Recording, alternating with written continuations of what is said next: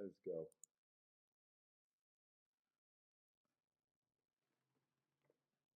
Hey, what's up, everybody? Welcome to the Shake Up. Yeah, we're doing extra shows. Get this set. Oh, excuse me. Get this set up. We got let's see, Gulfstream and Woodbine today, but I'm still working on Woodbine. So I'm probably going to be quiet for a few minutes and just try to get a little bit more of Woodbine done. So I'm just cruising through.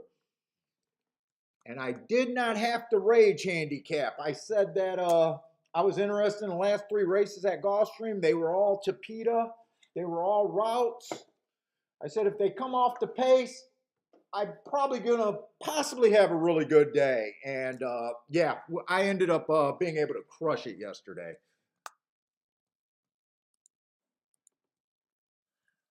But I had to leave. Let me just make sure I'm on right now. Yes, we are on. Let's see. Let me just keep working on some of these. So actually in a really good mood.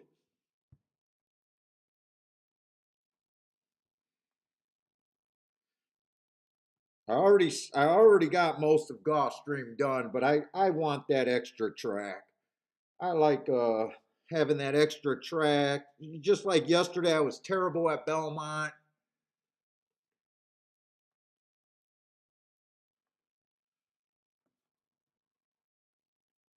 They end up being too chalky.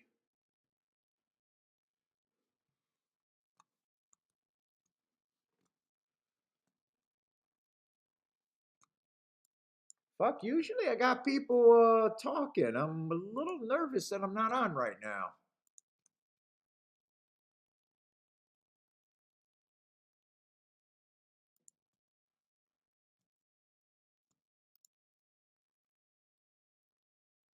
All right, it does look like I'm live though.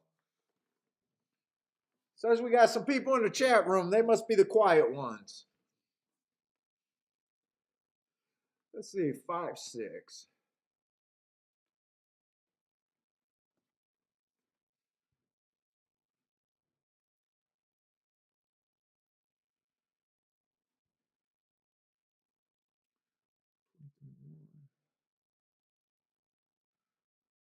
Warren, what's up? No tourney today. What's up, Justin?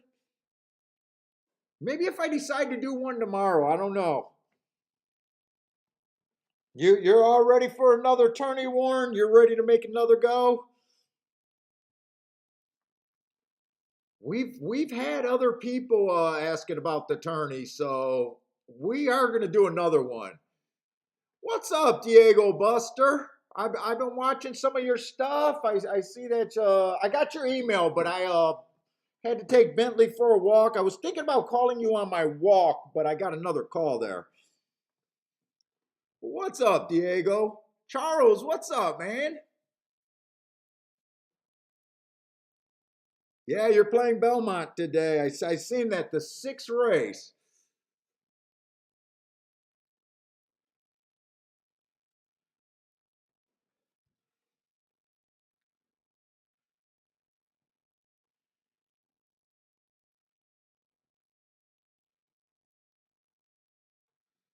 And it's not Diego Buster, it's Ego Buster. Ego. The Ego. Ego?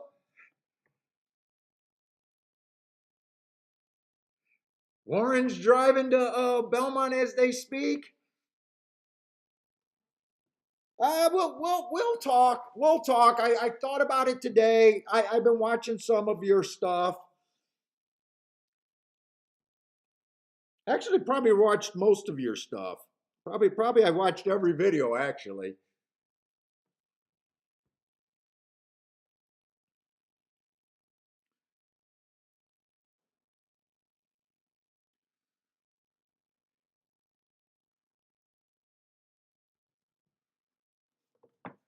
Oh God, my back is stiff. Yeah, I downloaded uh, Woodbine just a little while ago, so I'm scrambling. I'm probably going to mark for another 5 minutes, and then I'm going to jump on getting everything ready for the show. I chose to do Woodbine for the extra track mainly because I wanted an extra track. Woodbine's been interesting. I'm actually excited for Woodbine, but Woodbine with the layoff, I only got to go back to April to mark the horses. So actually, it's a little quicker for me to mark that track. They don't get well, they do got some Belmont shippers there today, but for the most part, they don't get a lot of shippers. I really like having that. I like it when the show's only one track, but I do like having that second track as a crutch. Like I said, yesterday Belmont was pretty unplayable. And the couple of races that I did play, my opinion wasn't that great. By the way, I'm waiting for Michael Lester to come in here because Michael Lester turned into a fucking beast. Michael Lester, congratulations. He won that free tournament for the 8th time this year. He went all in on that 9-horse, playing those free tournaments over at not Keyland, over there at Kentucky Downs, building his bankroll, taking advantage of a no takeout tournament, actually a 100% advantage tournament because it's free. It's a free tournament. You just have to be at the track, and he's already won that tournament, I think, 8 times this year. So congratulations to Michael Lester. And John sent me a letter telling me what type of beast, but I already knew. I wish I knew what perked his ears. Because before that, he tried the bias reports. I was working with him with the bias reports. He kept saying he felt like he was a little too old. He picked up the game too old, and I kept saying no. I suggested that he walked away from the bias reports if he wasn't getting the results. I'm like, fuck, I don't push my shit. I don't have cells and I don't push my shit. And then me and him kept talking because I love talking to the guy. And he said I said something in a conversation that made everything just made sense to him. He hit that $260 exact over there at Belmont. He hit that one. Or no, at Woodbine the other night, and then he just won another free tournament. So there's a small bankroll player. I think he said that he doubled his bankroll for what he takes to the track each day now. But I wish I knew whatever I said to him, whatever lit that beast on him.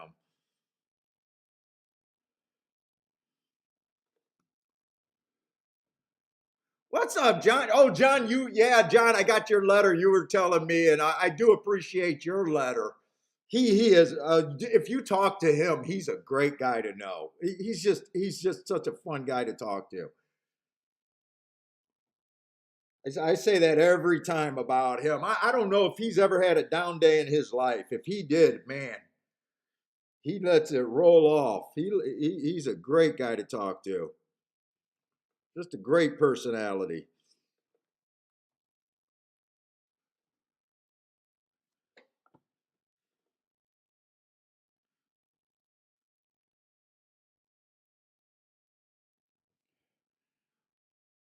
All right, but I got to get these sent over so we can start. Look, did anyone else play those last 3 races over there at Woodbine? Or not? No, not Woodbine. Gulfstream last night on the Tapeta. The only thing I did wrong, I hit the 2 doubles, a 64-1 double and a 29-1 double. But I could have hit the exactas in all 3 races. Everything closed, everything came off the pace.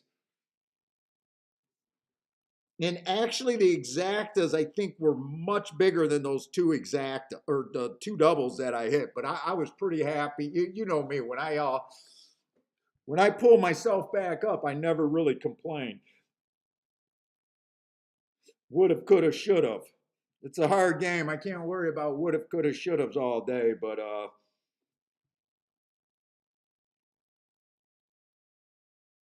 and this is the last horse I'm going to do, and we're going to pull up the. Let's see. I still got to send my forms over.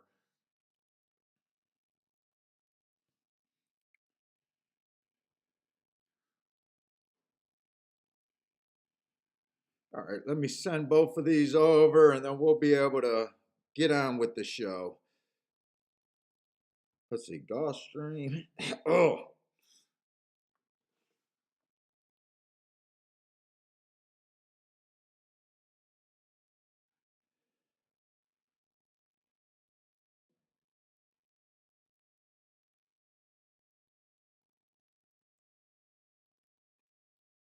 yeah, like I don't even know what Michael Lester's doing. I don't even know what lit his fire. If he's looking at race, all I know is he's looking at races different, and he's taking playing to the price, playing to horse racing math. But I haven't even got to ask him, is he keeping notes? What is he doing different? Like handicap, he might not be doing anything different handicapping for all I know. He might just be picking his spots based on horse racing math.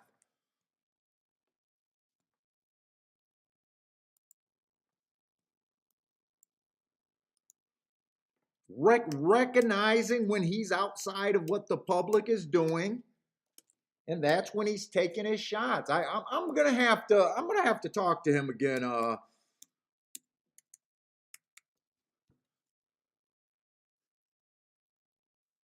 See what he's doing handicapping wise. See what changed there, if anything changed. I gotta feel. I'm gonna guess that it's probably more of a math thing.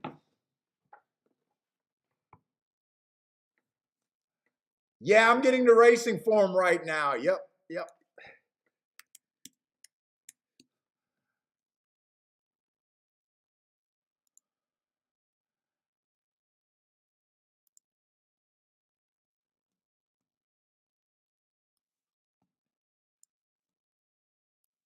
So Gulfstream, I'm probably let's see. Gulfstream yesterday there wasn't too many dirt races.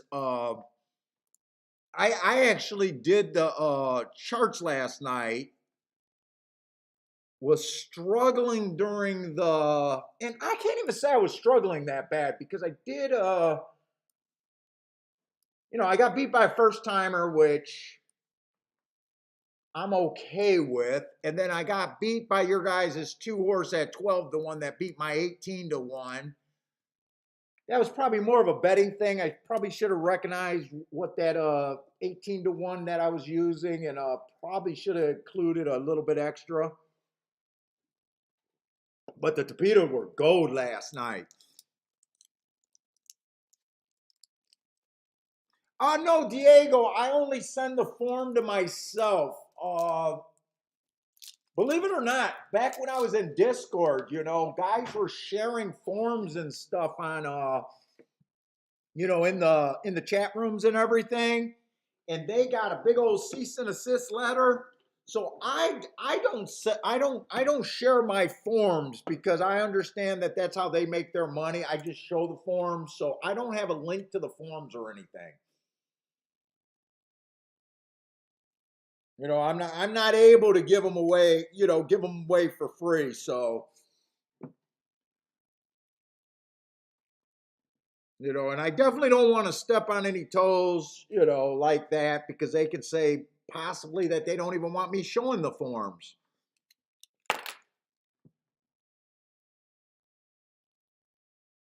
Yes, Ryan, those are adjusted times. You're talking about on my on what I was marking my form with, not my form. On my chart, yes, those are that's my shorthand profile. So what I do, you know how yesterday I showed up that thing when I was looking up some individual racing. I do that first. I chart the races, then I put them in that, and then I put them in that heart guide, that like little chart that you see that I can look up quicker. So the heart guide is the quickest thing that I look at. If I really want to get detailed and look at compare two races, I look at my daily charts. but they take more time to look it up that way. That's why I said, man, it takes me about 20 hours just to build my, to do all my notes and stuff. You guys think this is easy to get small edges in gambling. Fucking the public is too smart. The public is too smart to make it that easy. You gotta overcome. You gotta overcome and get outside of the public, and the public is makes up of everyone. Yeah, there's a lot of dumb money in there's a lot of dumb money in the public, but there's also a lot of sharp money that you're still competing with. So, dude, I got to do a lot of work to have small edges and to still be admit that I'm going to lose 80% of the races that I like. I'm going to lose 80% of the races I like. If that doesn't tell you how hard the game is.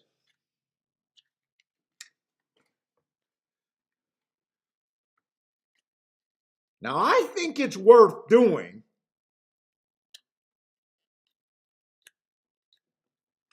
But that's because it's been good to me, and everyone has not had that success. Gambling also gets to a point where, if your results aren't making sense, you got to really step back and look and be honest and stop lying to yourself and, figure out if this is a worthy pursuit.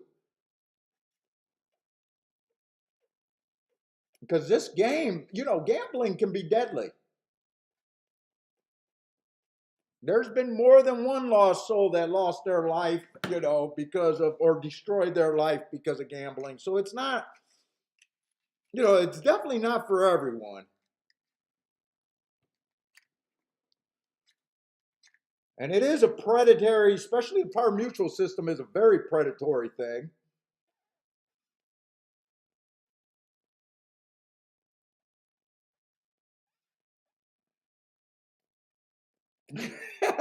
this has been a PSA. This has been a PSA for the gamblers out there. Damien, what's up, man? What's up, Ryan? Gregory, what's up, man?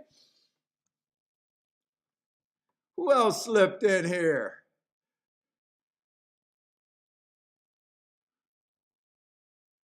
Dude, I want to see Michael Lester, man. Dude, I love cheering for you guys. I love cheering for you guys when I think you guys are doing so much better. What's up, JW? Turf Daddy.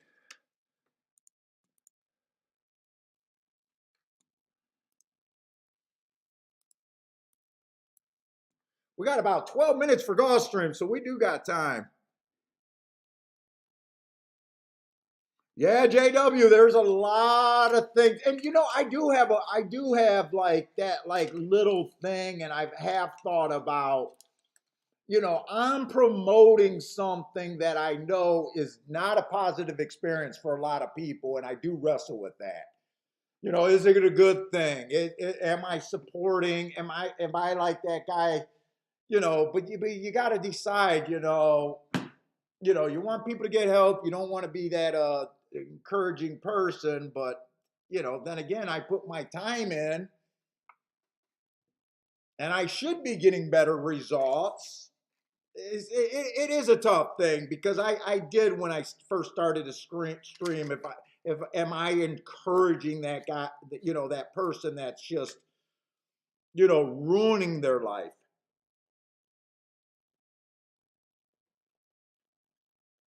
But then in a way you can't go through life, in a way you can't go through life thinking that, that's a little grandiose thinking that, you're the difference, right? That's also oh yeah, that's a little grandiose to me that think that I'm the encouragement for that person. But you run, I got that crazy fucking background.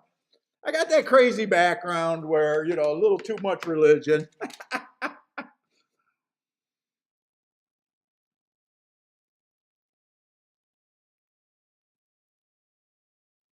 Oh, that's nice today. El Jefe. La Roma de Cuba, and for some reason I came across a Winston Churchill, what he smoked, and what was his cigars and what was his smoking habit and his drinking habits. And he was a big fan. La Roma de Cuba was also his, but he got the real Cubans. This is not, this is from that family, but it's not Cuban.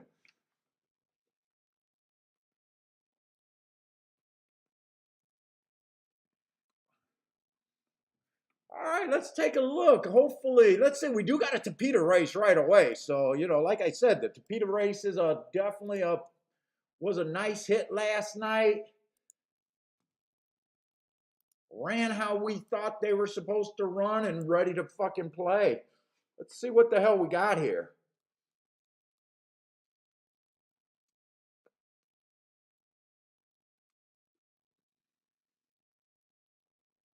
Maiden claiming 25,000. Stalkers and closers are what we're looking for. Let's see. I don't have scratches or anything. What's up, Alan? Profits are better than wages. Buy the gaming stocks Monday through Friday and enjoy your weekend.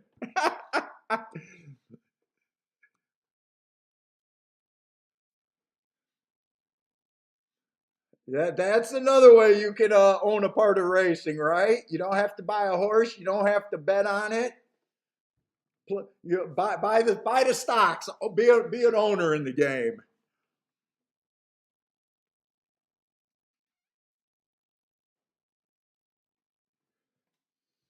Well, let's get going here.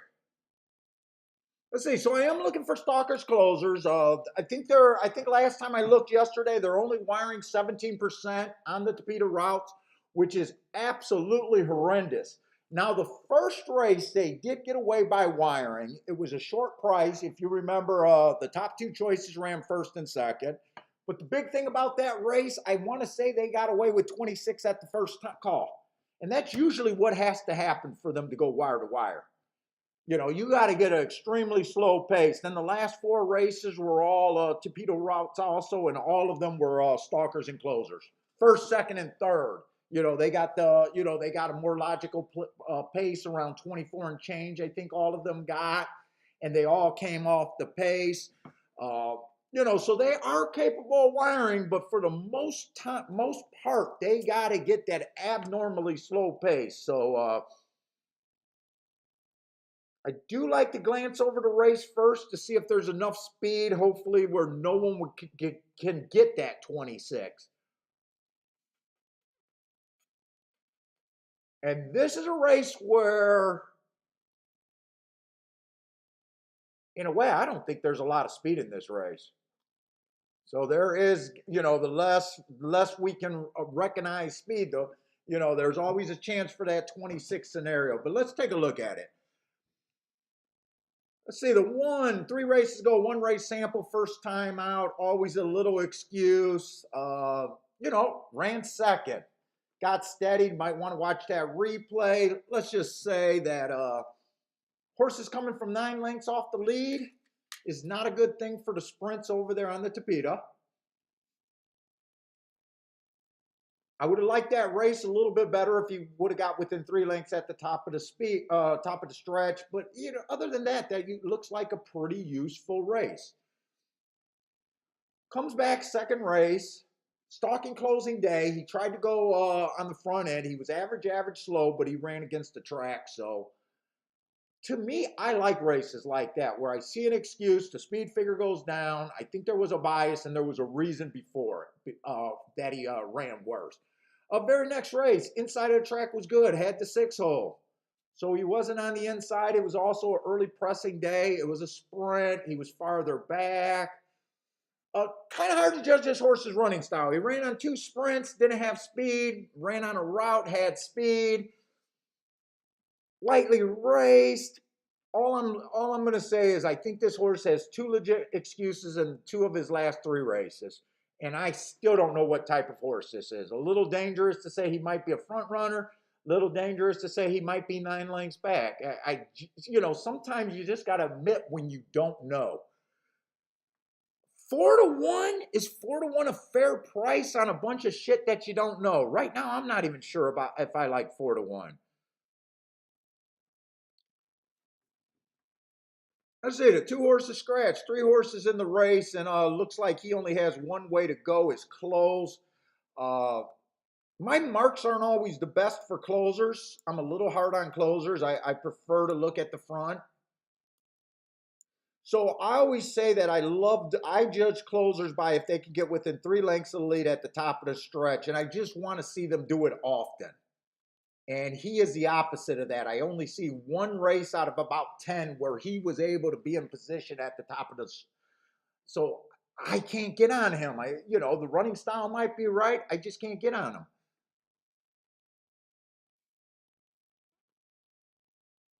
Here the 4 horse, or I'm sorry, yeah, the 4 horse is kind of, well, this horse sometimes on the lead has a little bit more front end than that other horse. Managed to get within 3 lengths of his last 2 out of 3 races.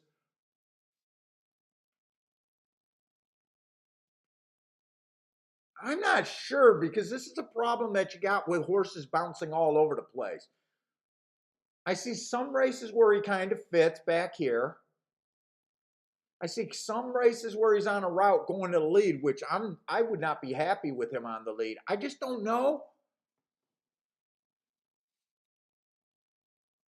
Me as a handicapper, I don't have to understand every race. I have to understand when I have an edge. Not I don't have to have a pick every race.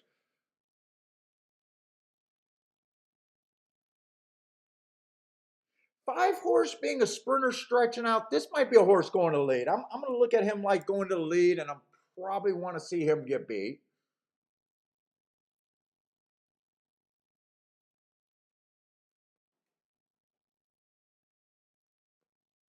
6 horse got kind of the running style that I'm looking, but for coming off the pace, I like that he ran against the inside stalking closing track, and it was in the 6-hole last race. I can see the 6 doing something, but I'm a little worried because there's not a lot of pace in this race. 7 just looks like he's not interested in running. 7 just looks like after 3 races, all I can say is those running lines just look like I'm not sure I'm a racehorse at this time.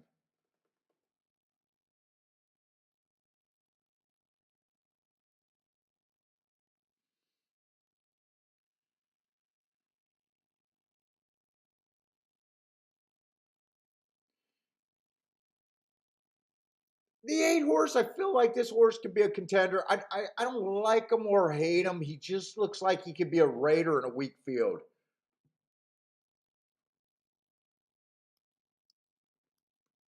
9 looks like the most likely horse that might go to lead here.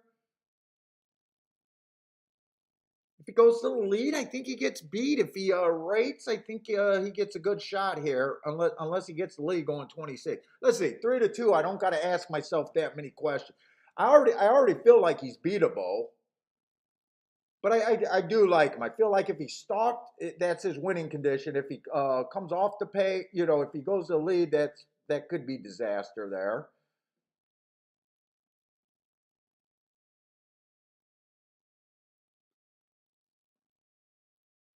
10 horse is in a way my best marked horse. At least one time, 4 races ago, he ran against the bias going too fast to win. I like that race. He comes back. He runs on a bad rail on a day that the timer malfunctioned. I mean, this horse might be on the lead. This horse to me did the most like eye-catching runs of anyone in this group.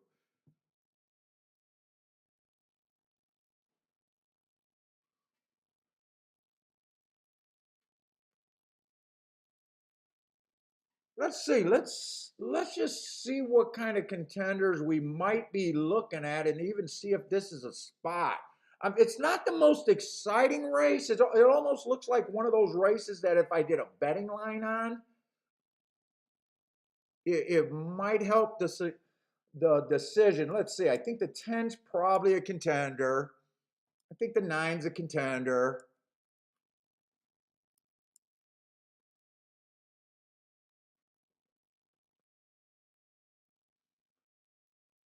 going to leave the 8 in there. When I say contender, I'm talking about in contention for the win.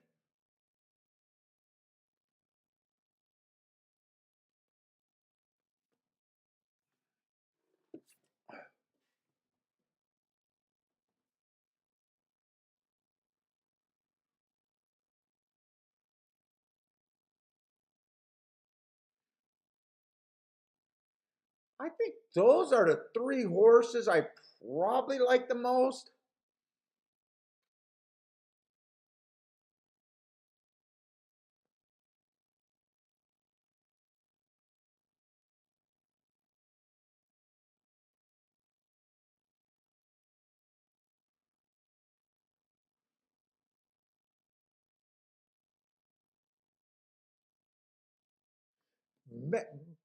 The 1 would probably be the next one. Let's see, 9's not really making me interested at all. Sometimes if you don't have enough time to do a betting line, look at how many contenders you think could win the race and just use that as your number of your starting point. So if I got 4 contenders and I think I like them all, you know, it's just a quick little guide. Just say that 4-1 is the starting point. You know, got 4 horses, 4-1's the starting point. Let's see, nine's barely an over, or I'm sorry, 10's barely an overlay. 9's an underlay. Let's see, eight. You're getting about double, and 1's barely an overlay. I was talking about yesterday, you know, recognizing the good part of your contenders, the best part of your bet, and the worst part. You know, 9 would be the worst part of your bet. 8 would be the best, and 10 and 1 are both suitable at 9-2. Do I really want to bet this race? I kind of trying to look for a real reason to bet it because I'm on a high from last night.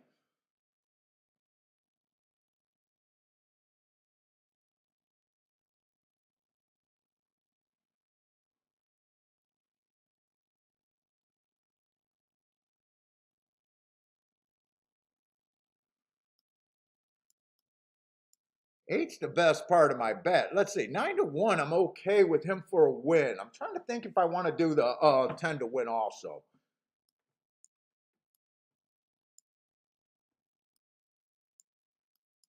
Is it a Bentley just sighing over there? Bentley, you got too much you're stressing about, buddy. You're just sighing over there. Life's tough for you over there, man.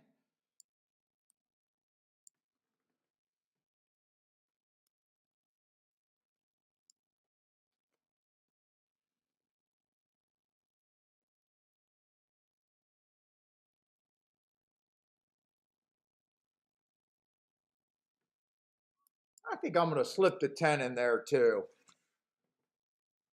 Let's see, do the win bet on the 8. Let's get started.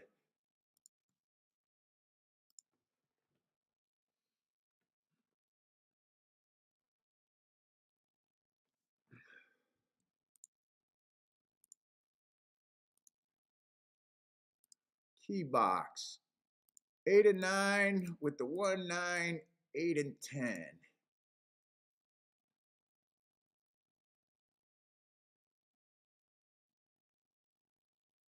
1, 9, 8 and 10. El Novato Invincible, what's up, man? Who do you like in the first? 961?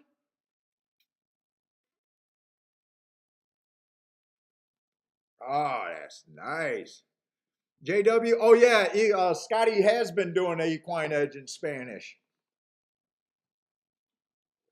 Dude, I tell you what, man, Venezuela and the Spanish market overrepresents on the shakeup.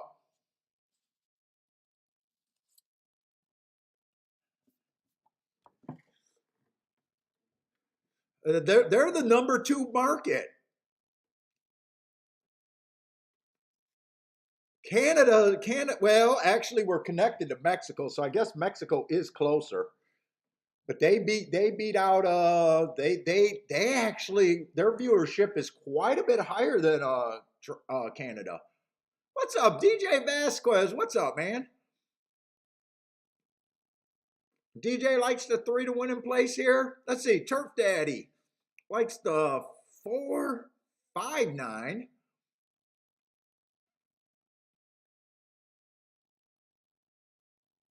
Ah, Gregory's having a pardon. Pardon 7,000 smoke. I've had pardons before.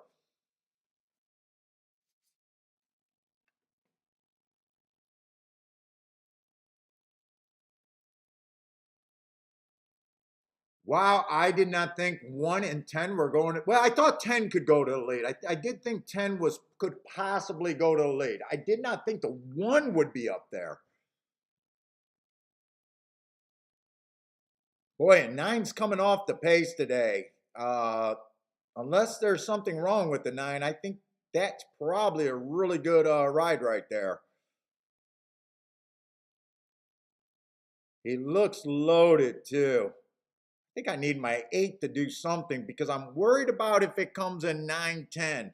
I did not give myself enough time to check those payouts.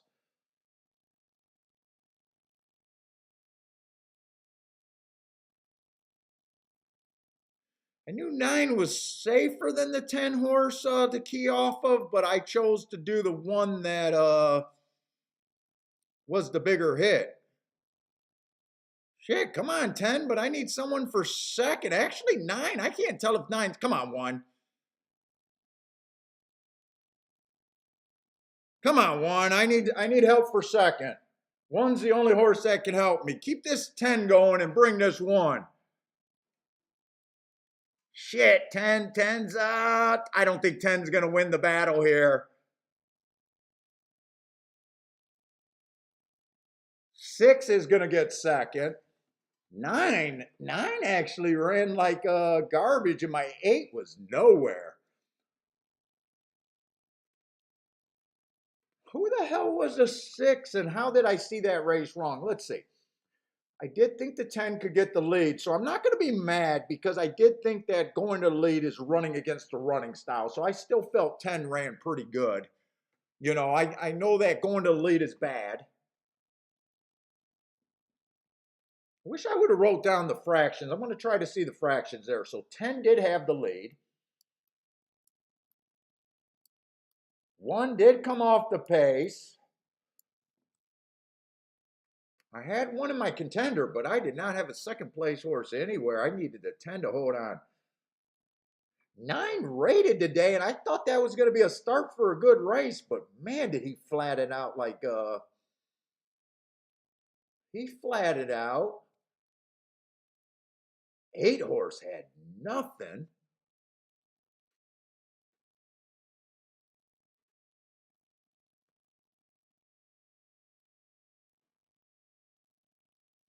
I know why I didn't like the 6. I liked his last race. I know why I didn't like the 6. I was worried about him being closer to the pace, being a sprinter stretching out.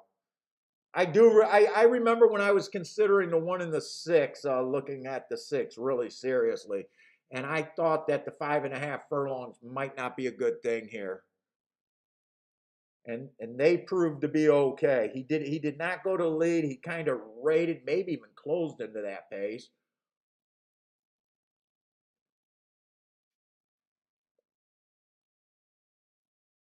One at 5-2, and I remember saying that I liked the 1, but I didn't like the 1. I used the 1, but I do think the 1 was like 2-1 when I was like, I'm not sure that's right.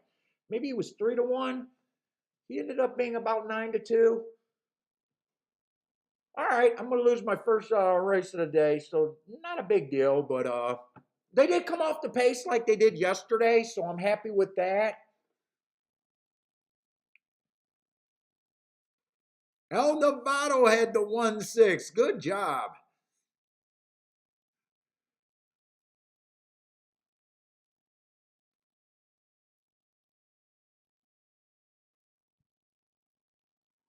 Let's see. Anyone else have that 1 horse? Let's see. Turf Daddy didn't use the 1. Damien, what's up, man? Looks like El Novato is the only happy camper.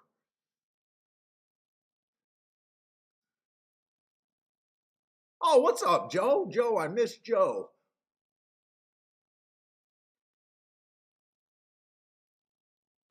Danny Perez, what's up, man? Good morning to you too.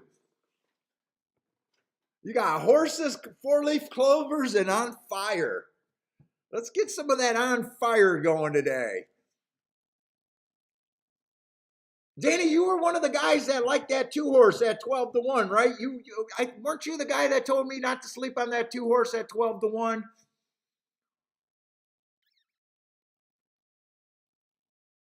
Danny Strong or Denny.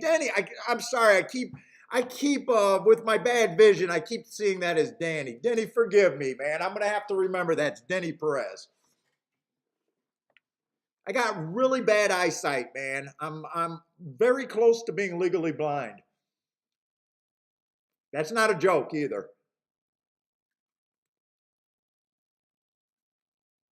Yeah, I thought that was you that warned me about that two horse that beat my six horse. I thought you were one of the guys that was telling me not to sleep on him. I slept badly.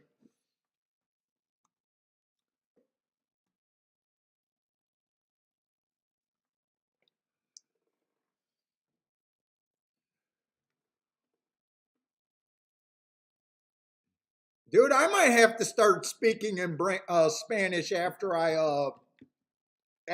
looked at who's watching the shakeup. Shit, I might have to learn some Spanish like Scotty over there.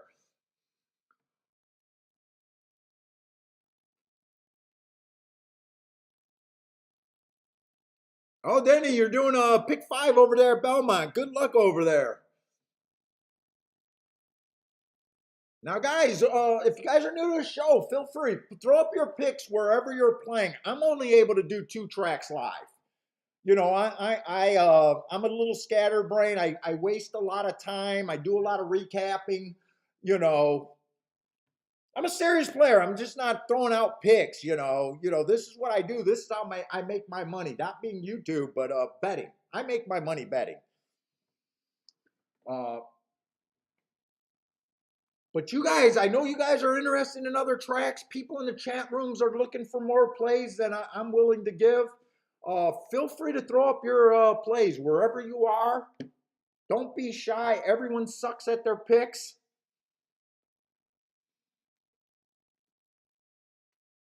I believe everyone hits about the same amount of winners. It's what you do with them.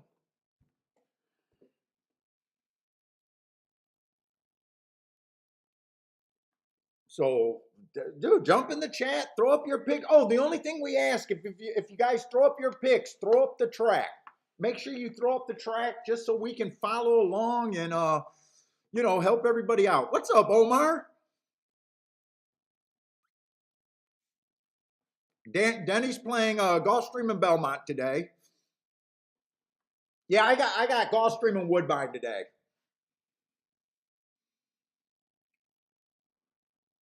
And hopefully Woodbine and Gulfstream are not on top of each other.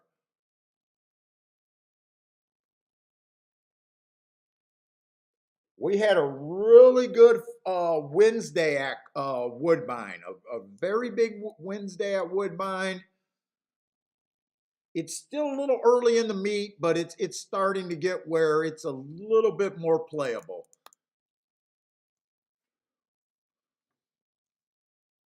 And there's nothing wrong. The sprints are fine. It's just that they start running sprints first, then they wait like a month, then they start running just a few routes, so you're way behind on routes. And then they waited a little bit longer, and now they're just running on the turf. So my strongest profile is going to be Woodbine sprints. It's just the nature of the way Woodbine starts their season. Doing everything with sprints and then running the horses kind of into shape is kind of what they do there. So even though they've been running for quite a few weeks, I still got like narrow profiles there. I think Woodbine's going to be a big part of this year's show, though. I think I'm back at Woodbine.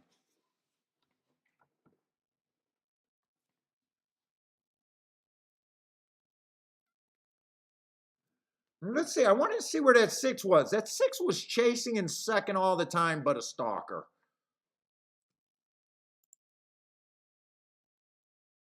And one looks like he came from 5 lengths back. So one does look like he closed over there Gulfstream's first race.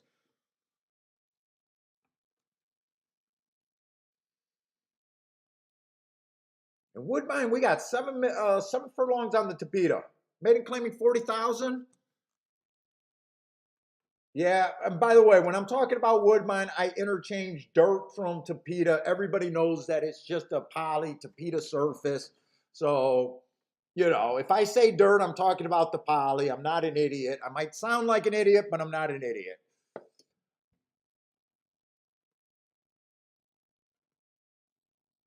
Gulfstream's the one that I got to be more careful about because saying the different words actually mean different things. They actually run on Tapeta and dirt. So Gulfstream, it's more important for me to get it right. Let's see, after 244 sprint races, and I consider 7 furlongs a sprint, mostly first 6 post positions are where you want to be.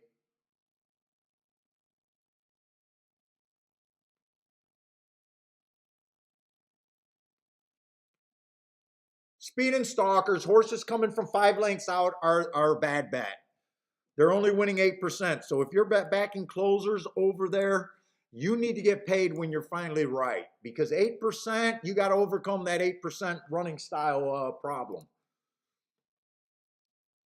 Hey, what's up, Jerry? You say I'm the man next. Charles been hot as hell, man.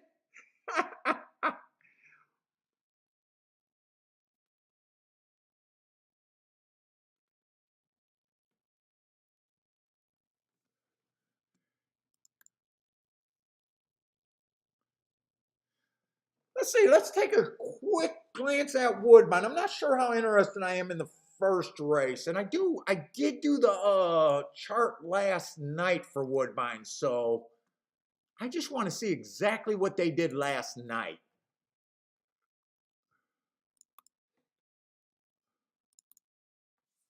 Like, is it behind this? Why is that keep?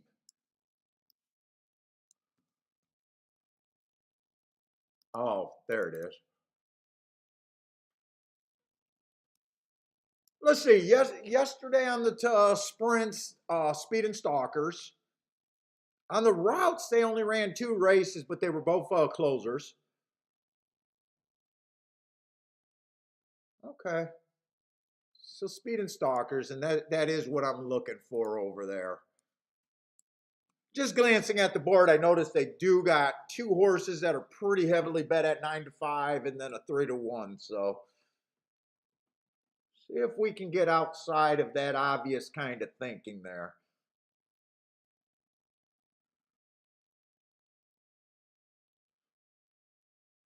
Let's see, the one horse, first time out this year, speed favoring track. So 2 races ago, ran on a speed favoring track. Came out 5-1, was at a disadvantage. When I got that it was a speed favoring track, probably every horse went wire to wire. So I like the asterisk there. But then last race, he tried to do something completely different, trying turf for the first time, trying to route for the first time, stepping up in class. I don't know why you're not competitive at 40,000. Why are you a maiden special weight horse? But one race sample, I don't know what to say. I guess I do. I'm okay with saying I like that race 2 back running against the speed favoring track.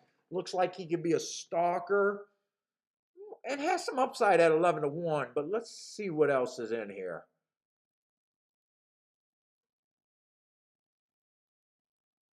2 horses in good form, but the weakness on the 2 horses, he's stepping up in class.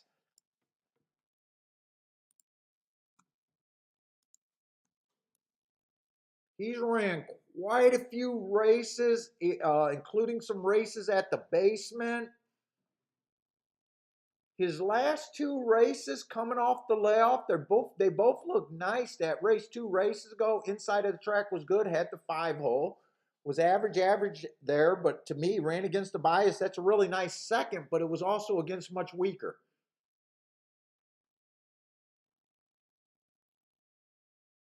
Next race was a stalking day. He ran with the bias that day, or the track profile. Track profile and bias is interchangeable in my speak, by the way. That's not a bad race. He did step up. Another nice second. His speed figure went up if you like the speed figures.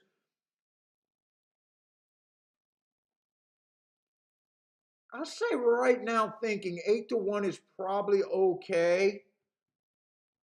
To me, he should be a price because he is stepping up and has been in a basement, and I don't think many of these horses have been in the basement. Let's say the 3-horse favorite.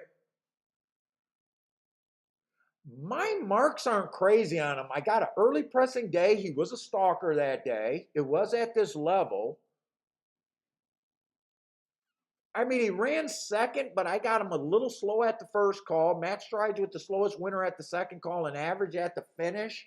Not the greatest marks, but man, his speed figures last 2 races jump off the page at me. Even I noticed that. And I'm not a speed figure guy. His weakness to me, his main weakness to me is he let horses get in front of him.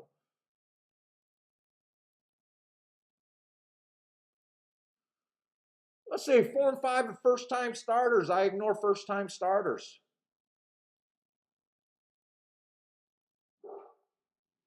6, I like that race 2 races ago where he ran on a speed favoring track. He got in position at the top of the stretch. He still made a run in the stretch. He finished 2 by 1. Even though he was slow that day, I think that was a good race. And then he stepped up in class. He tried a turf route for the first time. Maybe didn't like the turf route. 1 race sample, so I don't have answers there, but I do like the 6 a bit. I think 6 should be second choice. Betting, I'd say 3. I can at least say, yeah, I think the 3 should be first choice.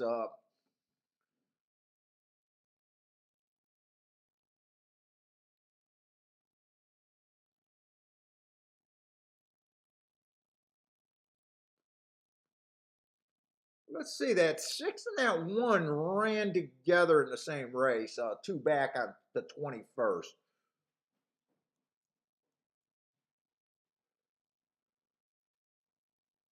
They both ran. 6 had a better finish.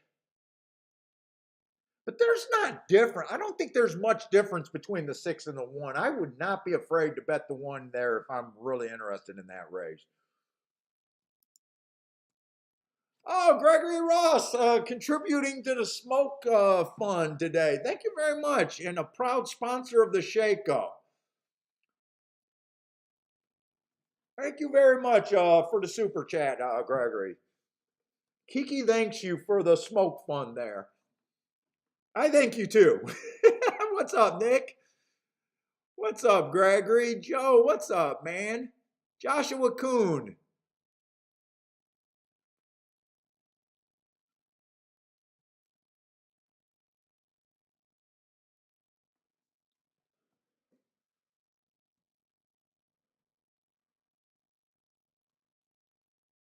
Let's see. I'm going to go to Gulfstream. I got 16 minutes.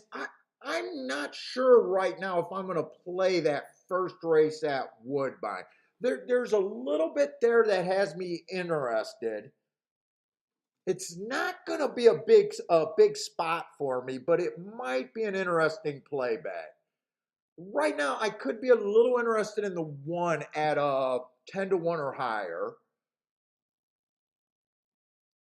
I'm a little interested at the 6, but that I'm definitely going to have to get a proper 3-1 or higher for that. Joshua Cohn, thank you very much for the super chat, man. Another shake-up sponsor today. I'm going to have to throw up the shake-up sponsors on the stream with a big old thank you. I'm going to have to start putting that like credits or something.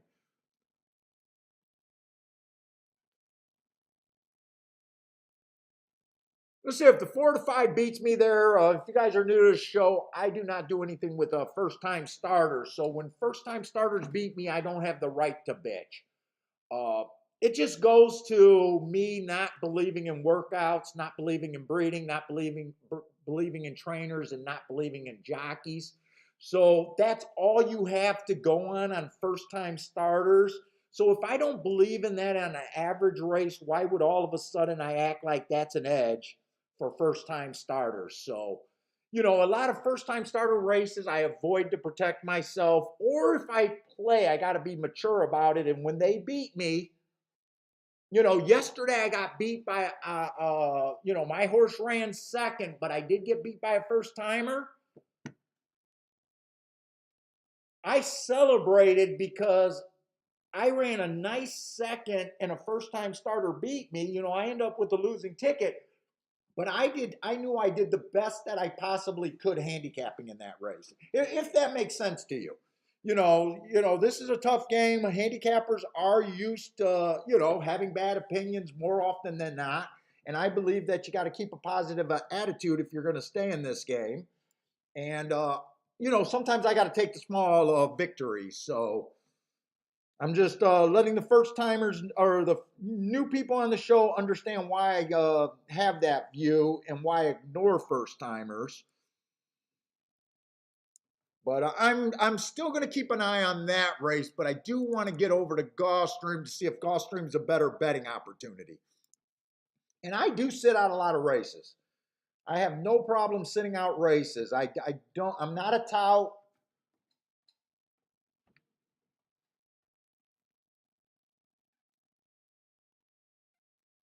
I respect you guys too much to think that you guys are coming here for my betting picks. We are pro handicappers at the shakeup.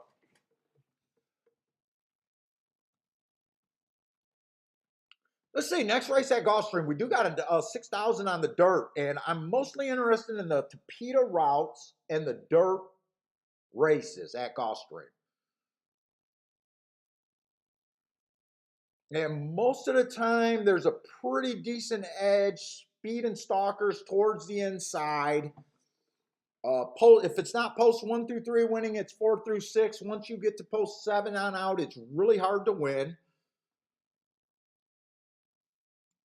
And sometime that inside bias comes up really strong, and I'm always aiming my handicapping towards that uh, to start out a day. I don't believe in playing horses. I find scenarios that I like trying to get to a price. So I'm not pick oriented. But we got a $6,000 dirt race to start off. So the one's definitely making a drop here. Let's see, 3 races ago, early pressing day, the horse was a closer, so I like the asterisk there. I think he was at a disadvantage that day. Very next race, middle of the track was good. It was a stalking day. He had the rail. Again, he ran against the bias. Last race, I got bad rail, average, average, average. But I just said that if post 1 through 3 is not winning, it's 4 through 6 most likely. The 10 hole is almost never good. So I'm even though I don't have notes saying that the 10 hole was bad there, I just know from experience that usually is. This almost looks like a horse where, a lot of trainers, a lot of owners don't really think of track profiles, don't really think of biases. We're guessing why he's dropping this horse. If I'm right about him running against 3 biases in a row, that's really muddy form. I'm shocked he's 7-2 though. That's because a lot of people still bet class. I would like a little better than 7-2. But I guess it makes sense that handicappers are still betting them because, class has been an angle around since the beginning of handicapping for the most part.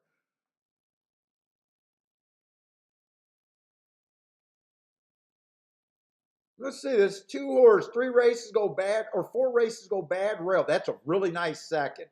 Bad rail, early pressing day, gets an asterisk, earns my best mark of heart. That means he went too fast to win. I usually expect a horse to win within 3 races if they're going to get a bump. He wins his very next out. Too bad it was a short price, but he did do that. Then let's see. Two races ago, inside track was good. It was an early pressing day. I don't know where his speed went there.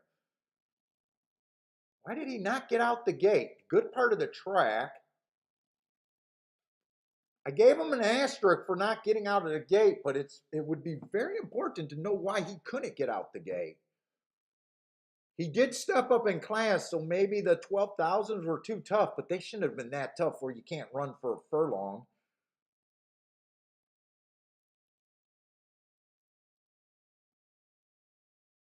And then last race, he goes back to his regular speed. So you know, he gets an asterisk on the day.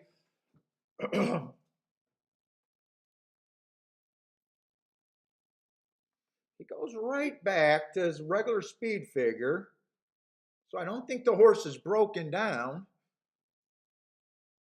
Interesting, just interesting right now. Let's see where else I'm at. Three's coming out of that same race, and he didn't run very good either.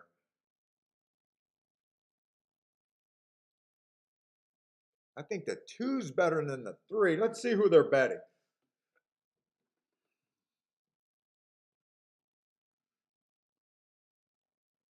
Let's see, four races go on the four. Inside of track was good. He had the inside, nice second there. Comes back, wins off of that race on a stalking day. Runs against the inside bias. Yeah, I think four is going to be tough. That last race, so starter 12, those starter allowance 12 fives, I look at those like that would be a claiming 25. So I feel like that was, in fact, I want to look up the makeup of that race.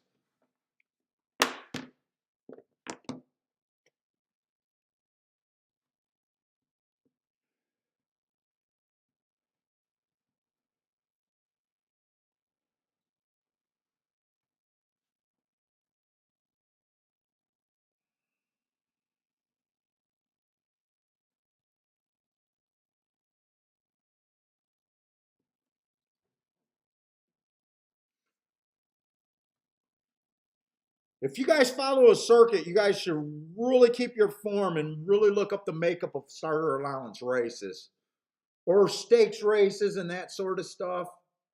That's been my newest handicapping feature in the last 20 years, and doing the extra work sometimes pays. Let's see, I'm looking at the seventh race. I just want to see what type of horse is there. Does it really look more like a $20,000 race? Let's see, the one horse was a $20,000 claimer.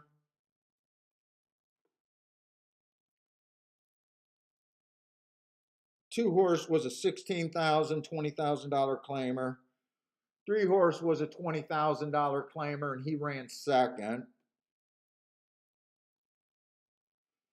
To me, that's a pretty tough race. Let's see, four's a cheap link. The horse that won that race just ran in a handicap 60,000. You don't know that, and he earned a 93 speed figure going into that race. None of these horses have seen that. The six horse was coming out of a whole bunch of $60,000 stakes, a couple handicaps. That race was a tough race. And then the seven horse was a horse stepping up. So I'm looking at this 25 or this 12,000 race that the four are coming out being a really tough race.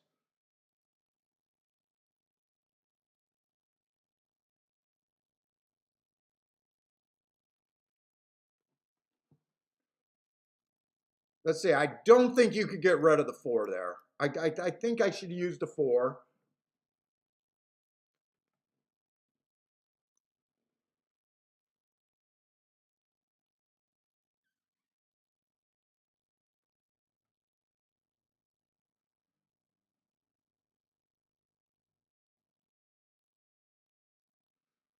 I almost think this is nothing but a one, two, three, four. Let's see if let's see. 4-2. Looking at 4-1 is definitely lockstep with the public. Still 14 to 1 and 13 to 1. Really borderline.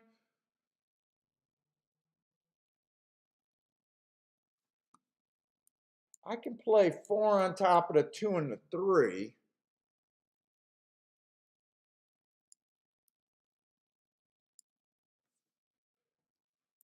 Four on top of the 2 and the 3 I can go with if I want to. I don't think I want the 4-1.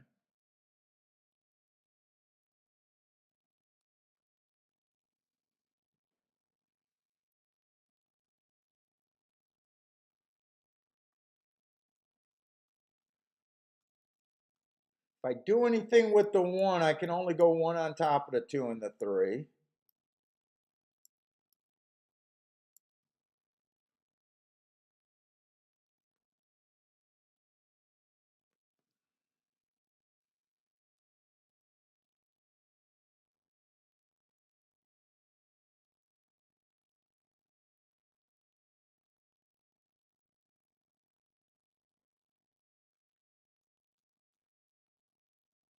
I'd be willing to do a 2-horse to win.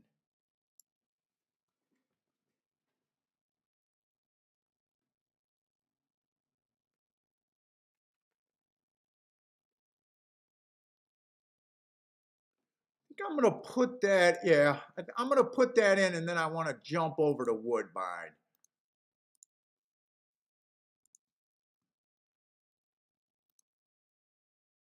Let's see, exact as 1 over to 2, 3. So I do, you know, if it comes in 1, 4, 4, 1, yeah, that's a combination that I did like, but I wanted more value. I'm always going to play. I don't mind any particular race winning or losing. You know, I like everyone else. I prefer winning, but I play, you know, when I narrow a race down, I play to where I think the biggest hits I can have at. Let me see Woodbine. Let's go back to Woodbine. Let's say the 6 at 5 to 2. I'm not interested in the 6 at 5 to 2 for the win.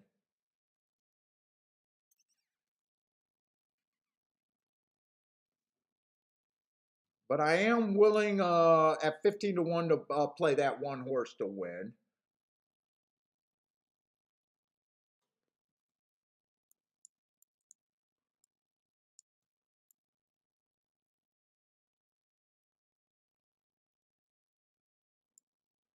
Do I want to use the 2? I guess I'll use the 2. Key box that. Another kind of play bet for me. When I say I'm doing a play bet, I'm just playing in the lowest range for me. Play bets, I just got enough to be interested. They're like anting at poker. You got 2 cards, you're interested enough to see the flop. You think there's a little potential, but it's not like it's not a race I have to hit. The only thing about play bets is I just don't want to bury myself with too many play bets.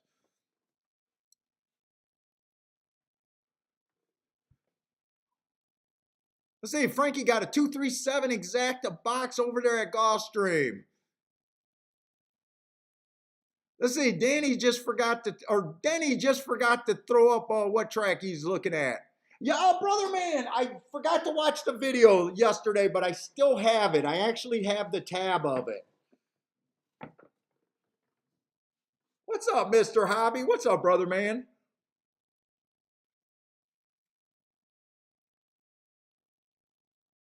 In is in the house. What's up, In? Let's see.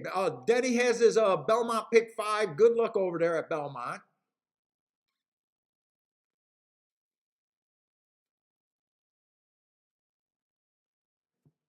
And shit, Gulfstream's off. Hopefully Gulfstream and Belmont is not off at the same damn time.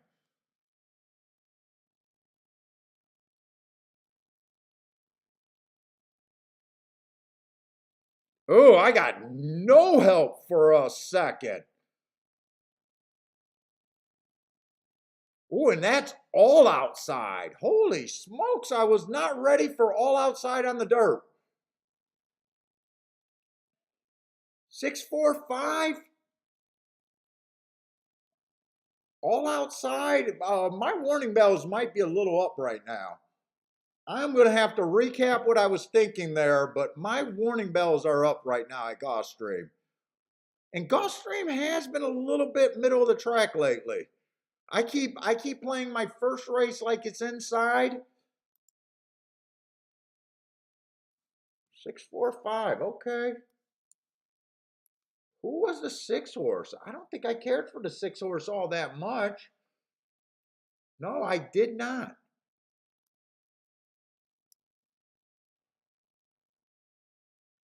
He was, I think, 2-1.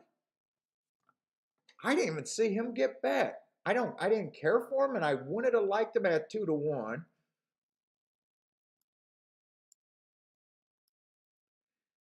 I did miss that he was running at a higher level 3 races ago. I did miss that, so I shouldn't be that surprised. Oh, Mr. Hobby, thank you very much for the super chat and the cigar fund. You guys, you and Gregory are going to keep me smoking over there.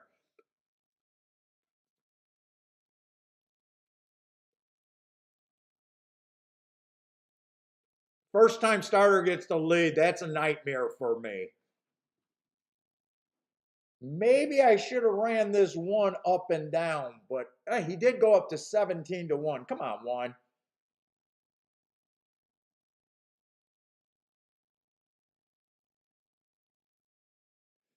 Oh, don't have to wait. Come on, find some room. If you got some horse, find some room. Come on, Juan. Uh-oh, I'm not sure the one's actually doing a good job at keeping up. One actually looks like he's not quick enough. 6 does look like the horse to beat. He ended up getting bet down to 7-5. I wanted to Dutch the 6-1, but I could not Dutch him. He was 5-2, and he took more action. All right, I played 3 races. Actually, I played all 3 races, but they were small bets. But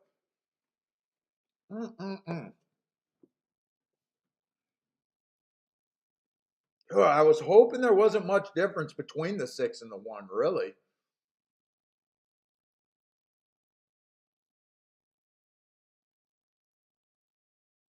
But that Gulfstream race, I really want to see that replay.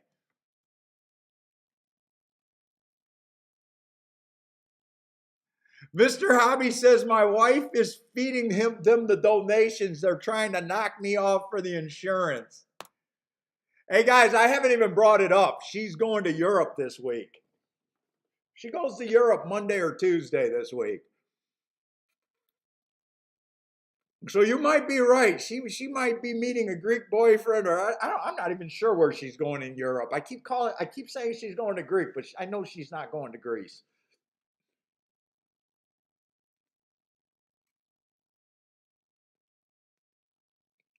So you might be right. She might be trying to kill me over there, Mr. Hobby.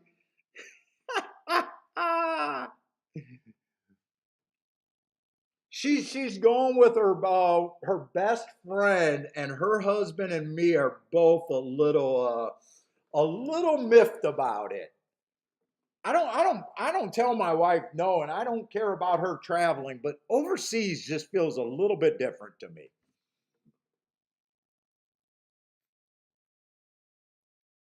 I hate sightseeing. She is right that I do hate sightseeing and doing travel shit. But I keep telling her she better have that same energy when I plan my boys' trip. She just knows that I'm super lazy and I can't find my way through a fucking airport. But I am gonna have a boys' trip. Michael Lester, man, the handicapping beast himself. What's up, man? Dude, I am so proud. I got your text that you won you won that tournament again for the 8th time this year. You went all in on that 9 horse at 17-1, last race over there at Belmont. I can't say enough nice things about you, Michael Lester. I started a show talking about you, man. Hey, Michael. I know that we talked and had the phone calls and all that stuff, and you tried doing handicapping my way, and something I said to you clicked. I wish I could bottle that. But the biggest thing I'm curious about, Michael, what changed? Are you doing anything handicapping wise different? Did you go back to how you used to handicap? My guess is you're paying more attention to horse racing math is probably the biggest thing. But I never really asked you, and I gotta talk to you again because I gotta find out, you know, was it a handicapping breakthrough? Was it a note keeping thing? Or was it just being more sensitive to knowing when you're outside of the box and not being scared to go for it? That's my biggest thing I want to ask you there. And I think it'll help people in the chat room.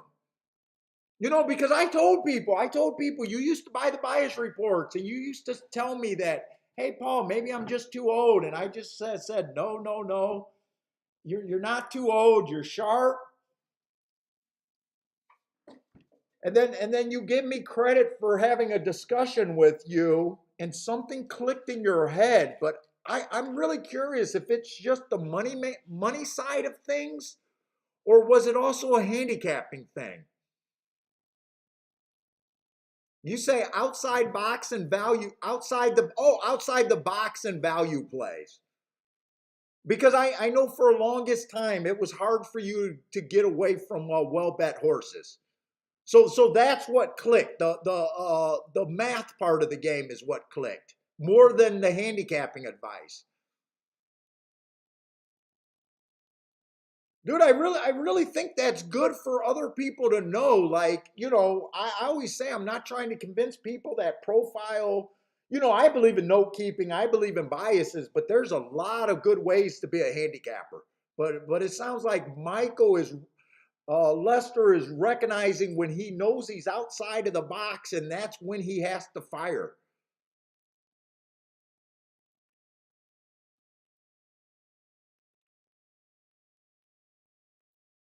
It's more important to cash when no one else is cashing. How you get there is not as important as people think. What's up, Grandma? Our first lady of horse racing is here. Oh, and you have cut down your bets too. You cut down the number of bets that you're willing to play too. So you're a guy that, when you hit your max, you're just done for the day, it sounds like. You're done. Keep your mental. There's always racing tomorrow. There's always racing next week. There's always spots to take advantage of. So it sounds like you're also taking my advice about not burying yourself. You don't want to bury yourself either. You don't want to lose more than you're comfortable with. You don't want to, you're trying to protect the psyche.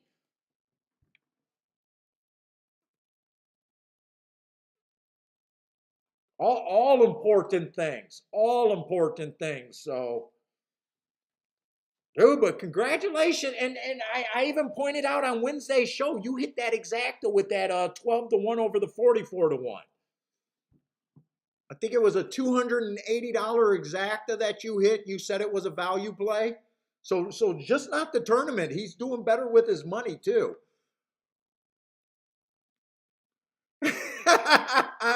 Yeah, brother, man. I might have to put a track. I might have to put a tracker on my wife. Maybe she's going to see the incredibly sexy Italian handicapper.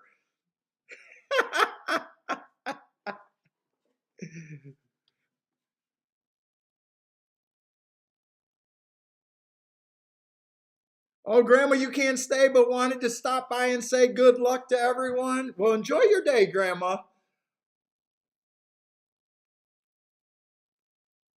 You got to get out there and enjoy life. You don't want to be handicapping all the time.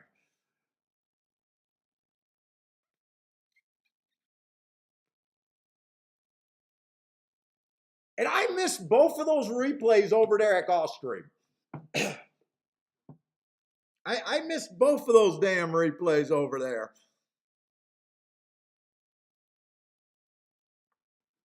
Now Michael used to say that he only took $100 to the track, but since he's been on this streak, and his streak has been quite long, by the way. You know, he's not talking about a couple weeks or even a month. But I know he used to take 100. Now he's able to double his bankroll. So, or at least be able to double what he's able to take. So well done. And he done a lot of that building on those free tournaments. Zero takeout.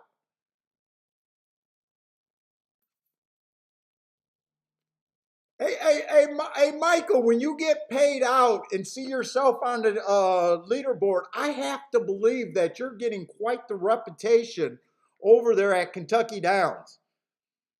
Do you think people are recognizing that damn name? Is the leaderboard, does the leaderboard say your name where people are fearing you, or do they do the board where you're just a number?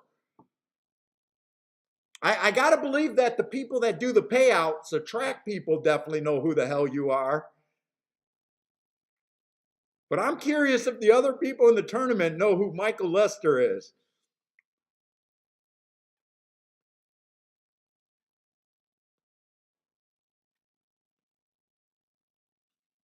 You know, Michael Lester carries some weight over there.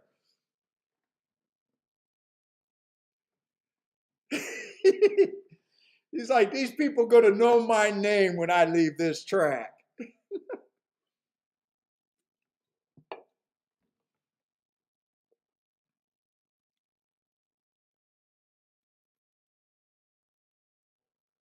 Got to beat the ladies.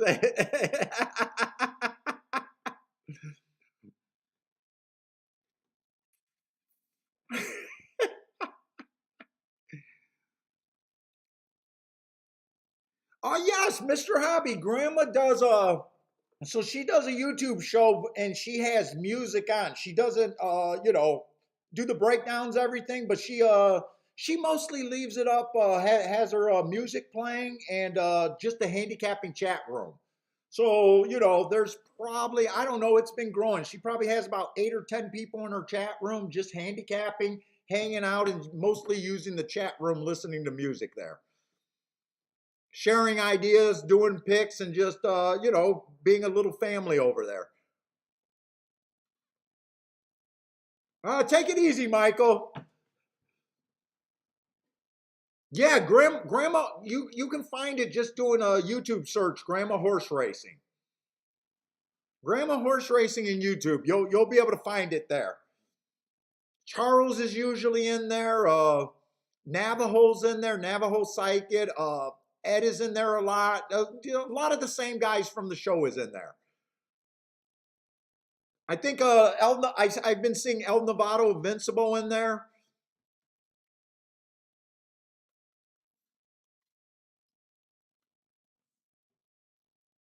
Yeah, she usually doesn't do it when I'm on it. She does it a lot during the weekdays and a lot after the show. She does it, usually she hangs out with us, so I don't think she's doing it right now. She's probably going, I think she goes fishing or something. I think she's enjoying her day probably. Because usually if she's doing it on the same day I doing it, she asks if I will let her put up a notice, and I tease her that she doesn't have to ask to throw up her notice.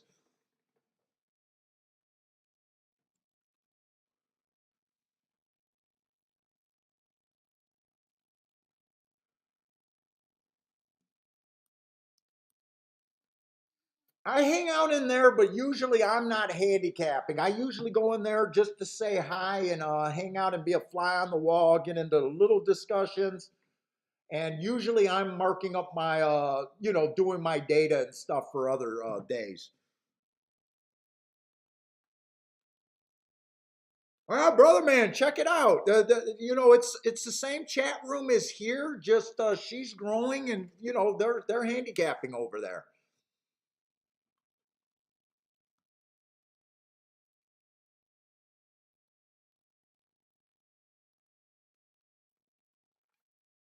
She puts up some highlight videos. She has some highlight videos. I think Ed made her highlight videos a few times. Oh, long shot Louie's in there.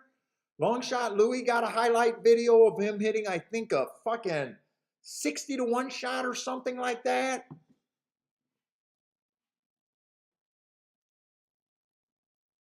Yeah, grandma's the first lady of horse racing, man. She's doing her thing, and you gotta love grandma.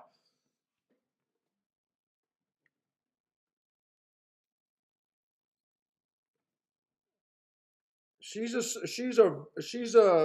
shark, and she's a supporter of handicapping over there.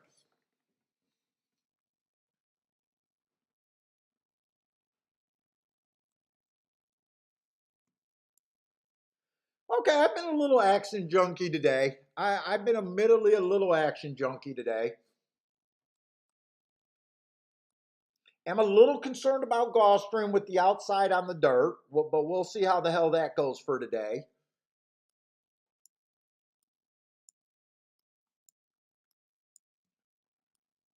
That 5 wasn't impossible, wasn't on my radar, but or no, that 6 that won that dirt race. He wasn't impossible. He was recently off a higher class drop in good form and was bet. Let's see, the one horse closed the first race. I'm not sure how the 5 horse won the second race. If anyone knows how that 5 horse won the second race at Gulfstream, let me know.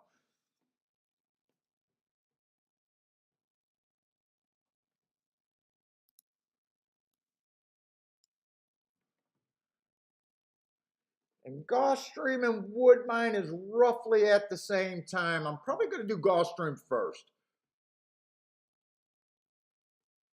But we'll try to look at both to see if there's better wagers. What's up, In? Oh, In is in there. I think In goes to her chat room a lot too. I think In is in there. Yeah, 6 won the second at Gulfstream. I did say that wrong. 6 won it. I circled the right horse, but said it wrong. Hey, In, do you know how he won? Did he go wire to wire or came off the pace a little bit?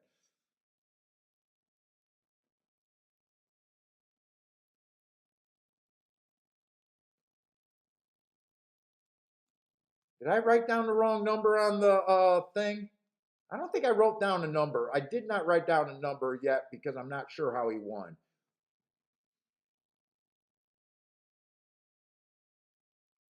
6 sat in third, so I'm going to say that the 6 stalked there. Thank you very much. Let's see, we're in the third race. We got 10 races today at Woodbine and Gulfstream. We got a maiden claiming 12, 5, 7 furlongs over here.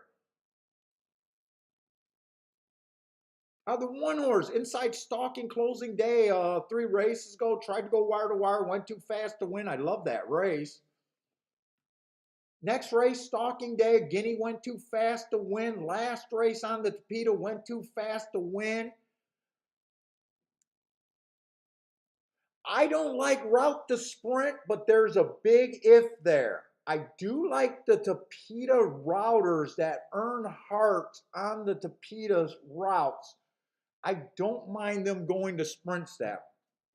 That's the exception to the rule, kind of at Gulfstream only.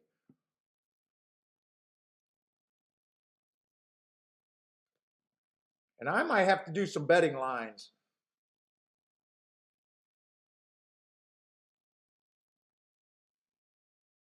Let's see, 2 is not that interesting to me other than last race ran against a speed favoring track. That's the biggest interest of him.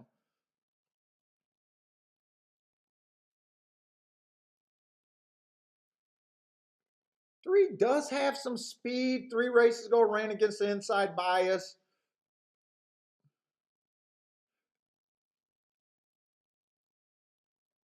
Has some speed, but been quitting. I'm not really sure what I think of the 3 at 7-2. 7-2 sounds fair at the best.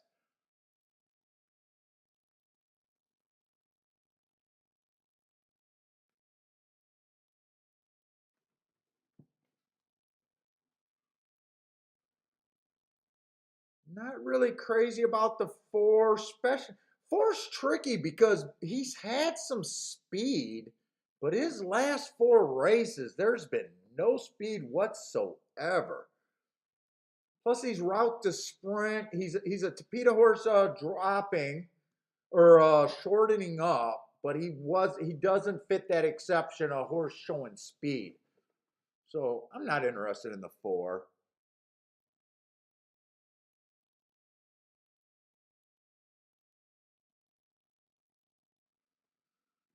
I'm not really interested in the 6 horse.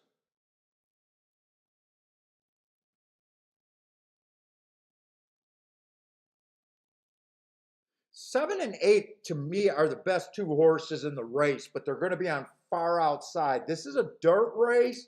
It is a sprint. Do I want to abandon the inside just because that 6-4 came in last race?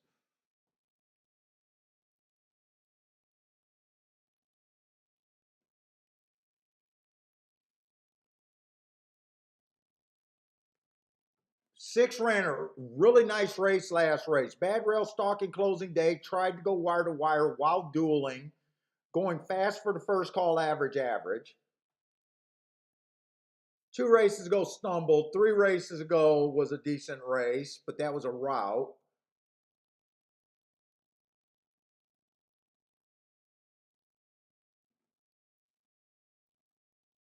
There's really no, let's see, if I think the 6 and the 7, or I'm sorry, if I think the 7 and the 8 are the best horses on the outside and kind of the best horses on paper, and the horse that I'm mostly interested on towards the inside is the 1. I'm really looking at an ABC ticket, right? Or definitely the top. There's not a lot of room here.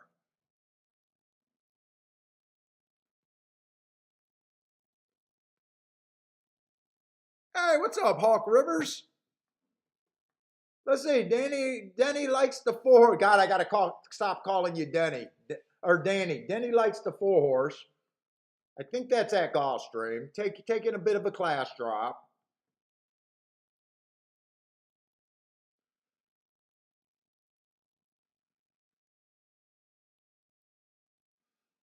Definitely fatter than the horses that I'm looking at odds wise.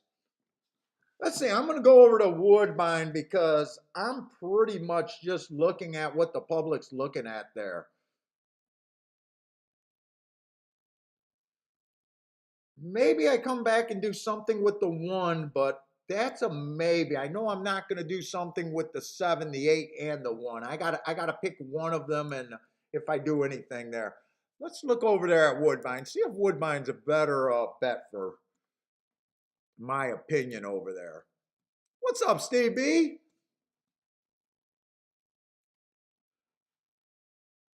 Rex says you guys were gonna play Singapore and then Grandma into the street. What time does Singapore start?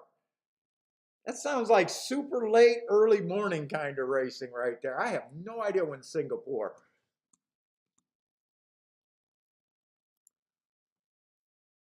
Let's see, we only have 33 turf sprints, but 48% of them has been won from posts 1 through 3.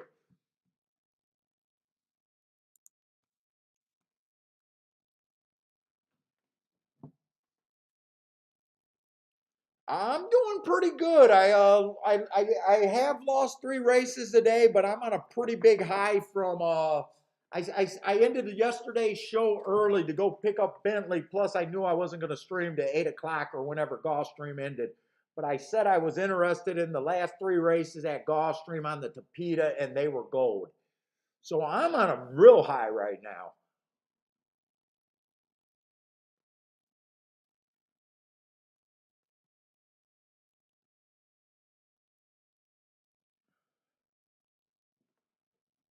Let's see, the favorites over there at Woodbine are on the far outside.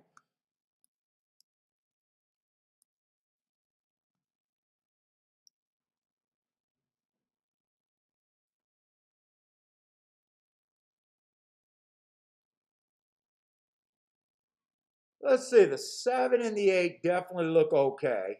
I can definitely see why they're being bet.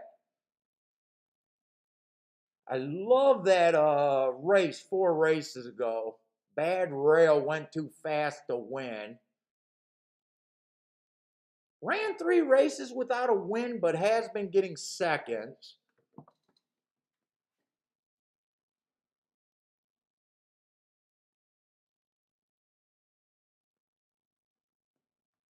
The 7 does look pretty strong too. So both the favorites, I can't say I hate the favorites. The 6 horse is interesting. I know he definitely has to improve a lot. I love the hearts on him, but God, I love the hearts and the price, but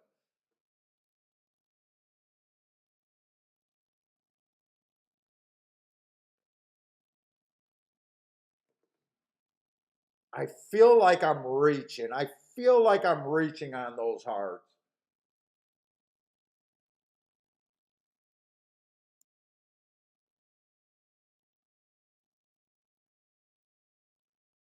First race out inside of the track was good. He flashed speed and died average, average, average.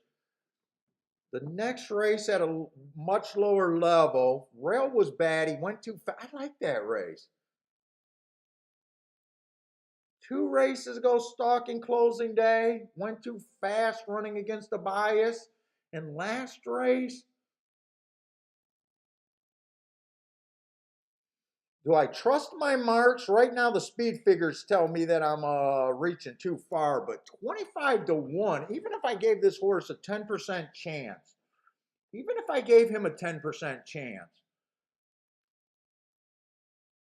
the math makes sense.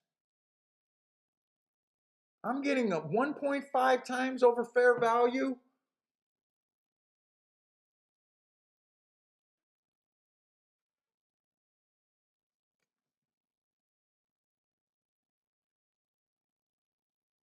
I think there's a chance he can break. Let's see, he's going to be in the 5 hole. I think he can get over.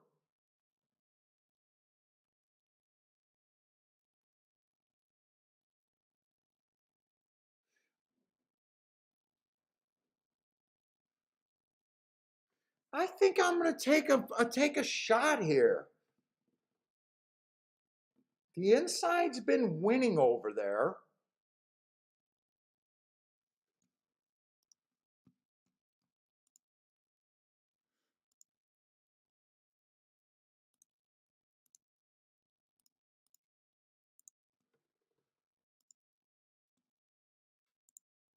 I'm boxing a 126. 126 over there.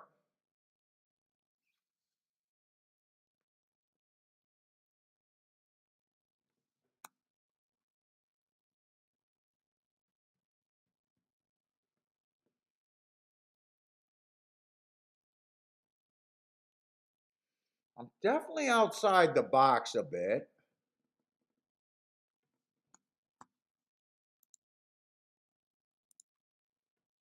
Dude, I'm tempted. I usually don't like doing 3 horse Dutches. I'm putting a win bet on the 1 and the 6. I am putting a win bet on the 1 and the 6.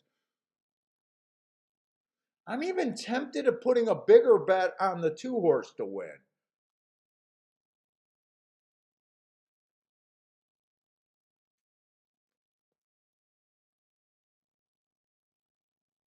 The inside of the track is winning 58% of the races.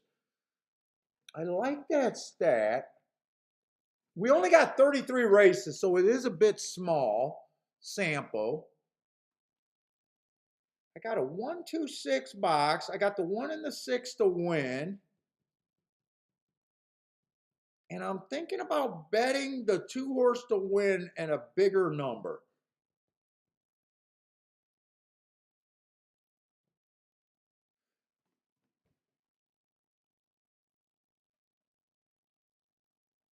You know, I think I do it here. I think I do it here. I really like that stat on the inside of the track. Right or wrong, I like this spot.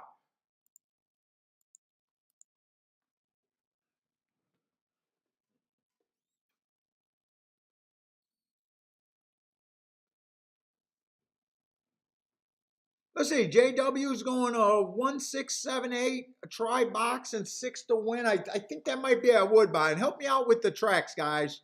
Hey, what's up, Joshua? Oh, Joshua, you've been without internet. You and Steve B over there?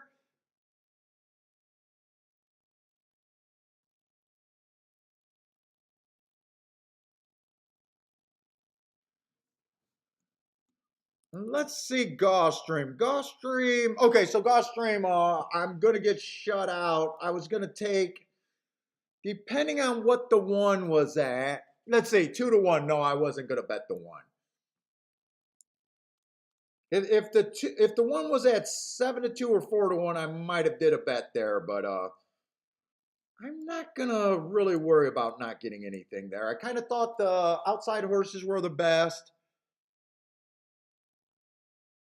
and I knew I was just looking at an ABC kind of wager there.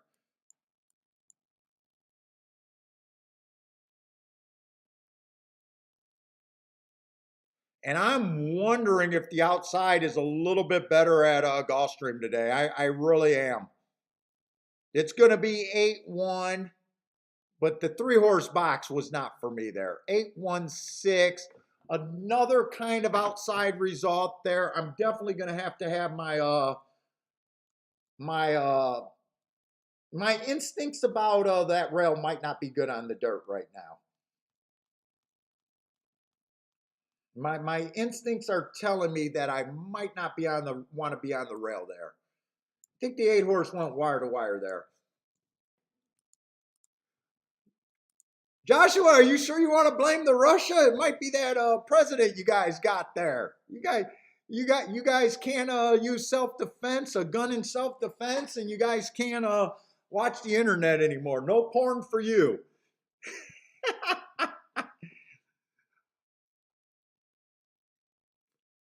You can order up a girl, but no porn.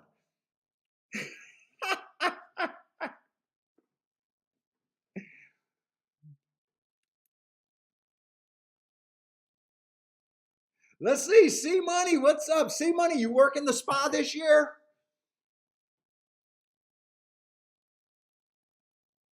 Oh, Joshua, I'll never block you, man. I'll never block Joshua. Let's see, and this is not what I wanted at Gulfstream. The 2 outside horses are winning. I played to that inside, the inside report. None of the inside horses are running. The 6 is not running. This just looks like another poor bet from me. I don't even know if the 6 flashed his usual speed and died, but this does not look good for me.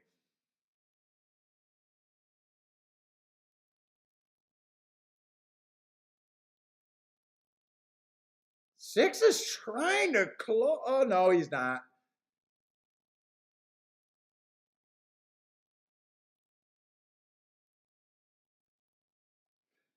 Okay, I gotta stop trying to beat horses that I say I like. I think I'm gonna have to. Right now, I played 4 bets with 4 losers. They were all play bets, but I don't want my play bets to add up. I am gonna have to definitely start really thinking through my odds line and everything. And I got a little action junkie in me today, and that's gonna have to be cut out a little bit.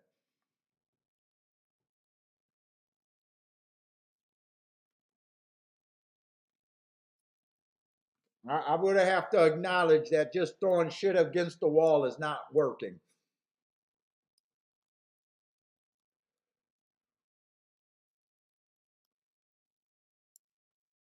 Let's see, 8 was the best marked horse in the race. And I did think the 8 and the 7 were the best 2 horses on paper. Wow, 4 really did improve.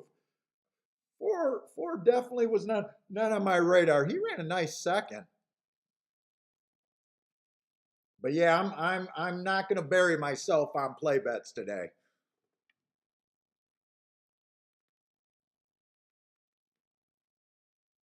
I think Denny liked that 4 over there, didn't you, Denny? Denny liked the 4 at Woodbine. I know he kept putting up the 4. I think it was at Woodbine. Actually, I think he liked the 4 at Woodbine and at Gulfstream. C Money is working the spa. He'll be right next to the paddock. So if anyone's there at the spa, go check out C Money over there. C Money, are you single? Do I need to send all the ladies your way? Are you a single guy, or you can do without the temptation?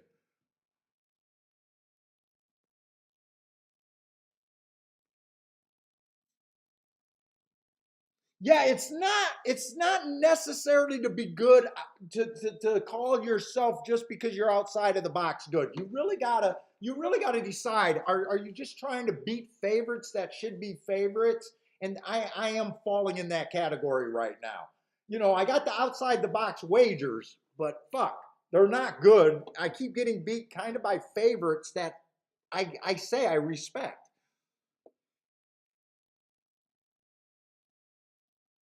C Money says, only send your finest women. It's tough competition up there. He didn't answer if he was married or taken or spoken for. Denny did like both of the 4s. So the four over there at Woodbine ran well. I don't know what the 4 did at Gulfstream. Ran well at 9-1. No shame in running second at 9-1, especially when you only like one horse.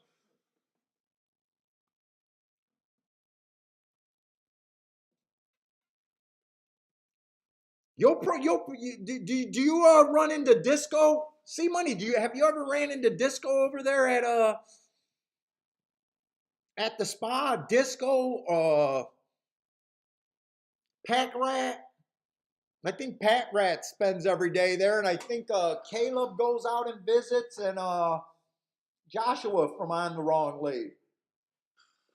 Do you know those guys?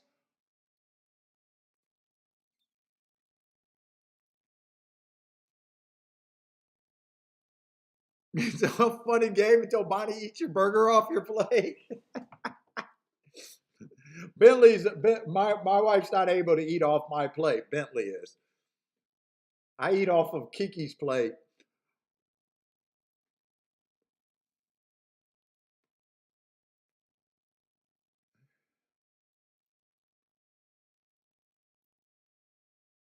Joshua with the Canadian women out there. Oh, I used to have the pipeline to the Canadian nurses for when I was single back in the day. Woo! Canadian girls were freaky.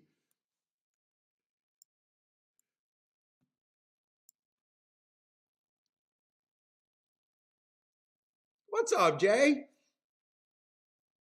Yes, Jay said the ladies get her own plate too. He's with me. The dog can eat off the plate maybe, but the ladies got to get their own damn plate.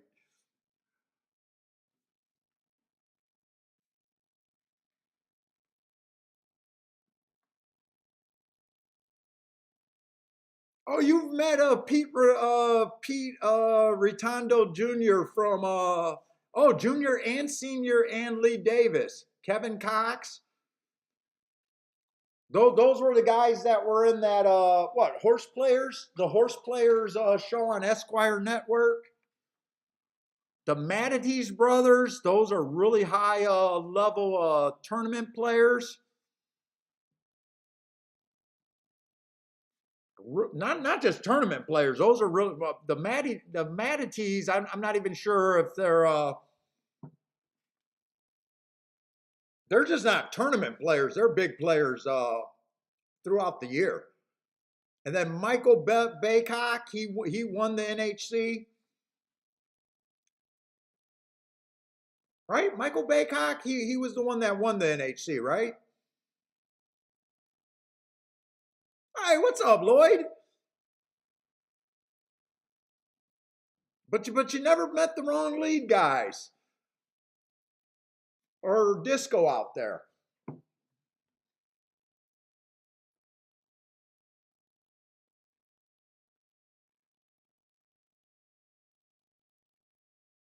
See, Money, you guys gotta get that voucher.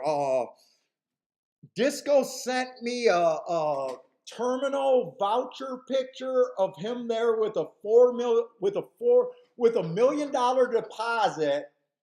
I seen the $1 million deposit, and then he said, "Wait, Paul, look down at the balance." $4 million on the machine. He had a $4 million balance. Kentucky Derby Day. With his face being reflected, he caught the terminal with his face reflected there. I told him he needs to be spamming that to every chick he ever met.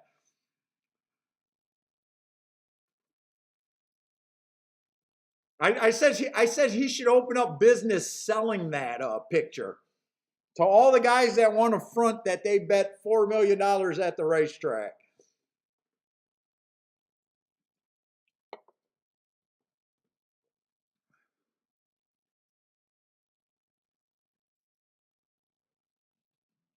Yeah, he was betting for Mattress Mac.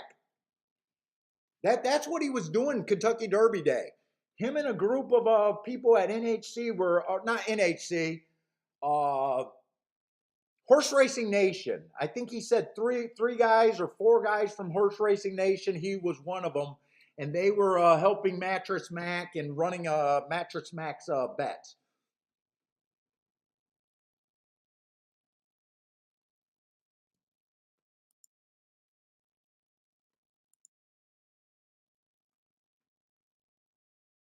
Gregory was in the music business in Hollywood. Talk about wild women who wanted to be discovered. Oh man, Gregory, I don't even want to know. Lord have mercy on my sorry ass soul. I'm still oh God. Oh God, that must have been hard to be hopefully you were single back then.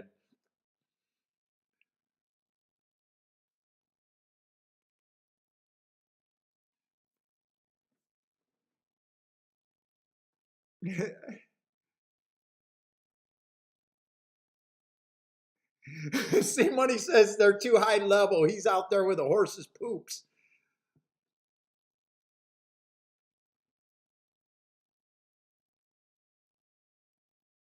All right, I need to spend more time. I got to pick which race I want to look at because I want to do my betting lines and everything. I can't be resting on yesterday and Wednesday. Whoop, whoop, whoop, whoop. Yeah, you guys heard all my pop bottles fall.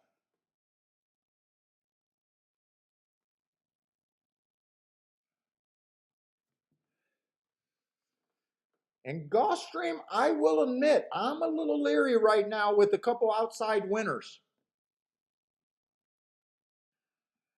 You know, I gotta decide if I want to make that adjustment. Right here is the Tapeta race, so right here I don't really have to worry about inside outside.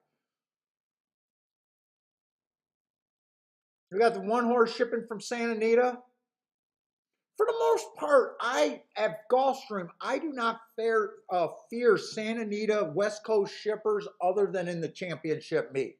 When it's the summer meet or October, for the most part, I ignore the West Coast shippers. Championship meet is a little bit different. What's up, Dr. Mathis?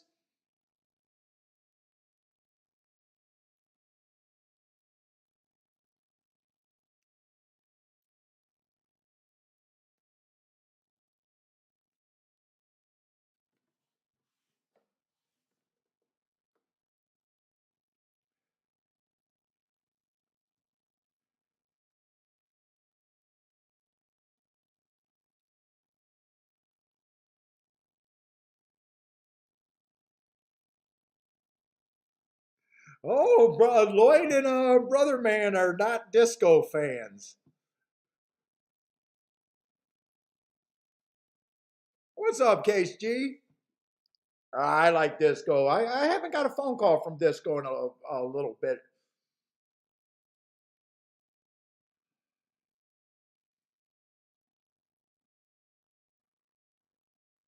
Let's see, we got a poly race right here, and I'm definitely going to have to, let's see, what we got? We got 9 horses in this race. And I definitely got to get back to the basics here.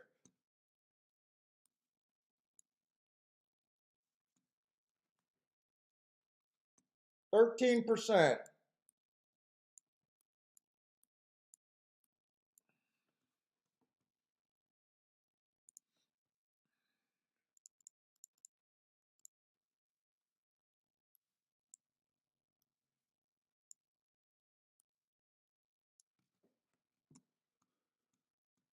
So we're just going to say everyone before handicapping is 7-1 fair value.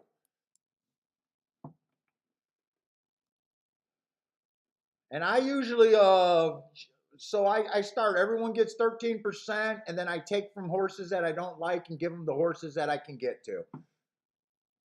This might be a tough race to do it because I'm ignoring the 1 horse, but don't have any additional insight on him. Let's say 4 races back on this 2 horse. Early pressing day, I don't really care for that race. 3 races ago, ran against the early pressing bias, was a closer there, so I do like that asterisk there. 2 races ago, early pressing day, he was average, 1 tick slower than the fastest winner average. I like that race. I don't mind that race right there. And then last race is a tricky race where he chased the slowest pace of the day, cut into the pace. I could be a little interested in that 2 horse. 9-1, I could be a little interested in him, but let's go through. 3 horses, a first time starter, so I'm ignoring them. Same with the 5. Let's see, the 4 horse. 4 races ago, I don't mind that race. Average, match strides with the slowest winner, just missed by 3/4 of a length. I like that race. Was fast as next race, tired out, but still managed to be average at the finish. Early pressing day, the next race, and an inside day,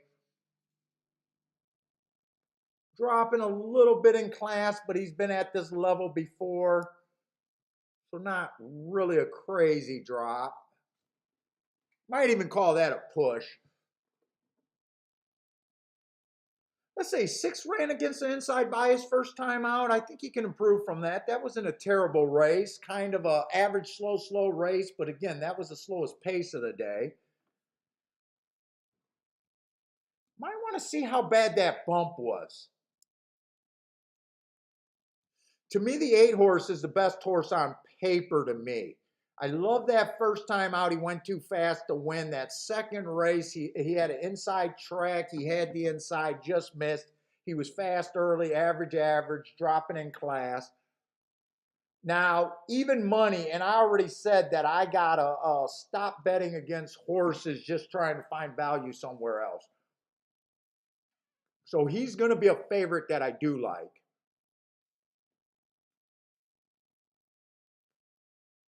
Let's see, first time starters, I'm just going to put them at 10-1. I don't bet first timers. I don't want to say they're impossible. They start at 13%. I'm going to take 3% from them. Just call them 10-1.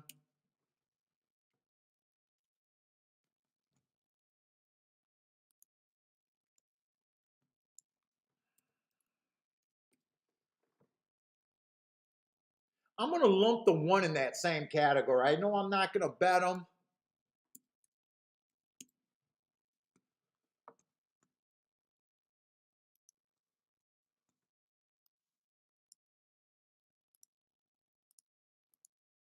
So right now I got 80 points. I got 5 horses left, 16%. So everyone else is 5-1. Let's see if I can break that down a little bit more.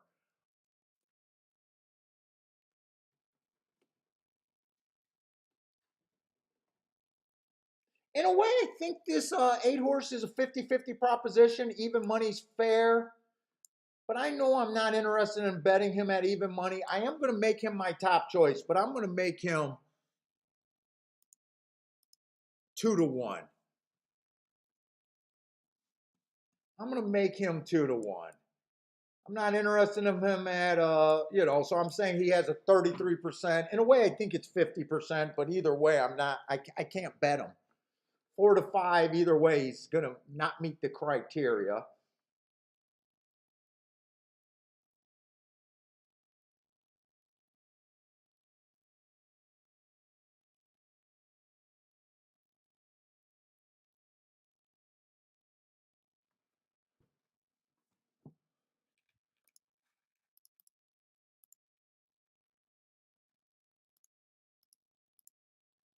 So everyone else got 11% chance. So 8-1. I do like the 2 the best.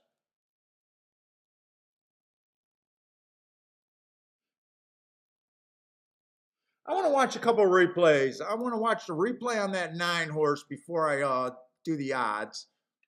And I think there's another horse that I wanted to watch the replay on.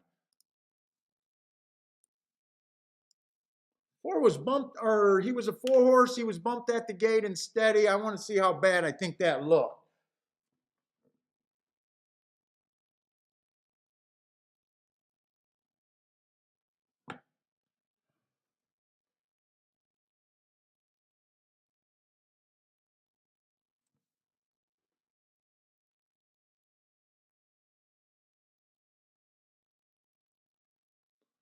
Better watch the head on. Bumped at the gate pretty big. Oh my God, he was bumped at the gate. That was a 5-stride bump right there. That was a pretty big bump. But even knowing that, I still don't know how much that hurt him. But he definitely didn't have a chance to win his best or to run his best race. That still doesn't mean he's any type of a horse. Who was the other horse that I wanted to watch a replay? I think it was a 2, wasn't it? The 2.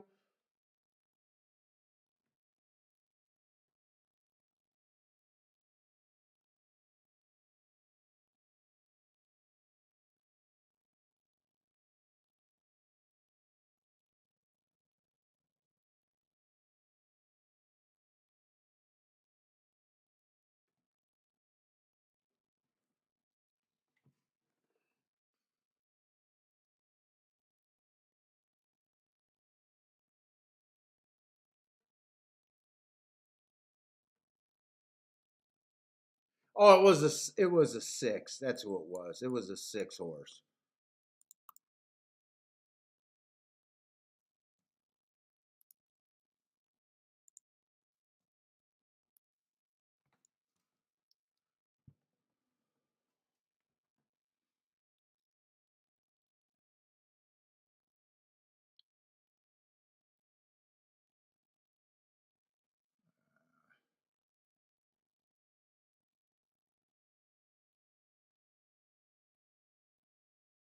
Yeah, he's ping-ponging all over the damn place.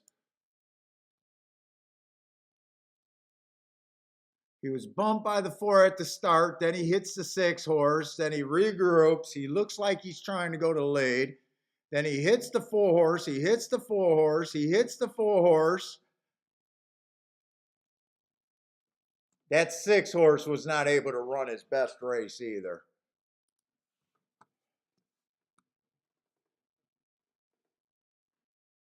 You know what? I want more points. I think I'm going to rehash some of this. I want more points. I'm going to take away from some of the first-time starters.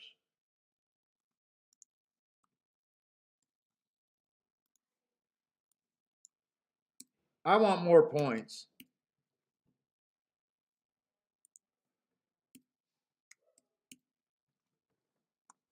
Let's do the math all over.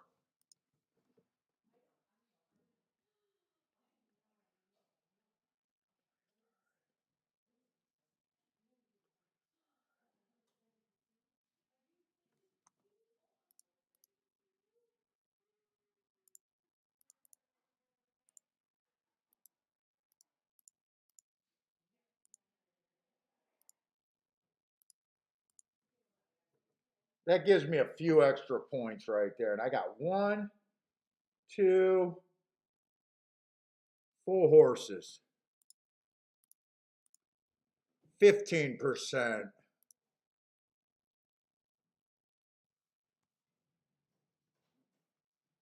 I like that better. And I'm going to stop there. 5-1.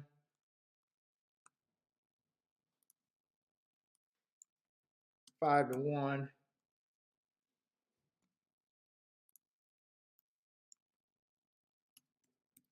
5-1.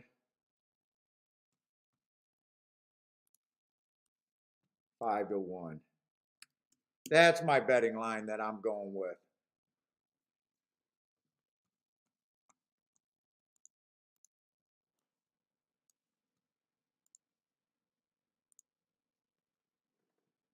Hey, what's up, Charles? Elliot, what's up, man? Elliot and Joshua and Hawk with a boom at Belmont, it looks like.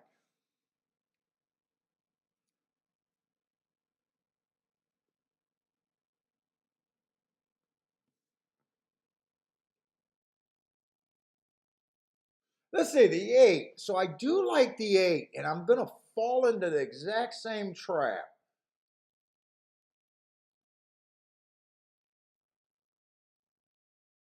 The 6 is an overlay that I could play. The 4 is an overlay that I can play. And the 2 is an overlay. This is what I like here. 2, 4, 6, and I do like the 8.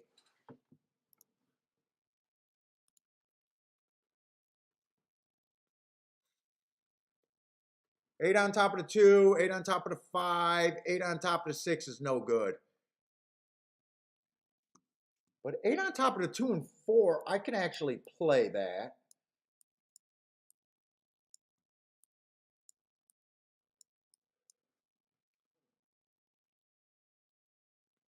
Lou, what's up, man?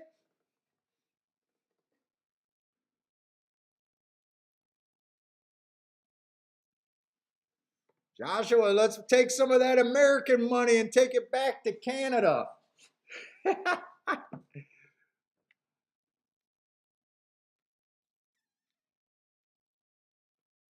Ah, Elliot's giving a thanks for Joshua. Nice job.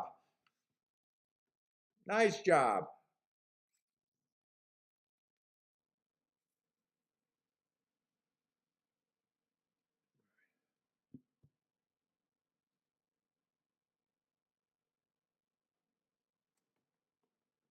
Dude, this is a second race where I'm on a 3-horse Dutch. Oh, oh, God.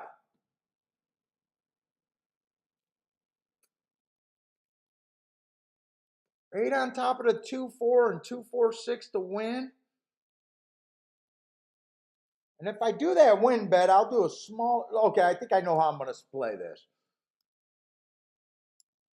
8 on top of the 2-4. I'm going to go after those. Okay. Exactas. The 2-4-6 exacta box. I'm going to do that smaller, but that would still probably be better than 8 on top of the 2-4. I don't even have to check those. Those are definitely going to be better. And then the 3-horse win bet. God, I feel like I'm already playing too much.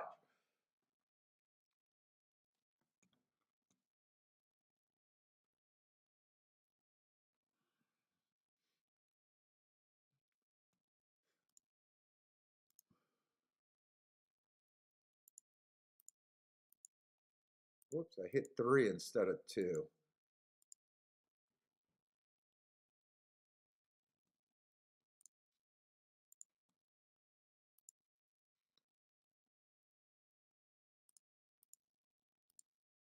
God, I keep hitting 3 instead of 4. That's the second time I did that.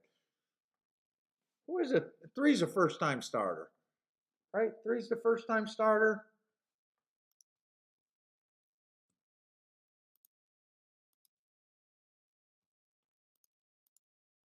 2, 4, and 6 in a box. And that one's definitely going to be smaller.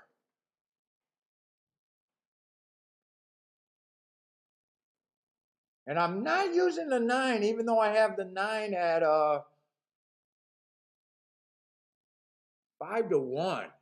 I might be making a mistake there, but he definitely ran into trouble that race, but he didn't make a real move. That might be a mistake right there. Because he's definitely an overlay, but I can't do 4 horses. God, I don't even like doing 3.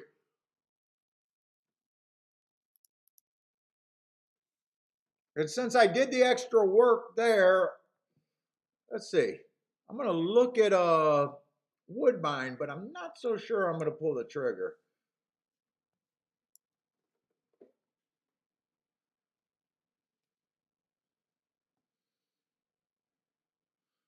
Let's see. One's been running against a couple excuses. 2 races ago, speed favoring. That's a really nice race on a speed favoring track. That's a nice close on a day that I thought speed was what you had to be.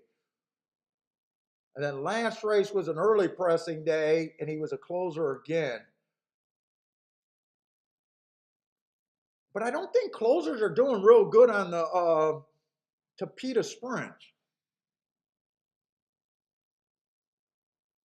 Woodbine been having some really tough racing over there.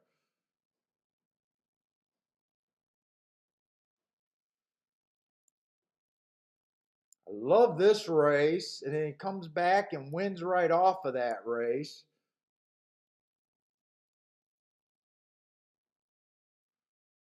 He's the horse with the best mark.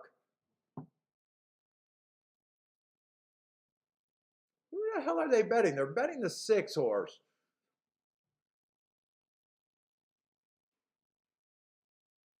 6 was at Fairgrounds when the inside was good. I think I need to look up that 25th race. When he had the 6 hole and showed speed. I think I want to look up that race right there.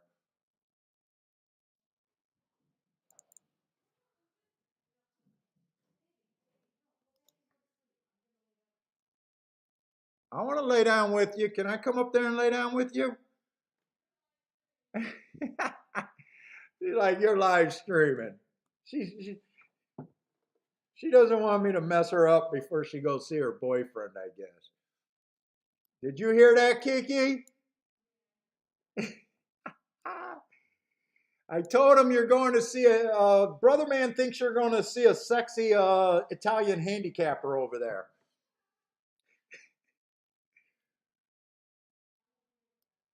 What did you say? Oh, you avoid sexy guys or handicappers? She says she's avoiding handicappers. She didn't say she's avoiding sexy guys.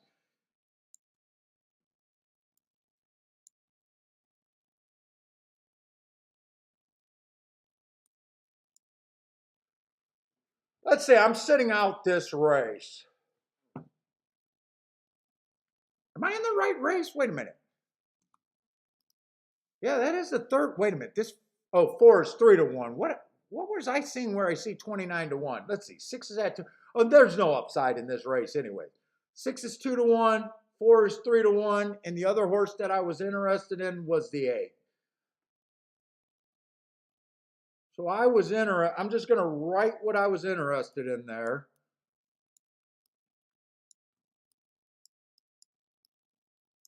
But I have no bet there. I thought this 4 horse was going to be longer. I knew the 6 was going to be a favoritism, but I thought the 4 was going to be longer.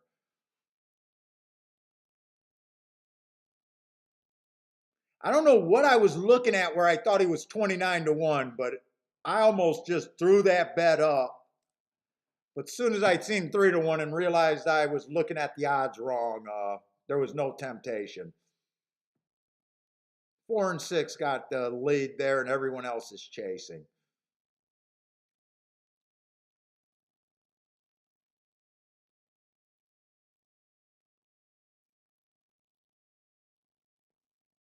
Who's the 3? 3 looks pretty lively.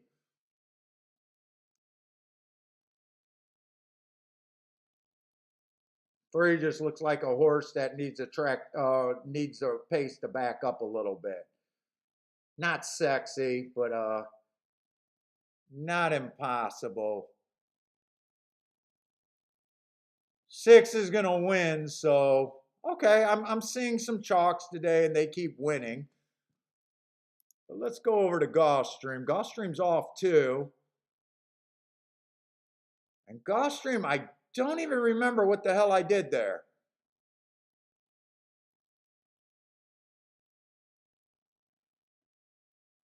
And I can't, let's see, 8 won there.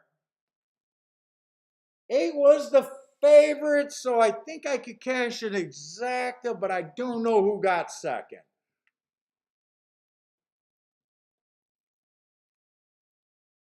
I think I need the 2 or the 4 to get second. I know it's not the 5 because I seen the 5 get tired. If it's a 6 horse, I couldn't play that combination because I think that combination was paying $6. So I did think 8 was the best horse there. 8-7. 8-7. All right, I just can't get around these chalks today. So 8 did win that race. The 7 was a first-time starter, so I didn't miss anything. 5 was a first-time starter, so in my mind I handicapped that race the best I could. I thought 8. I gave 8 the most points, thinking he had a 33% chance to win that race. The 7 and the 5 were no factors. I had to ignore them. And then the 6 and the 2 did run. So I did the best I could have there. I just couldn't have hit that bet.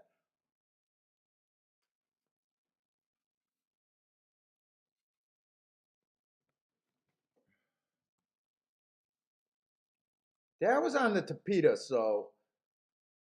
And I'm going to say that the 8 probably stalked there because I think I seen the 5 get tired. So I know the 5 was at least on the lead at one point in the stretch.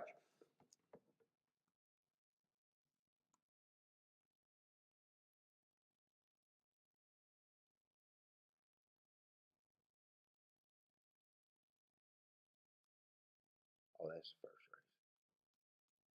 What am I looking for? That tic-tac-toe board over there. I'm guessing that the 8 stalked, but not real sure about that. I'll definitely try to watch that replay.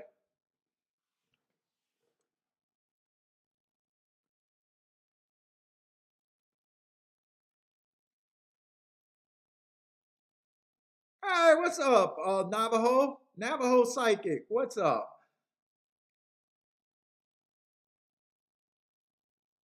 You started with the 4 horse, let's see. Oh, 6 won that race over there at Woodbine. Let's see, Dr. Mathis, with the 875, is that your bet or was that the result? If that was before the race, you hit it. If that could just be him putting up the result there. I'm not sure where that one came in at.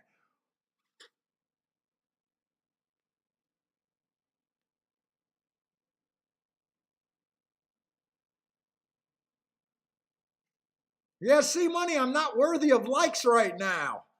And what the hell? Only 38 people? Is everyone watching Scotty? How the hell we only got 38 people? God, I'm going to have to stop doing Saturday's show if all I got is 38 people. What the fuck? That can't be right.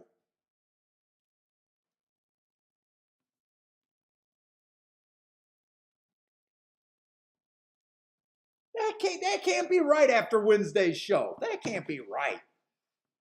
Come on.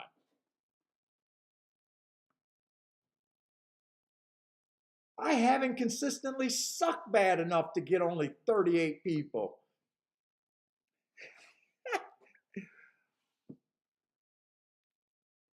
Joshua says the Canadians can't represent. They're just now getting their internet back.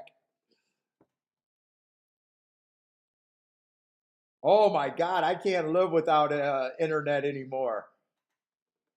You know, I remember I lost power for like 2 days. The power came back on, but the internet, it took them another day or two. Holy shit, you're right. Only 35 people watching.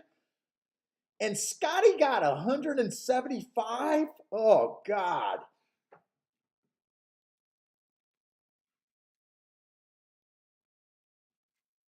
I'm going to tune into Scotty's show right now. Holy shit. I can't compete with Scotty over there, man. I can't compete with his show.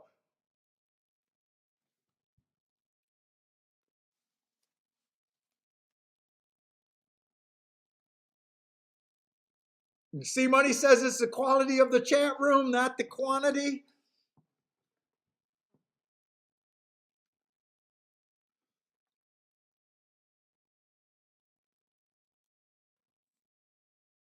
Dude, this is worse than it's ever been. 35 people. At my worst, I was at like 50.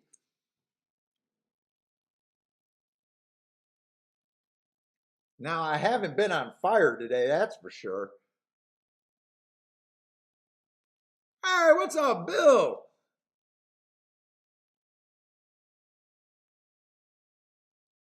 Bill says going to have to hire some software developers to make my mark.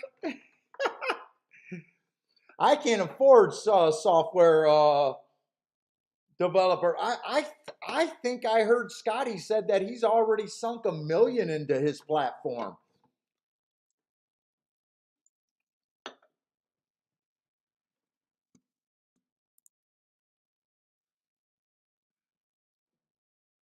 Oh, is everyone following Belmont today? I made a mistake not doing Belmont.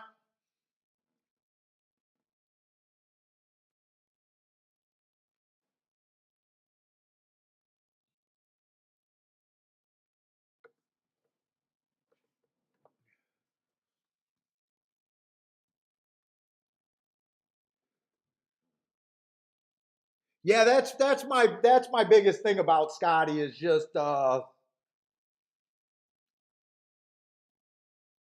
him setting an example of just being a extreme action handicapper. Although I can't take that shot today because I'm falling in that category myself.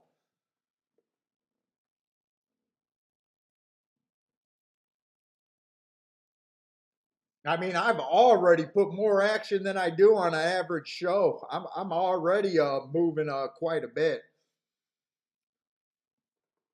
Oh.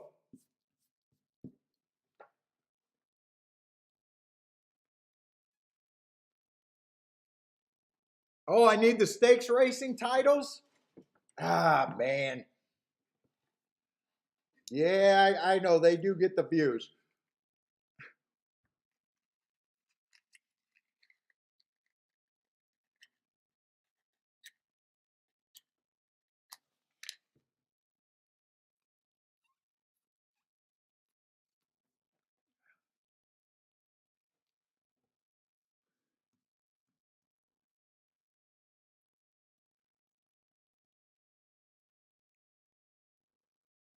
Okay, we finally got some Tapeta races coming. Oh, wait, this is a fifth race. I need some Tapeta routes. I want some Tapeta routes because right now I am really questioning my thought process on the dirt at Gulfstream.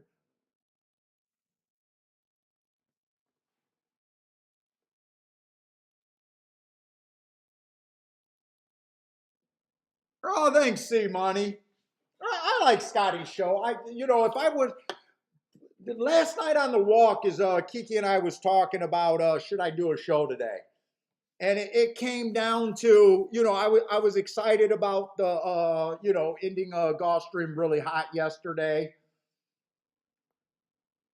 So I was on that high. I said I was thinking about doing a show, and my Kiki was like, "Well, what would you do if you don't do the show?" I said, "Well, I'll do my betting like always, and I'll watch Scotty." And she's like, "Well, are you having fun still doing your show?" I said, "Yes." She said, "You might as well do your show."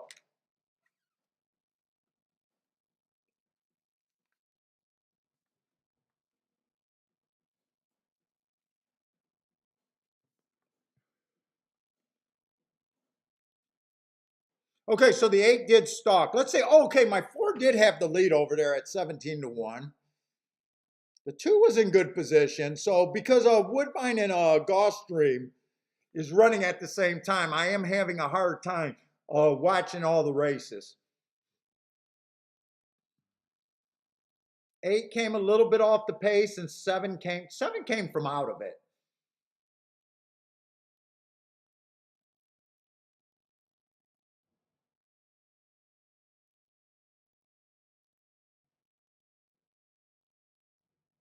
And the 6 did have the lead for a little bit. Okay. They were dueling across the track. Okay.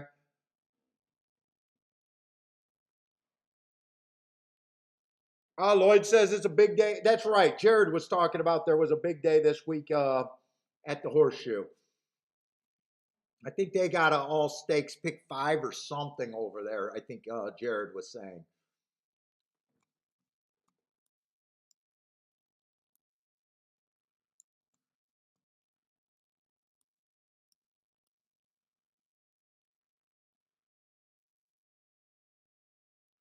What the hell am I looking for?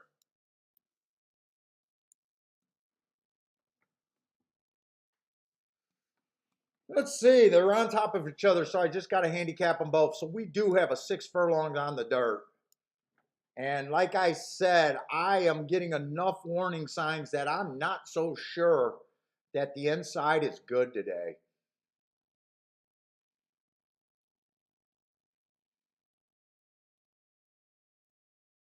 Let's say the one I really don't care for.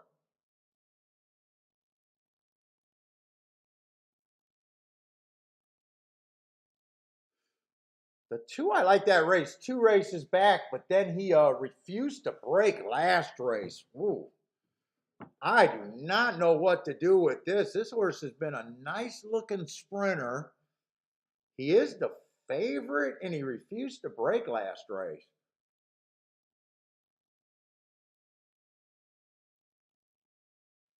Hmm.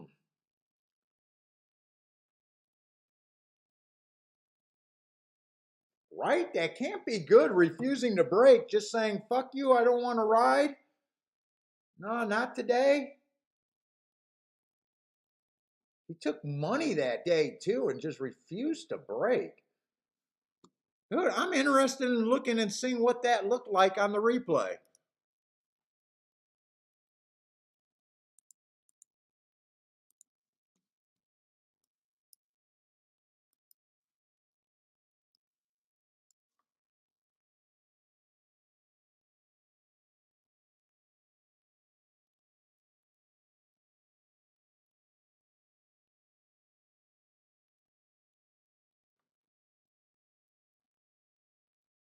That can't be the right replay.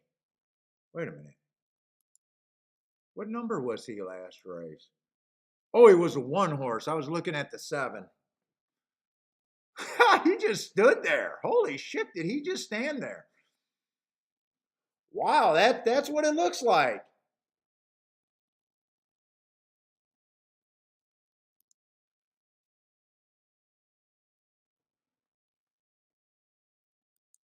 That's something you don't see very often.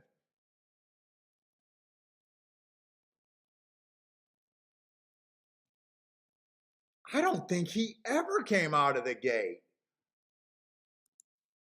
And he's 5-2 here. I do not know what to do with that. I do not know what to do with that.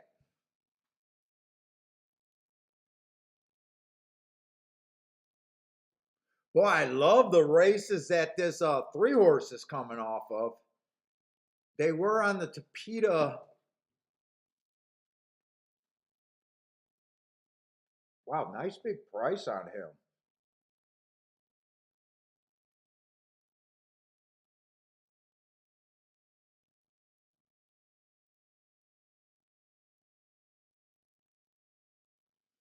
5 horses making a big drop in class here.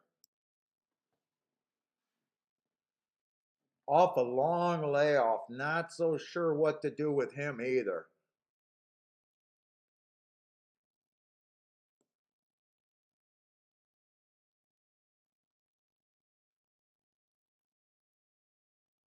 Let's see, if I want to make that adjustment to the outside of the track,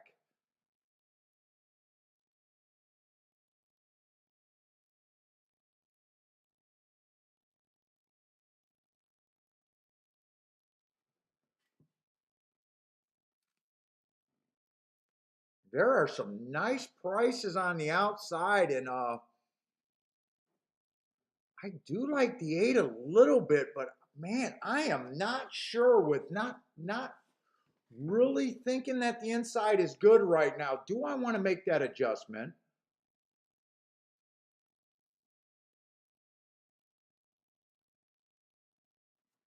Hmm.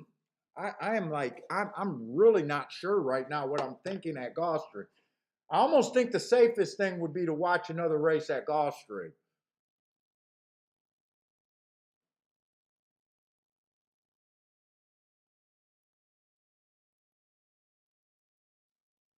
But the 8 is definitely interesting to me. Let's see, I don't know what to do with the 2, and I don't know what to do with the 5.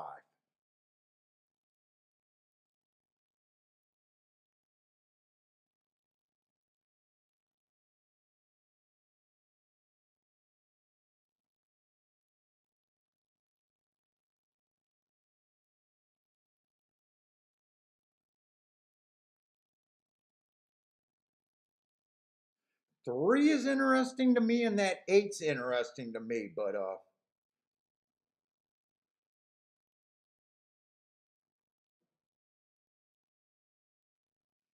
let's see, the 3 horse just ran with the 2 horse and was up in the pace. If the 2 doesn't run, the 3 at 16 to 1, I might be forced just to bet a race that I would want to sit out. Just because 16 to 1 and 10 to 1 on the 8 is just too much for me just to sit on my hands.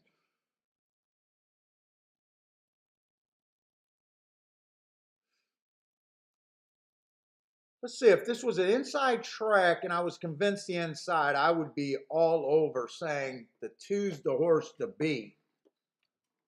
But that last race with him refusing to break is just, fuck. I don't know if I've seen that very often, and I don't know what to think of that.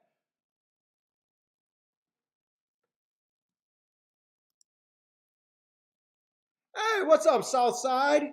Southside Cardinal 89. What's up, man?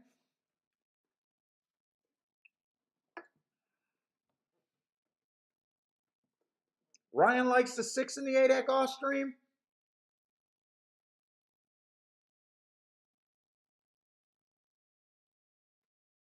I think the 6 is a player too, especially if the 2 does not break and the outside of the track could be good. I do like your 6 a little bit. He's recently dropping in class. He was at 35,001X showing some speed. He dropped to 12. A lot of times horses don't win their first drop, and I'm willing to forgive. And then the second time out, they pop.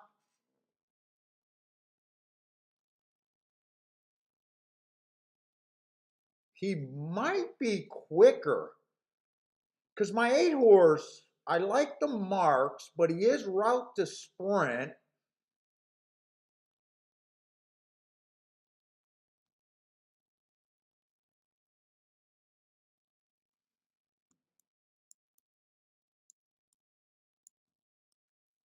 I could do something with the 863. I don't think I want to do anything with the 2. Part of me thinks that the rail might not be great. The other part of me definitely don't like him refusing to break, and he was bet that race. Boy, I really don't know what to do here.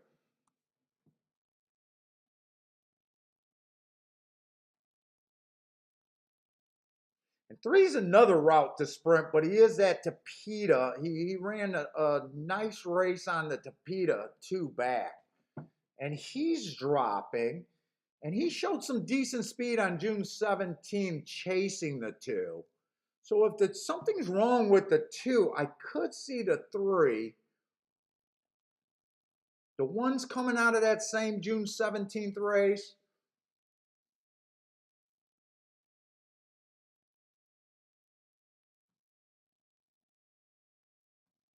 But the 1 at 7-2, I'm not willing to take 7-2 dead on that rail right now.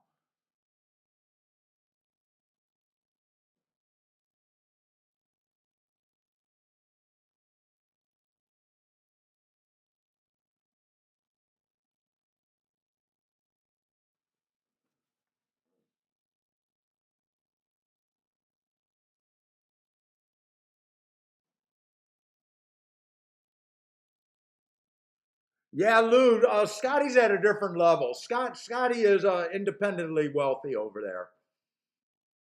He's at a different level.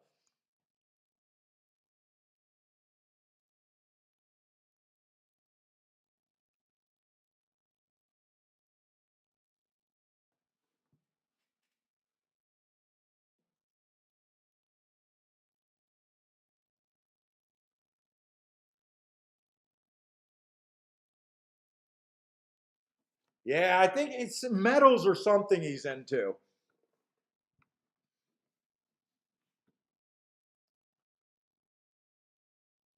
Dude, I remember watching one show and he does his screen right in front of everyone, and I seen him do a 2,000 deposit, blow it in a race, 2,000 deposit, blow it in a race or two. 2,000. I seen him lose like $6 grand in less than an hour. You know, he's at a different level of being able to play the game.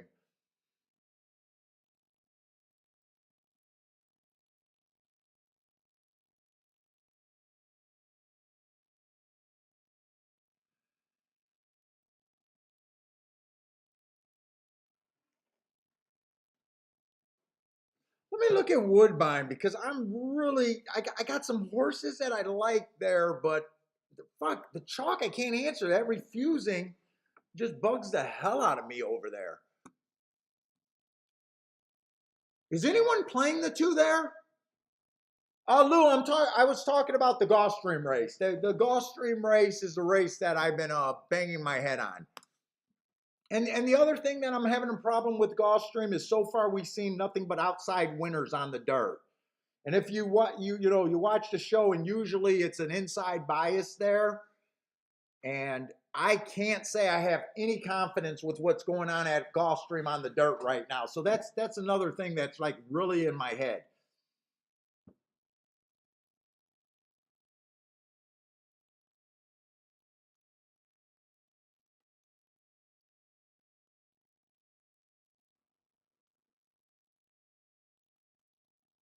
And I almost feel like I need to get this tic-tac-toe board going over here at Woodbine because Woodbine got some good races, nice fields.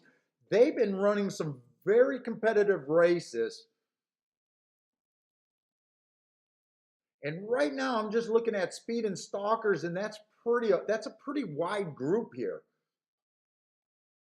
You know, the 6 is a stalker, shit, the 7's a stalker, the 8's kind of a stalker, maybe even a speed horse.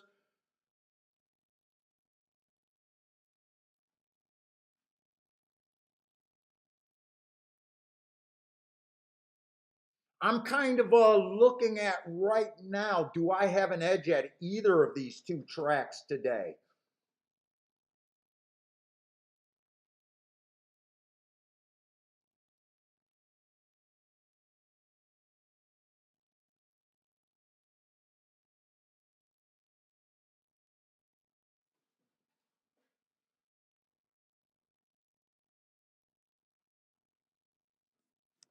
Ryan, yeah, I think 5-1 is fair value on that 6 at Gulfstream.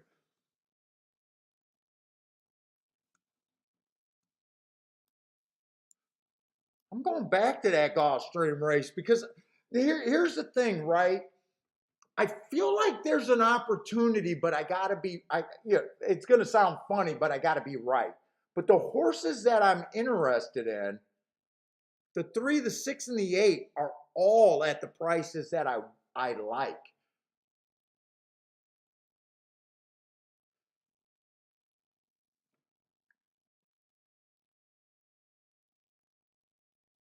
Oh, and this funny mark that I got on this 8 horse last race. I noticed this last night. If you notice that extra loop I got there, 2 races ago, it was a stalking closing day. Technically, he was a closer if he even closed. But that loop is the comment. Turned head at the start, and that's why I gave him the asterisk. This horse was not ready to break that race. And I remember last night I watched that, and I liked the Hearts the race before, and I liked him running against the bias, but he is route to sprint. But I thought he had some speed back in the day, and I thought he'd be a nice big price. So he did catch my eye last night.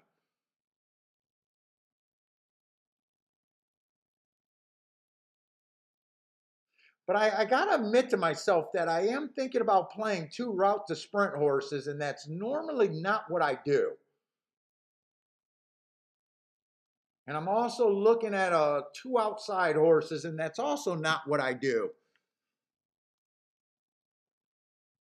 I just think at the prices they're forcing me to bet here. And God, I've never had a day where I bet three Dutch races in a day where I was Dutching between 3 horses.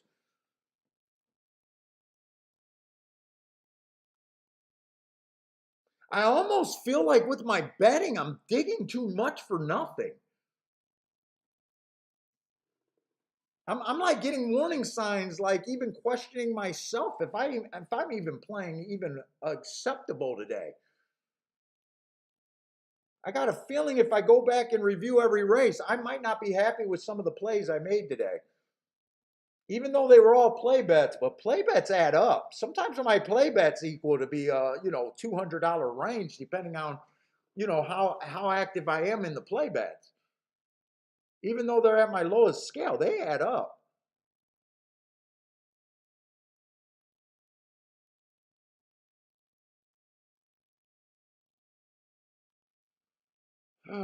This would be another play bet.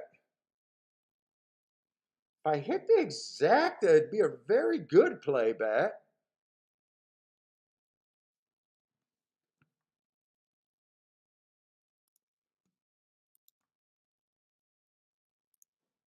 Exact the box. 368. Do I do the 3 horse Dutch? I kind of think I do if I play this race. I think I got to play the 3 horse Dutch. I am going to put a bit more on the 6.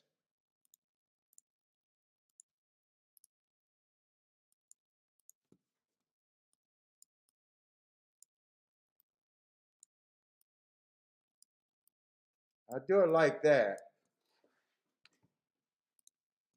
Then I think I want to get this tic-tac-toe board going because I am not going to have a bad day without doing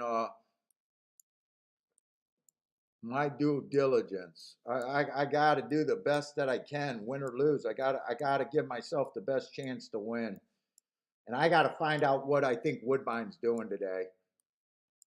If anything, it might just be fair. We'll see. We'll see if something.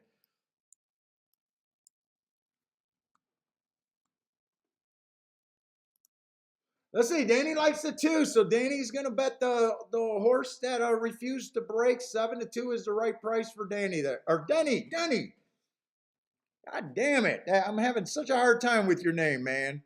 I might just have to go Perez. I might just have to switch to Perez.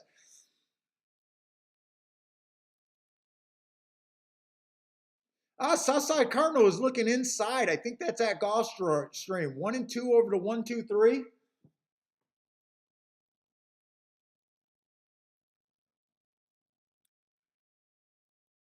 Elliot likes the 7. Help me out with the track, guys. Help me out with the track.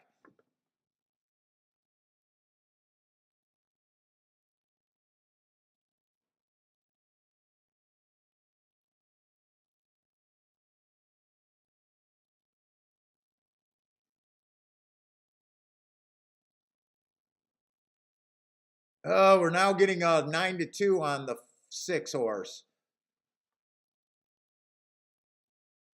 Elliott's playing that big class drop. Who was the 7?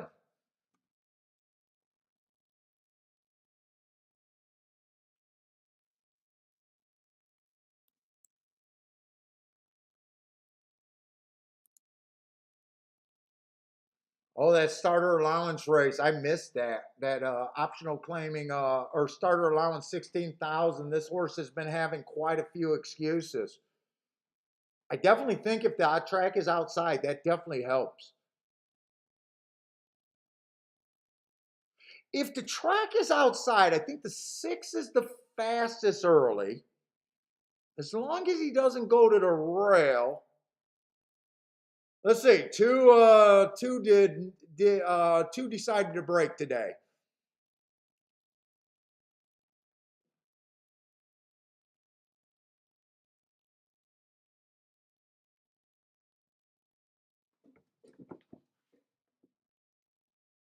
Two, you can go away. I'm going to have to root against Denny, but 2, you can go. Oh, 6 is now 7-2.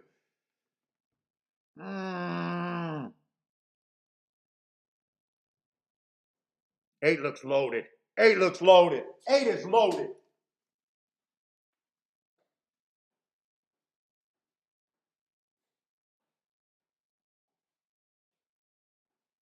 Come on, 8. Continue this move for me. Continue that move. I think it's an outside track, guys.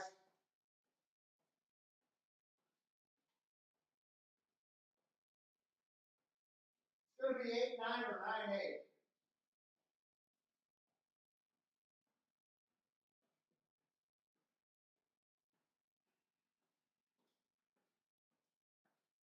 It's going to be 8-9 or 9-8.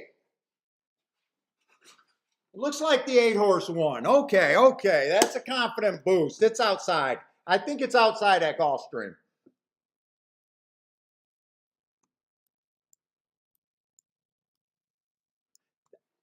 That's the horse that caught my eye last night.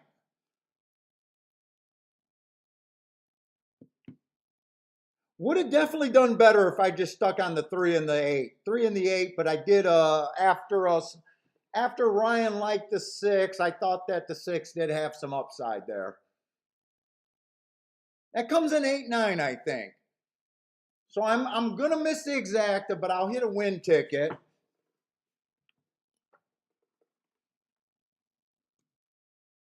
I can't say it's my best bet there. I did bet the win heavier than the exacta box. I had to protect myself there. I did bet more on the 6 horse, even though I like the 3 and the 8 better. Mostly that was because I was trying to make the same amount no matter who won.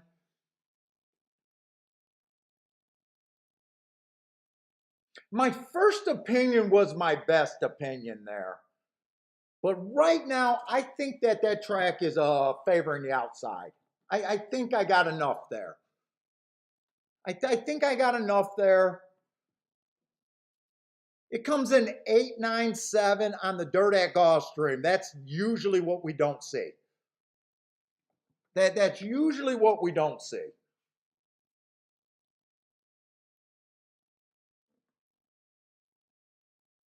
So I am probably going to adjust on the dirt. I'm probably going to adjust on the dirt there. And then Woodbine, I did no bet. But Woodbine, I want to get the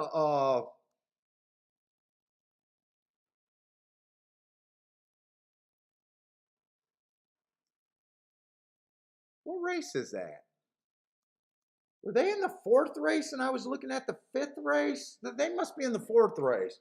I don't even think when I was looking at Woodbine, glancing at Woodbine, I don't think I was looking at the right race. Did anyone notice that? I think I was looking at the 5th race. And that race is supposed to be on the Tapeta, so I'm not sure I looked at this race.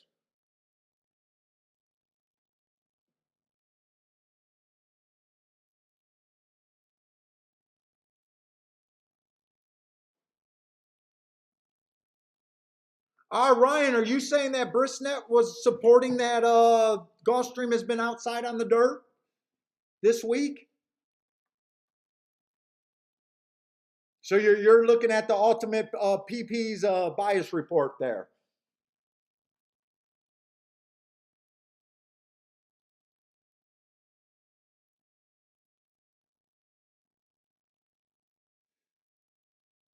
You know, I'm thinking in my head that if I would have just stuck with the 3 and the 8 last race at Gulfstream, I could have put myself up pretty good today. I don't think if I would have just stuck on those 2 horses, I wouldn't have played the exact, and I would have even been able to bet more on the win side of things. So I still got some work cut out for me. But I think I feel comfortable thinking that that track's favoring the outside.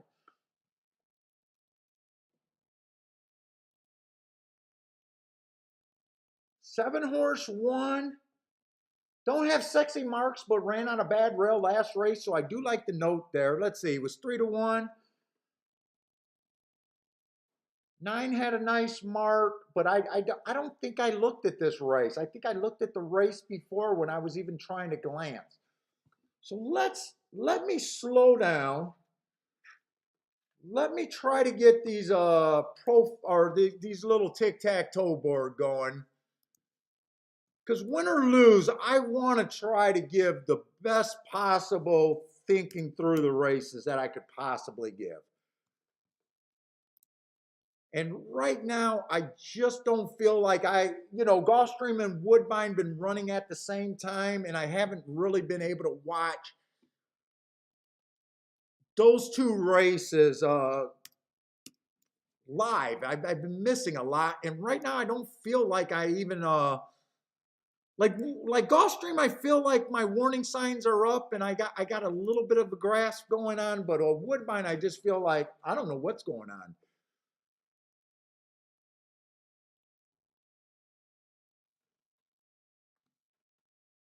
So I want to back up. And let's just try to get these going. So they only got 2 charts up so far at Woodbine. Let's see who won the 3rd race, and let's see if we can remember what happened there. The 6 horse won. What was it? What was the 3rd race even? 6 won from the 4 hole.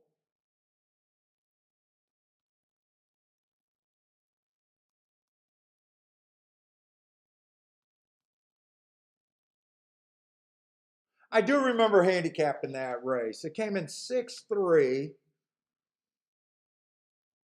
The 6 either stalked or went wire to wire. I know he won by half the length of the stretch. I know he was much the best.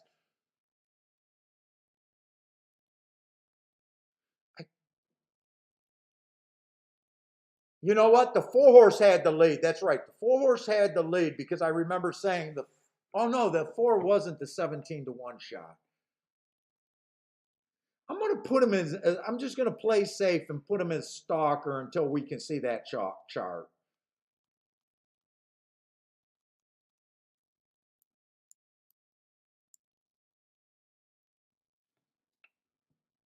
Hey, what's up, William?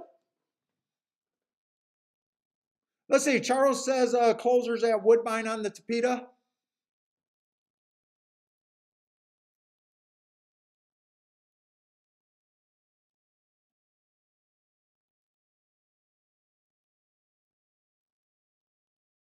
Oh, Ryan's saying he's a Brisnet guy. I was wondering what that was. You're a Brisnet guy.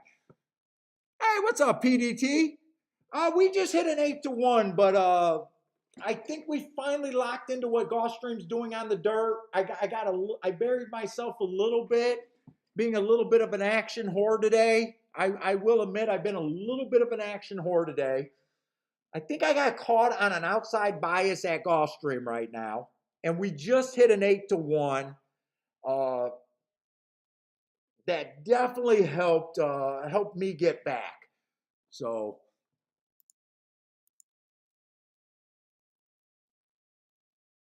We got a lot of races in front of us. Both tracks got 5 races, so if we can lock into a little bit of what if we get a good read at Gulfstream and we can finally get a little read over there at Woodbine, right now we're at a place where we can still play. I'm not sure how good the chat room's doing right now. I know Joshua and a few guys started off with a nice, I think, an 8-1 winner over there at Belmont. But other than that, I don't think I've seen too much. It's been kind of chalky at both tracks too. It's been on the chalky side at both tracks. I realized that I was liking favorites and still trying to beat them a few times, and I gotta definitely back away from trying to beat favorites that I like.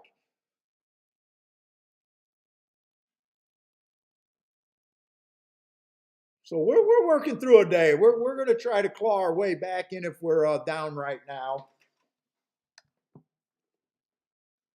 Hey, what's up, William?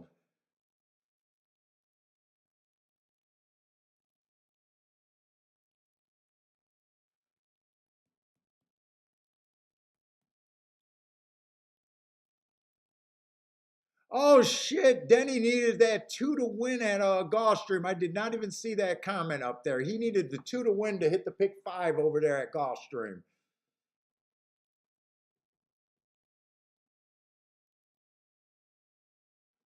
Oh, and here I can watch the Woodbine's last race on the turf. So who even won that race? Who won that race so I can be looking for him? The 7 won that race.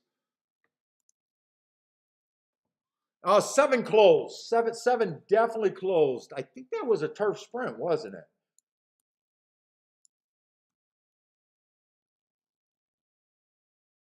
7 looks like he's about 5 lengths back on the lead right now. Maybe about 5 lengths back. So by my definition, he closed. And I think 6 got second. 6 looks like he was stalking.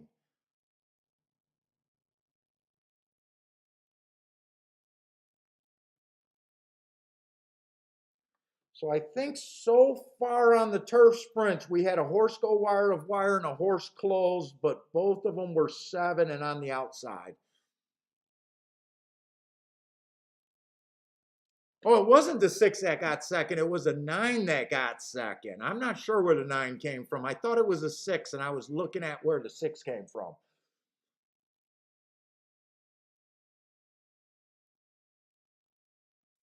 All right. All right.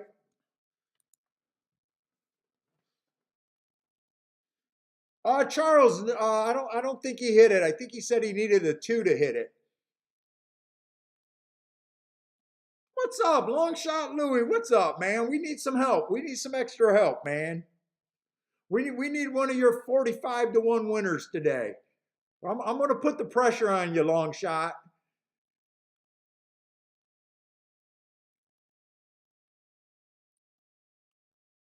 Lloyd had some small poofs today.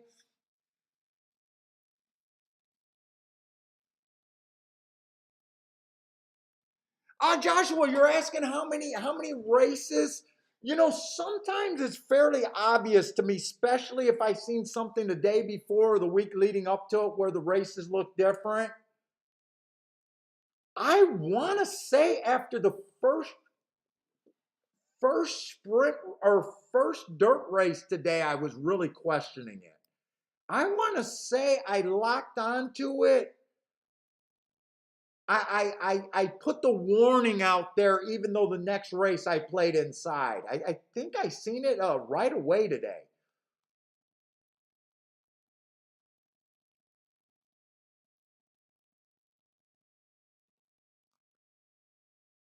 I think that first race came in 6-4 something, and I was like, 6-4-7, and I was like, how that did not look like a Gulfstream race to me. If you've seen what I was betting, I had 4 on top of the 2-3. I was thinking 4 on top of the 1-2-3. I don't think the 1-2-3 did anything. Like they didn't even look like live bodies in that race. And then we had the very next race, and the one looked interesting. And I think that race came, I didn't bet it. Who won the third race over there? Who won the third race over there?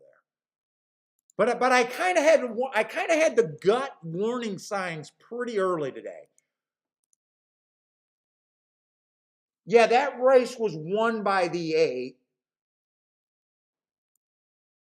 It came in 8.75, even though I was thinking that the 8 and the 7 were the best 2 horses in the race.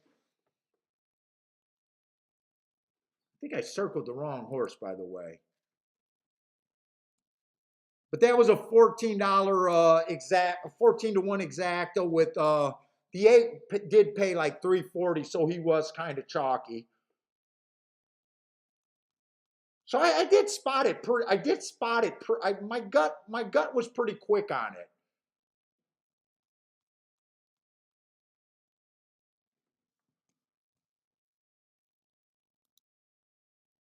But I still buried myself a little bit with some losing bet. And then the last race, the 8 horse won, and that's the horse that I had. And that race came in 8.97.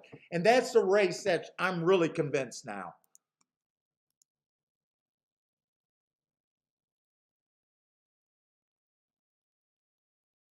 Lloyd says, as soon as the dating apps come, Papa's viewer count goes up. Everyone's coming in to find out how to date on Tinder.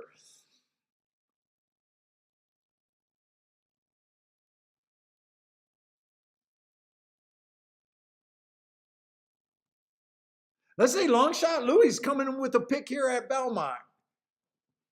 And I'm going to flash over there and watch this race with Longshot Louis.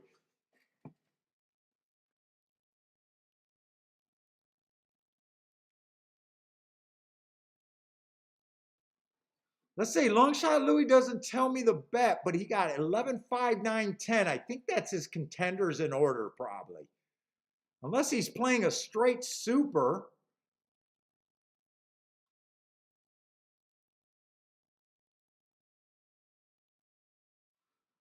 Let's see, Omar also likes a horse over there at Belmont. He likes the 8 on top of the 7, 5, 9, 11.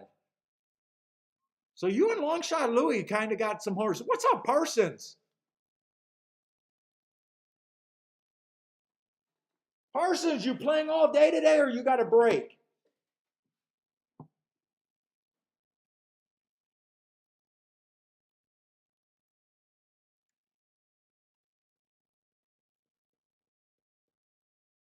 Parsons a working man. He's work has got in the way of his handicapping. Kiki said, was Parsons going to play today this morning? And I said, he usually calls me early if he's going to play. Oh, shit, I think I sent you the wrong thing. Hold up.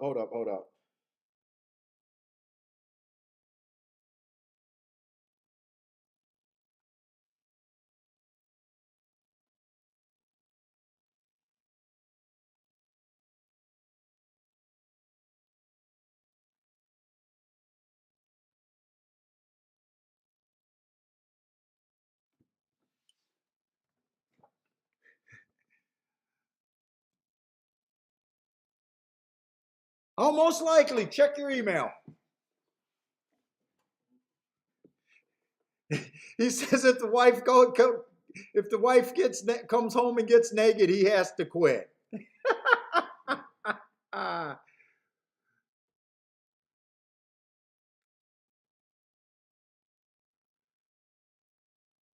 Parsons have a Belmont play here, so he likes the 7 and 9 on top of the 5, 7, 9, 10.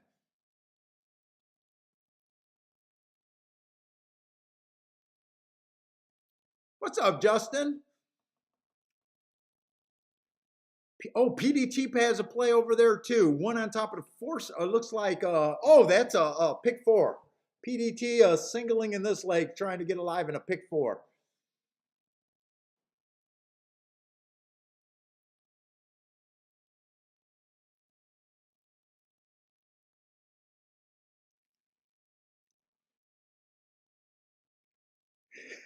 Omar. I pay my wife to put her back on, to put her clothes back on. You think I'm brutal, Kiki?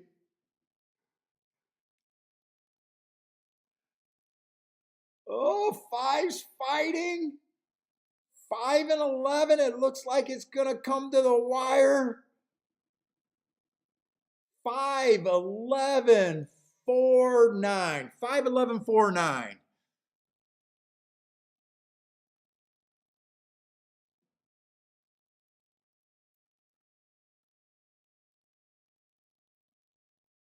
Let's see, I think Parsons had that 5.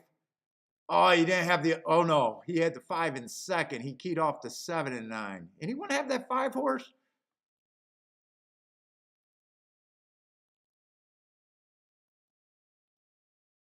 Long Shot Louie might have been there. I just don't know what Long Shot Louie. Long Shot Louie definitely had the contenders. Thank you for the help, Long Shot. I put some pressure on you.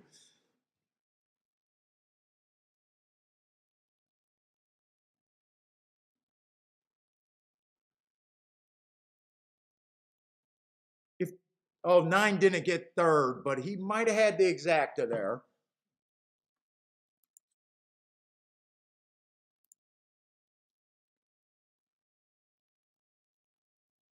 Long Shot Louie got the exacta. Okay. I think I seen where you said you could key the 11 horse. So I'm wondering if you key the 11 first and second. Oh yeah, there's your comment. You could key the 11 or do a box there. So Long Shot Louie came through. I asked for it and Long Shot Louie came through. Jay had 50 to win on the 5. Nice hit, Jay.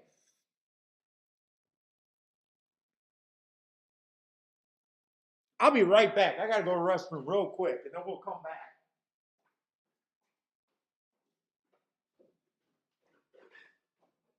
Mama taking a nap? Are you resting on that stack of euros?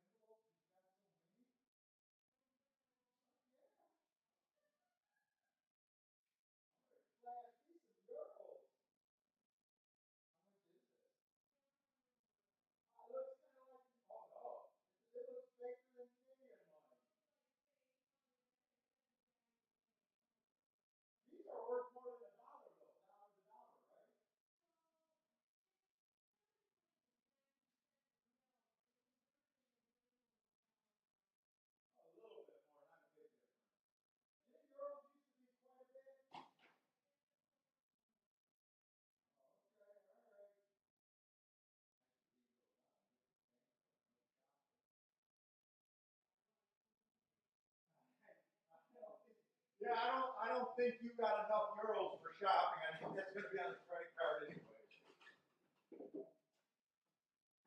Oh my God, that looks faker than Canadian money. Kiki had to go get her euros, and I wanted to see what the euros looked like.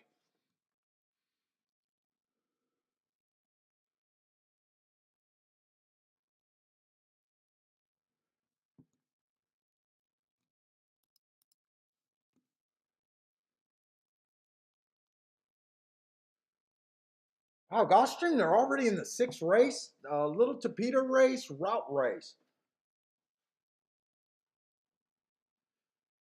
One's a first-time starter. Guys, I ignore them. Nothing's going to change there. I'm looking for stalkers and closers on the Tapeta. Let's see. Oh, this is a maiden 50,000. Holy shit.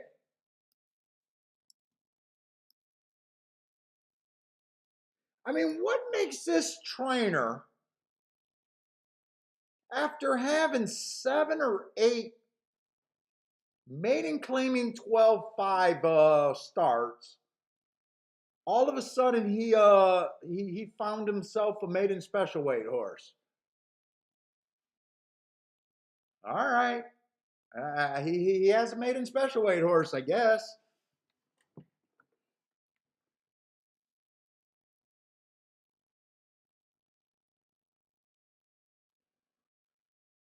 Let me get the scratch here.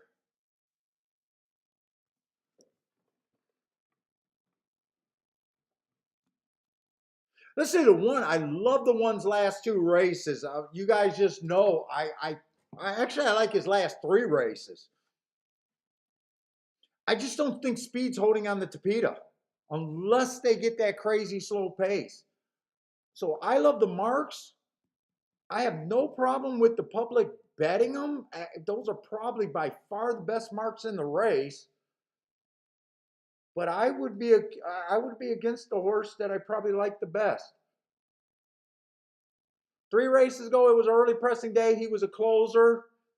Earned a heart making a late move. Comes back, goes too fast to win. And last race, bad rail stalking closing day, running against the bias, going too fast.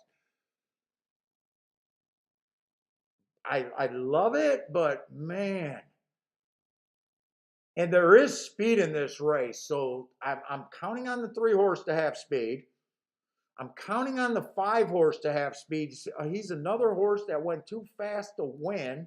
So I think there's going to be pace. 4 looks like he could benefit if he can run in a stalker running style. But 3-1, I'm not that excited about 3-1. 7's a first-time starter. I got to ignore him. 8 will benefit if the track's backing up. 5-1.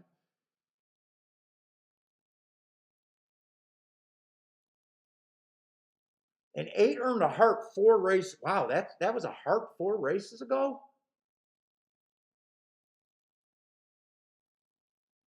Usually you don't earn a heart 7 3/4 lengths off the lead. But he did.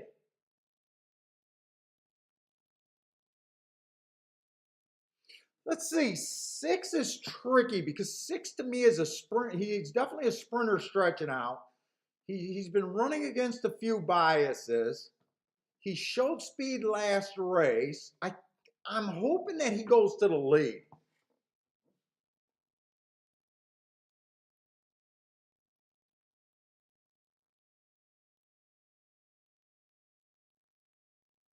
And 2, I was going back to look at the 2. If they collapse, but 2 has a major class problem.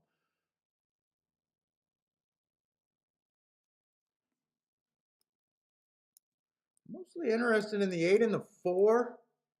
8 I can bet to win. Next race is going to be on the dirt, and I do think that I'm convinced that it's an outside track over there. Let me put that win bet on the 8, just in case I get too caught up here.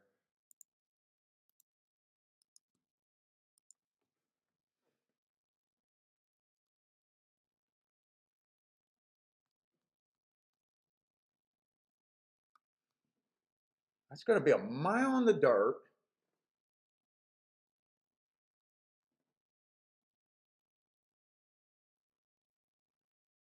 Who's supposed to be the favorite next race? Let's see. 1 is scratched. Any other scratches? No.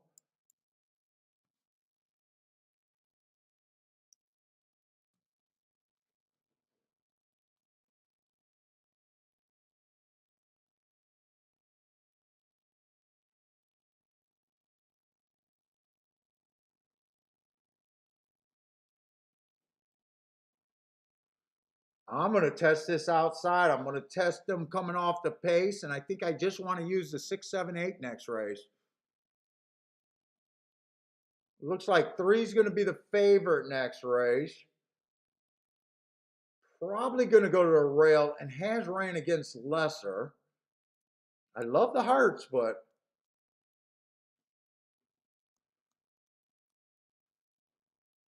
I think it was 6, 7, 8. It was the 3 outside horses. Whoever is the 3 outside horses.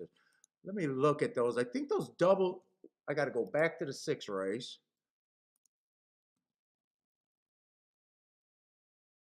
Fuck, I really don't have time. I got the win bet on the 8. I want to use the 4 and the 8 here. Ah, shit. Double, double, double.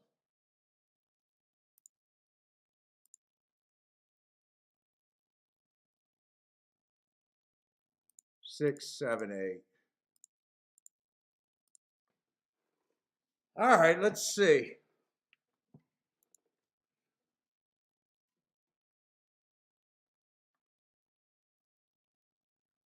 What track is HP? Is that Horseshoe, Indiana?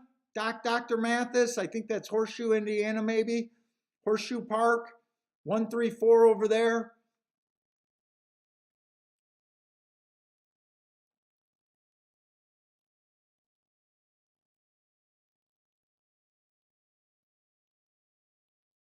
Oh, Parsons rooting for one of his buddies at Delaware to win his first stakes race.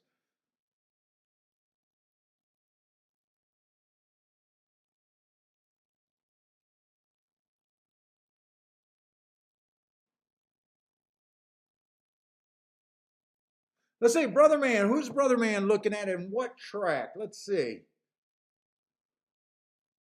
He says he's betting the 1 and the 2 outside horses. Let's see.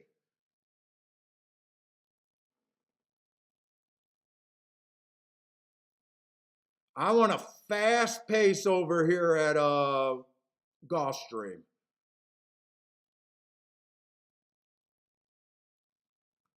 Samuel Jackson, 2 outside horses, Samuel Jackson. That might be Belmont or Woodbine or another track he's looking at. Oh shit! They let the 3 get away 25 flat. I'm worried about the pace. I am worried about the pace at Gulfstream.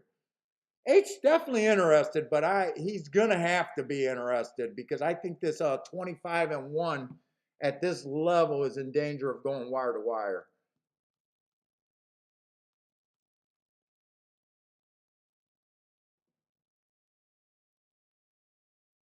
50 at the half.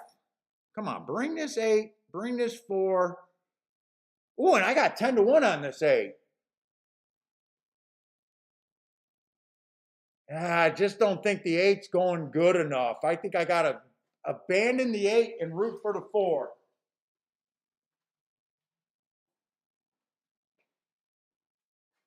I got to abandon the 8, root for the 4. I'm dead money. The 4's loaded, but that slow pace got me.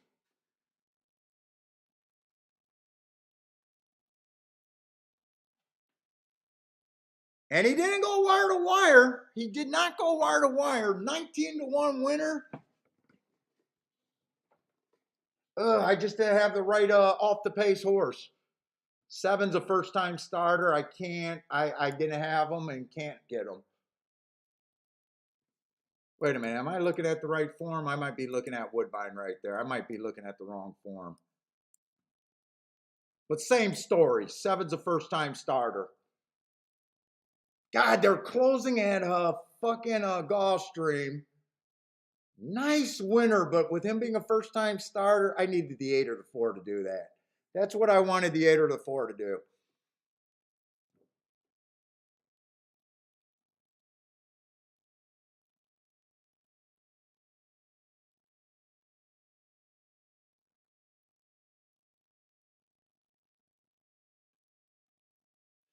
All I can celebrate is being right about my profile. That's it. That's all I can celebrate there. Back to the drawing board.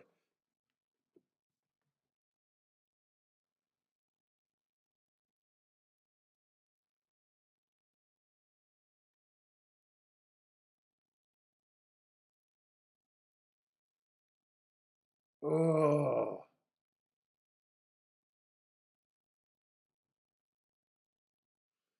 Why couldn't you tell me you were a closer? Why couldn't you tell me you're a closer? Oh, what a beautiful, beautiful price.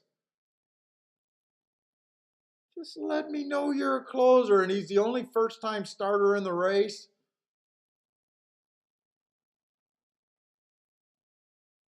Once in a while, I'll throw them in first, hoping they get a bias. But usually, the bias that I play first time starters are is when I think the track's inside and they're inside.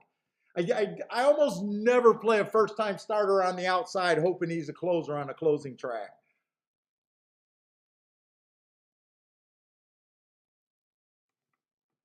In a way, he's the only other horse I could have got to.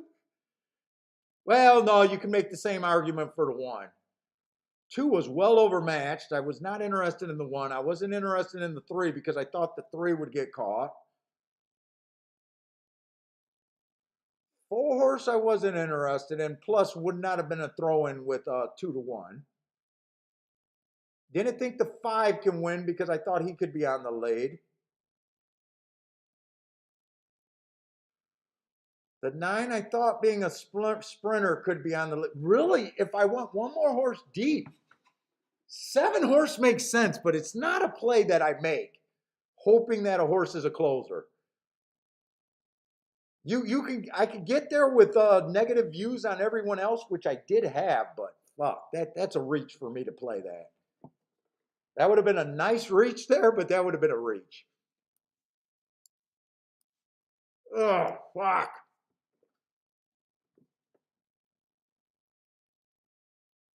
Wait a minute, I did play the 4. I did play the 4. I played the 4 and the 8. That's right, I did think the 4 can come off the pace a little bit. I played the 4 and the 8, but everything was same.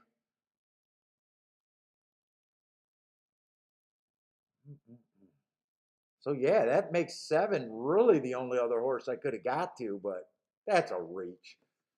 That is a reach.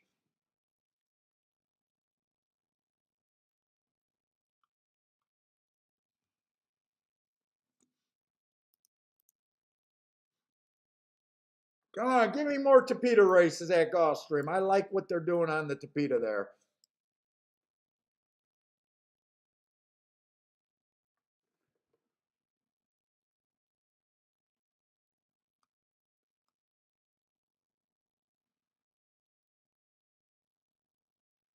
And the 5th race at Gulfstream or Woodbine went off. 3 horse won, but not really. He had an excuse first time out, but that's not really. Although it does say very slow start, but that's not really, excuse on a first time starter. I need running lines. Nice price on him.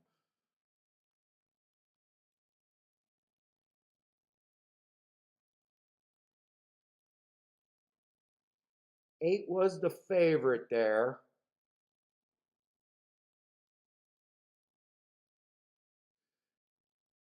With 8 being the favorite there, no one really having great marks, I probably would have been able to sit out that race. But I sat out anyways because I didn't have a time to look at it. But I'm just seeing if I could have got somewhere.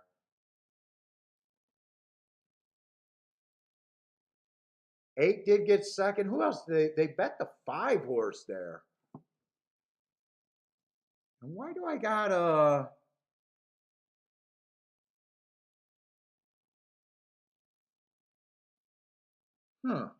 I wonder why I marked that. Oh, I think that went like that. Okay, I think that went like that. That makes sense.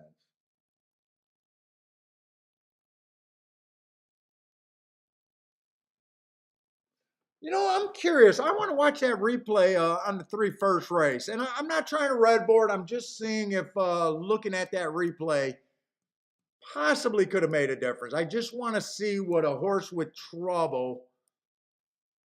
Not necessarily trying to see if I could have got there, just seeing what it looked like for my race watching database.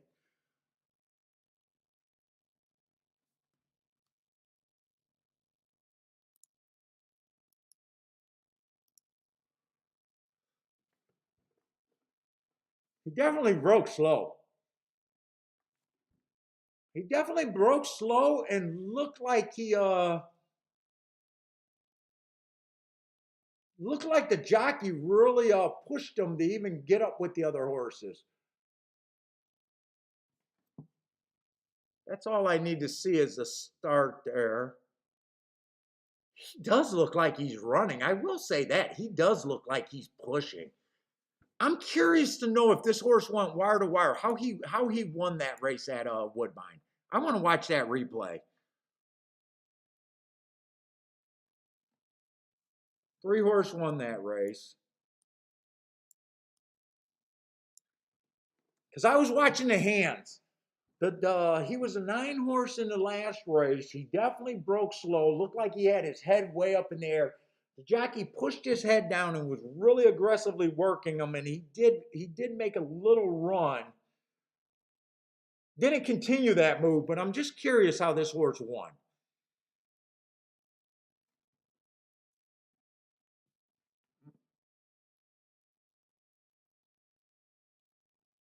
Hey, what's up, Sale? I'm sorry, man. I can't be opening up too many windows without my computer risk of crashing. So I can't give results on tracks that I'm not following.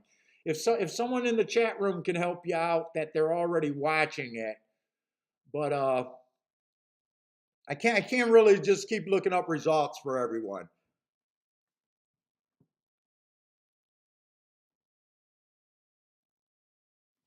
Let's see, Joshua with the boom at Woodbine. So Joshua liked that 3 over there. It says, nice hit Parsons. What did Parsons hit? Parsons said a boom almost. I don't know what that means.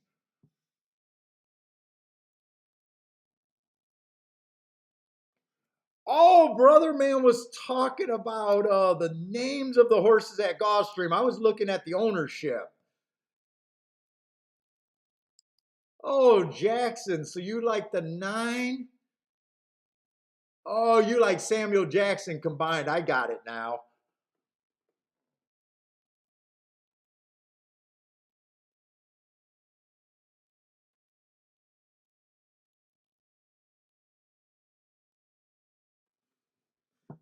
Let's see. Joshua got the results over there at Parks. 5, 4, 10. Thank you, Joshua.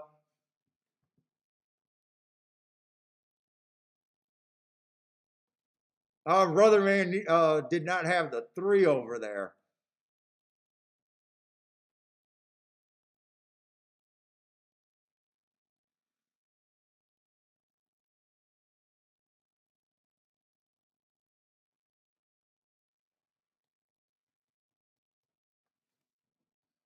I'm really curious to see how this 3 horse won.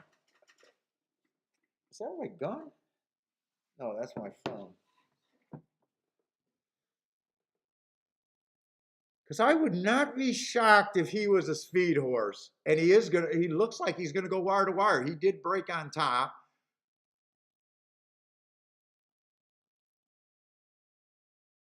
But he did rate. He broke on top. He settled back by a length or two. Okay, so the 3 did stalk there.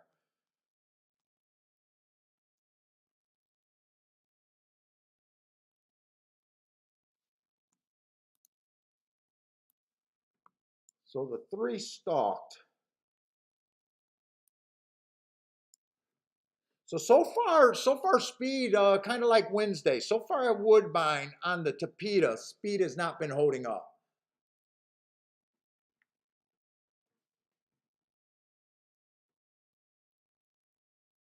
Let's see. Joshua says he's doing really good. He has an edge over there at the dirt at Belmont and Woodbine sprints. And really nice to know where your edge is at.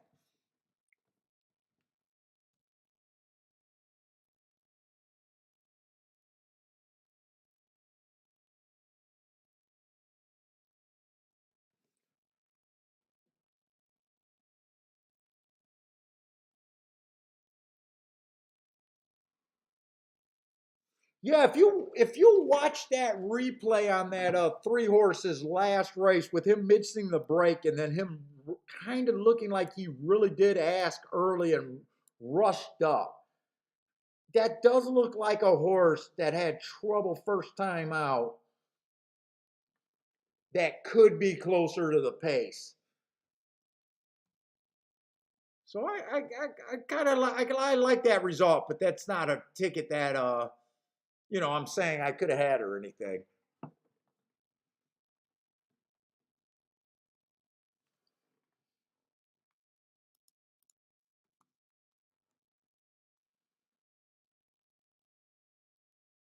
Oh, that's 7 horse. Oh my God! Just tell me you're a fucking closer.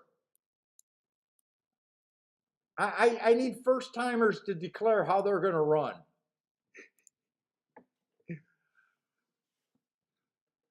Declare to me how you're gonna run. If you think you're a front speed or a closer, if you're a first timer, that would be nice. Oh, Joshua, that's what you saw in the 3 horse. You that 3 was the horse that you hit, and that's kind of what you were thinking.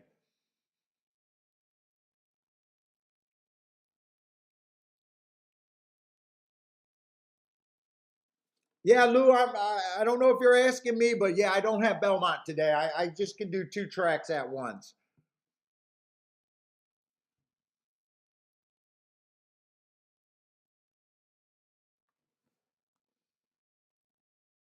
In Gulfstream, we're going to have another dirt race, and I have adjusted to the outside of the track.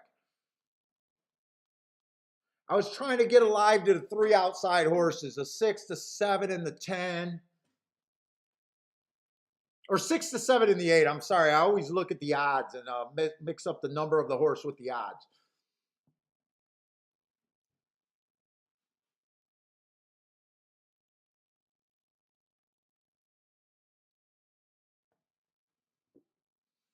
Let's see. Charles got a double over there, an exacta, and a try over there at Belmont. Good luck, Charles.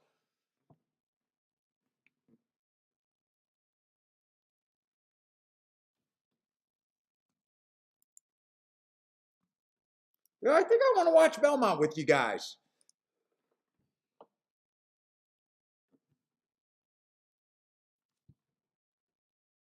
Let's see. Hawk also likes the 7 over there at Belmont.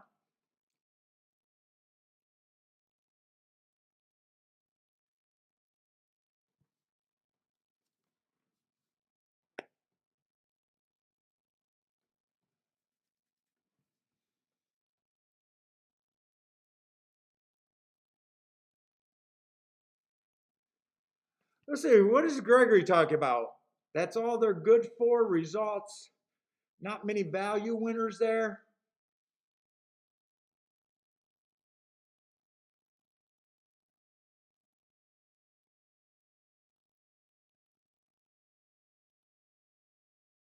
Oh, long shot Louis beating himself up a little bit for that 7 horse at 20 to 1, 19 to 1 at Gulfstream.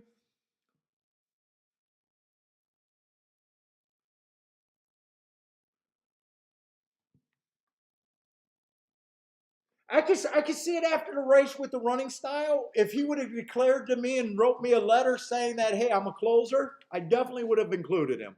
But I can't beat myself up. I'm looking for closers. I love that a closer won that race. I think that's what's favorable, but it's a reach for me to just throw a first time starter in there. So I'm not that disappointed with that race. Oh, at TV, you're talking about TVG over there. You watch them for the results in the races. I was wondering what that comment was.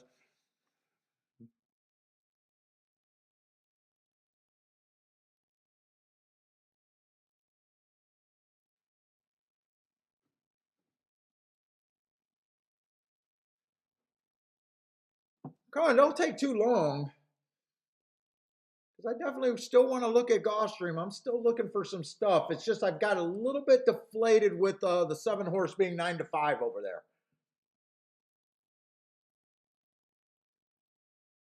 And I'm at the point where I'm just thinking outside bias over there, and I just want to be a part of the outside at Gulfstream. I think I'm hoping that the 1 and the 2 show speed. I'm hoping that they stay on the inside, which they probably will if they show speed. I'm hoping they both get chewed up.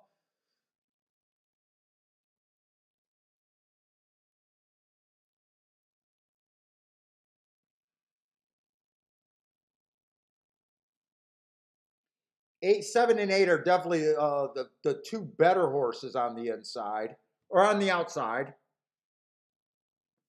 I should at least look up those Oaklawn Park races.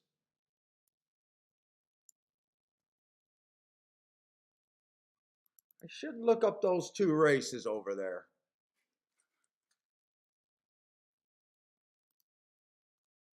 Got to give myself at least the best chance.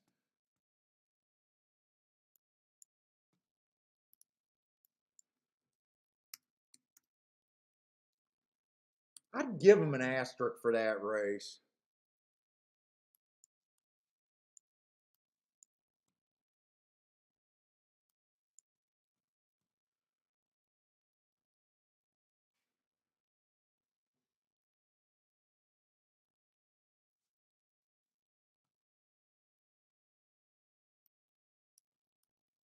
Oh, not as good as I thought those two races were. Belmont's going to be 8-6-1. 8-6-1 over there at Belmont.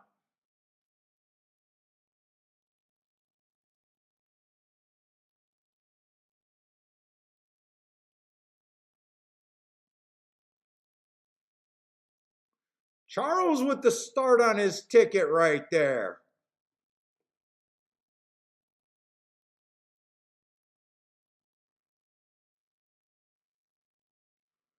I'm not sure if he hit the exact or the try. Looks like he got a nice start to his double.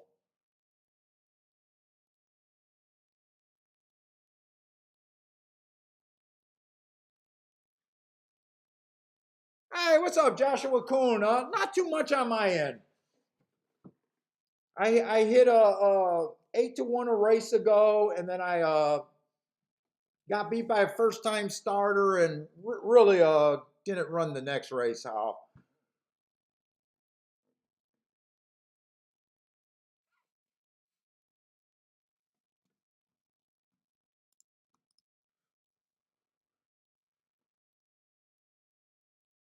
So I do think the 7 is the best horse outside, which kind of sucks, really. Let me look next race. I was trying to get alive to the 6, the 7, and the 8 total bias play to the outside. Is there any possible for a double? We do got a Tapeta next race.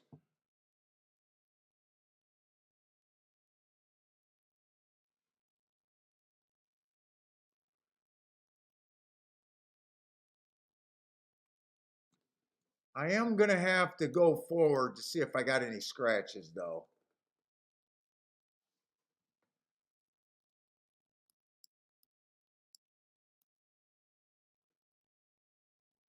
Okay, that race looks clean. No scratches in the next race.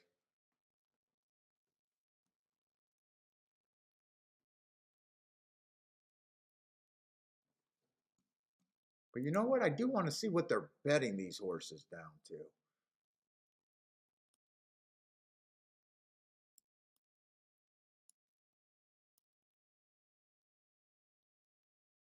Am I in the right race?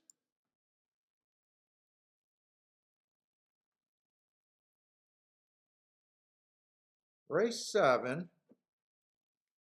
Oh, I'm in race 9. I'm 2 races advanced. Wait a minute. No scratches in the no scratches in the 8th race. I got to look at these names because I'm always in the wrong race.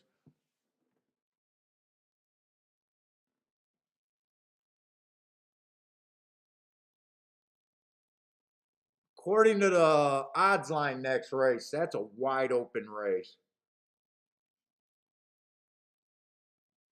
And I do like the 6 horse who's supposedly going to be the favorite.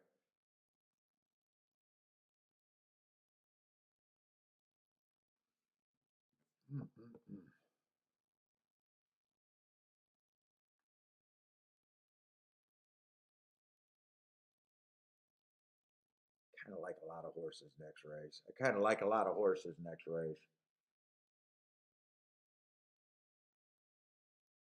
6 horses on the lead, which he has been before, but mostly he's an off the pace horse.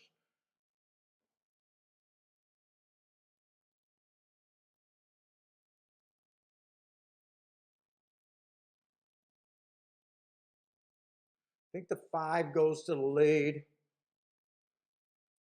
4 is supposed to be 8-1. He just broke his maiden. I like his running style. He was a fastest winner of the day on a stalking closing day, and 2 races ago he went too fast to win. He is stepping up, but he does have an 8-1 morning line.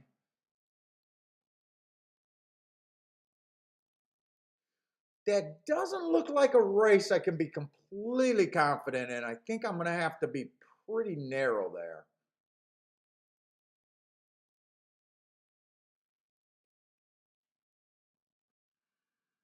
I like the 4 and the 6.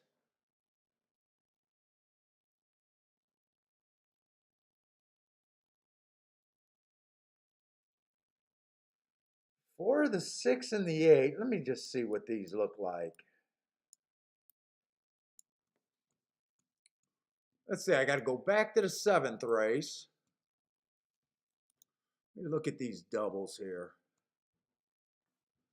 Let's see, 7's going to be the favorite, so I'll just look at the doubles. Let's see, 7-4 is 57-1. I do like that. 7-6 is 13-1. I don't like that. 7-8 is okay, 38-1. 6 of those horses are monsters. 8 of those horses are monsters. Except for 8-6. 8-6 is paying 26-1. But 8-4, 45-1. 8-8 is 65-1. I think I'm going to do that double here.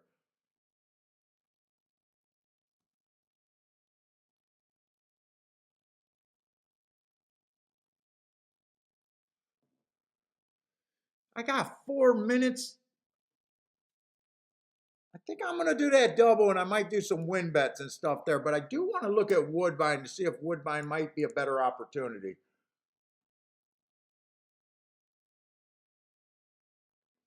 So far, no one went wire to wire on the Torpedo over there. I do like the 3, but he's going to go to the lead. There's lots of first-time starters, so a lot of danger in there. 7 fits on a stalking trip.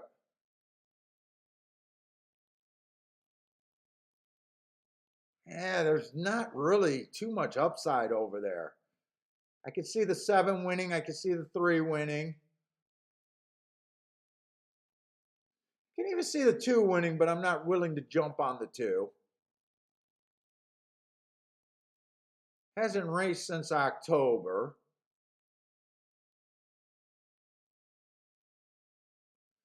I do like the 8 if the track's backing up, but he's still sometimes a little farther than I would like. But I do like the 8. He ran against the inside bias last race. If the 8 could be close enough, that's kind of the best thing I could get to as a 5-1 horse there at Woodbine. There's about 4 first-time starters, so I won't be able to bitch. So there is a lot of danger. Do I want to take 5-1 with so much danger in a race? I'll think about that one. Definitely got to get back to Gulfstream. So I do think Gulfstream is a better race overall.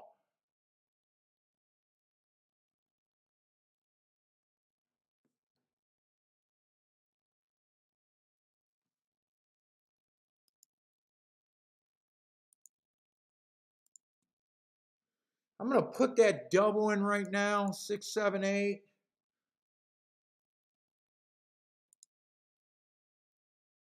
To the 4, 6, 8.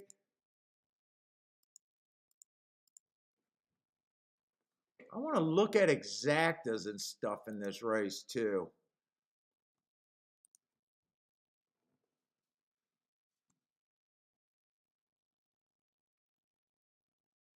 7 to the 6 is definitely paying.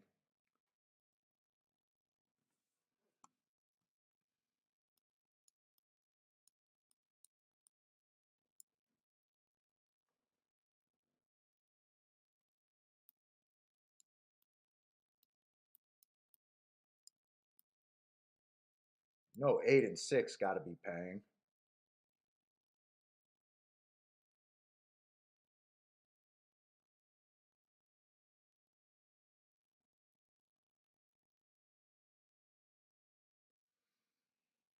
Six, I'm definitely reaching for.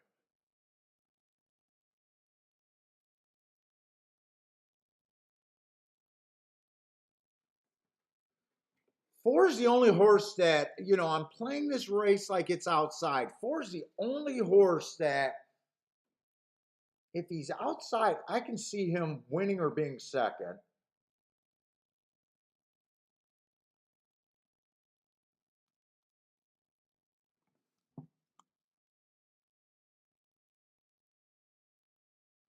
Seven four is 18. 7 5 is 17. Do I like the five?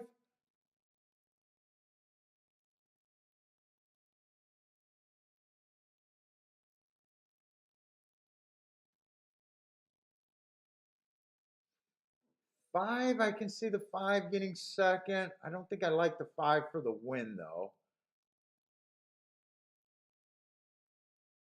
Six, I'm definitely reaching for.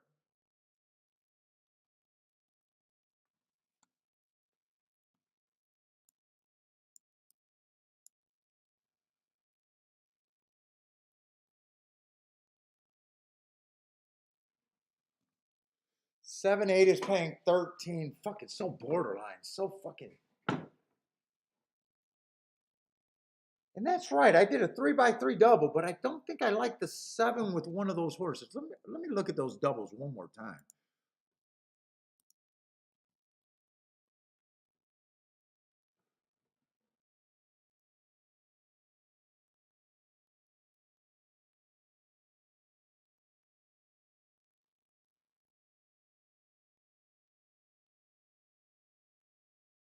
Seven to the six, I don't like that double. I don't want that double. That double is paying 8 to 1. I don't want that double. I had to cancel that ticket. I put that double in.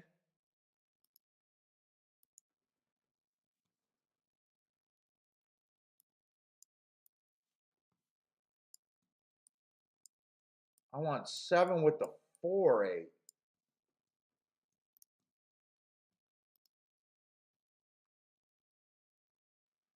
Seven with the 4 is paying 53 to 1. Seven with the 8 is paying 30 to 1. Okay, let me put those doubles in right this time.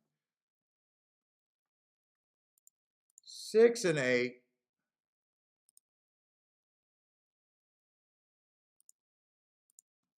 To the 4, 6, and 8.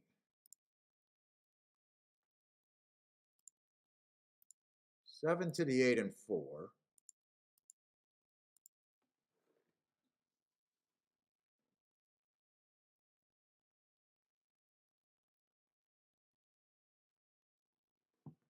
Let me keep watching those exactas. I don't think I can do a 7 8 exacta. 7 6, I'm probably going to do that bet.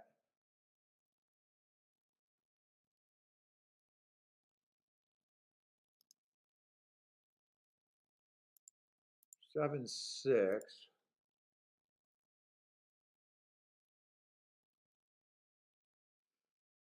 I got to keep this cost down. I don't want to go. I was thinking about using the 4 and the 5 in the exactas, but if the 7 wins, that's not going to be a good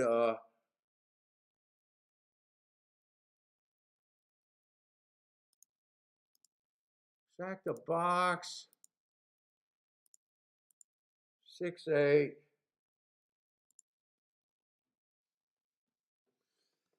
See, I was going to put an 8 to win at 6 to 1. I'm not sure if I want to do it at 4 to 1. Definitely want that 6 8 exacta box though.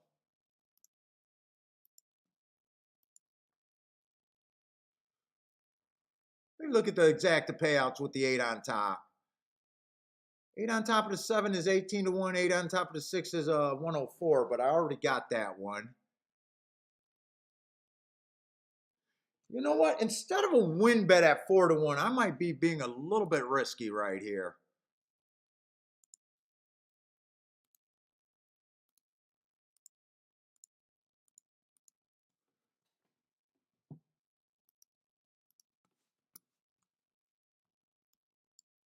I did this one way. Instead of the win bet, I'm not doing the win bet.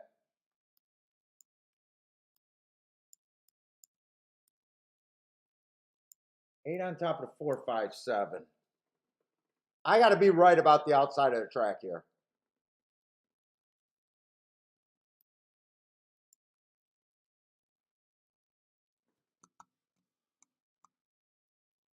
They're off, but I definitely got to switch over to Woodbine because there was one horse that I thought I could play. The 8 horse there, he's still 5 to 1.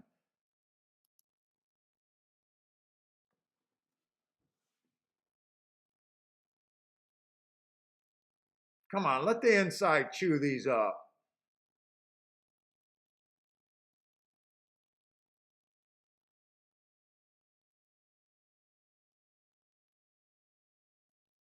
Man, that jockey on the 2 looks ugly in the saddle to me.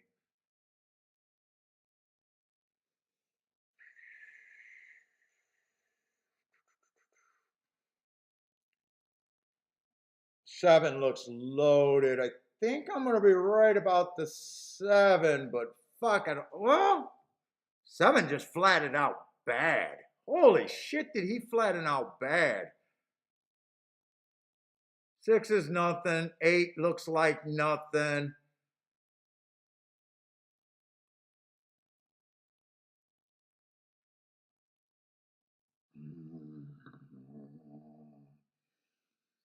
Is 3 going to go wire to wire on the inside? 3 is going to go wire to wire on the inside.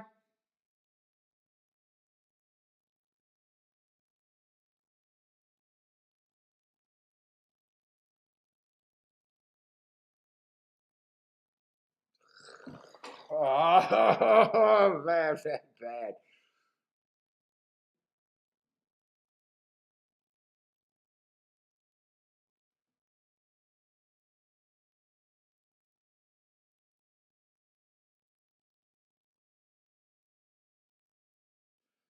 I played against my top choice on paper. I played against them because I thought I had a bias there. I still think I got a bias there. But there was no live bodies on the outside.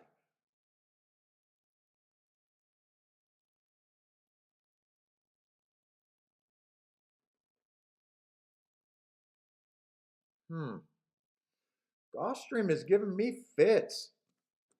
Gulfstream is definitely giving me fits.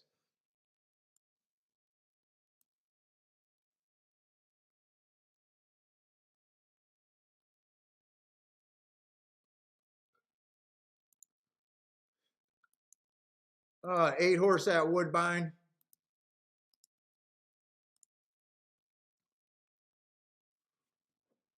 What was I thinking at Woodbine?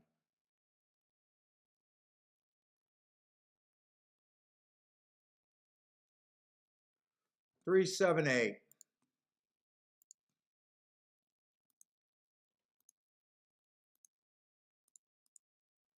That might be a rage bet right there.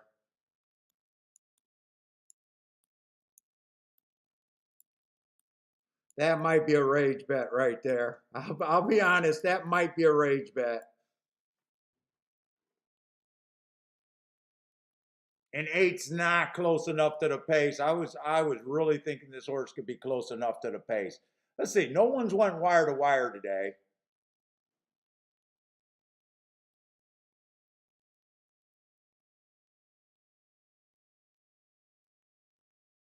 Oh, rage bets. I don't think the rage bet. Well, come on, 3 and 7. Come on, 8's actually trying to come. I just think the 8's too far back right now. 8's making an eye-catching move. This just feels too far back. Come on, 8. Can we keep coming?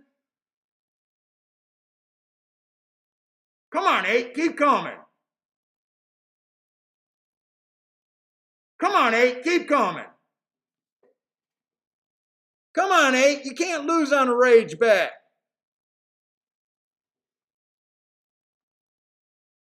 Yeah, that's not the best part of the exacta. It would have been so much better if the 8 horse would have won, but I'll hit that exacta.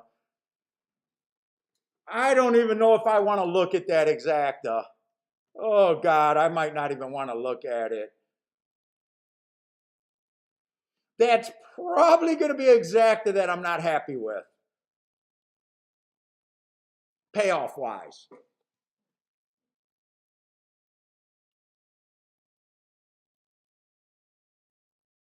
8 was too far back. He was making an eye-catching run, but definitely too far back. I think this is going to look ugly. Oh. Don't do a rage bet, guys. Don't do a rage bet. I'm gonna break even on the exacta. Right now, I need the exacta to pay $6 in breakage.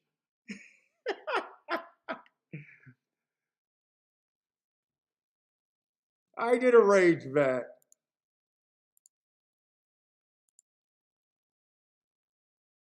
I can't even say I'll take it. Because for every dollar that I bet, it cost me $6 to get $6 back. I really need breakage. Oh, that's ugly. That is ugly. That is so ugly.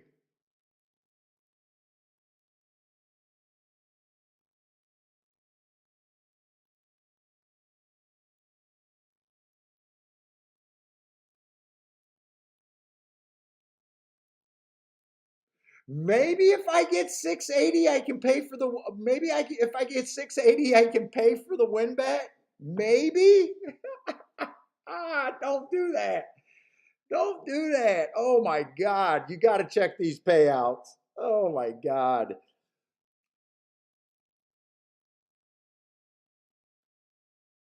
Oh my God. I'm not going to be happy with my betting today. I can tell you that right now.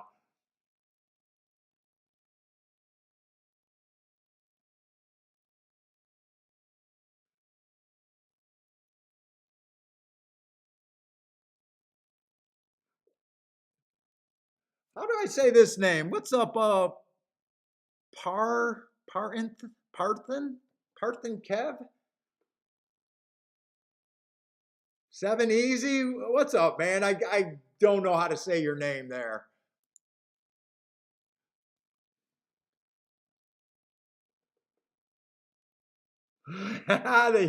Was Marco on the 4 horse brother man?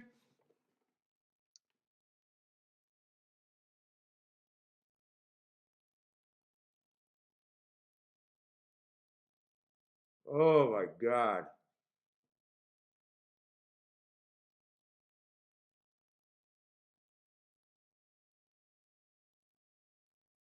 And even if the 8 won, it probably wouldn't have been. What was the 8 going to pay on top of the 7?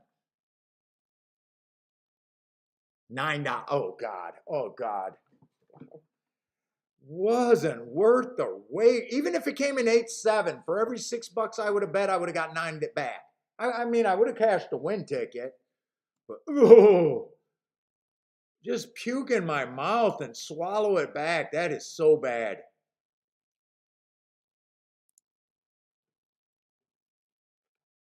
Yeah, I hit a winning ticket.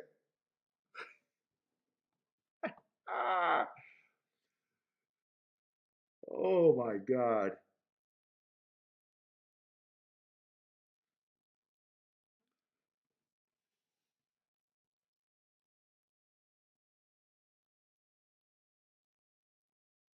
I did get breakage. Wait a minute, I did get breakage. What does that pay for a dollar? 13.20? That's ugly. 660? 660 for every $6 that I bet. 660. If I'm right about math, 660.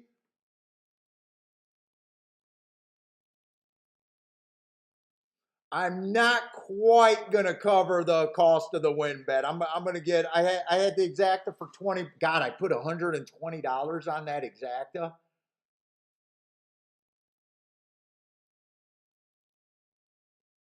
So I'm gonna hit that race and I'm gonna lose $2 and I hit the exacta. Oh my god, oh my god, he's so bad. Why do I watch this guy? He's so bad.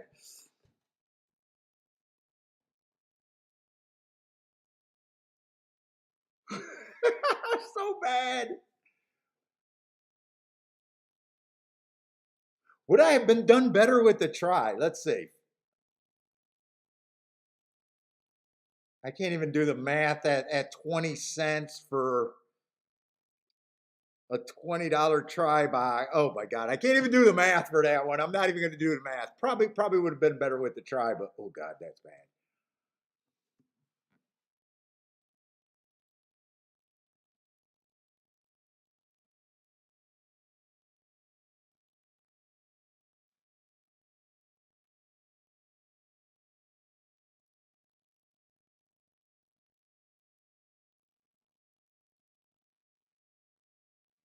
I put 140 in that race and I think I get 138 back. Okay. I guess it's a push. I guess I could celebrate that. That's bad. Bad, bad, bad.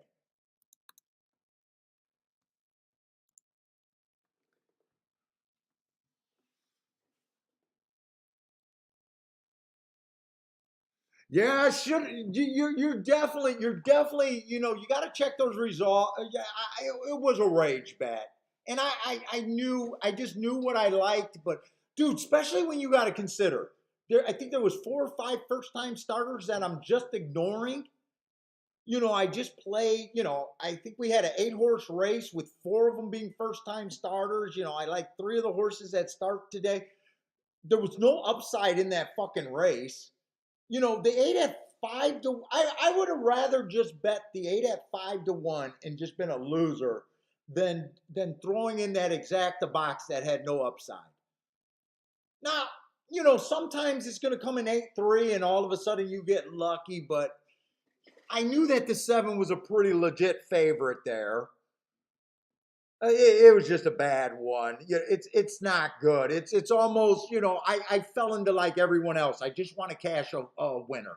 It's such a bad bet. The only thing about this show is I will say that that's a terrible fucking bet.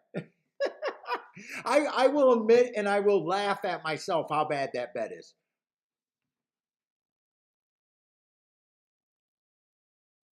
I won't say boom and I won't say that's huge. I won't. I did look when I make a bad bet, I'm gonna say I made a bad bet. And overall, I had one nice call today, and the rest of them were on the. I think I'm gonna look at my bets today and just been like, what the fuck were you doing?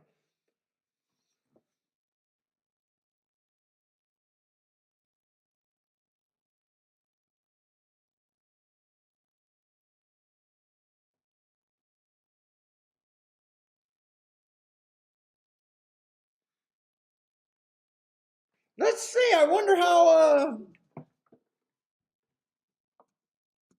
the Eagle. I wonder if he's still here and he hit his 6th race. Who did he? I don't remember who he said he liked in the 6th race. What was the result for the 6th race?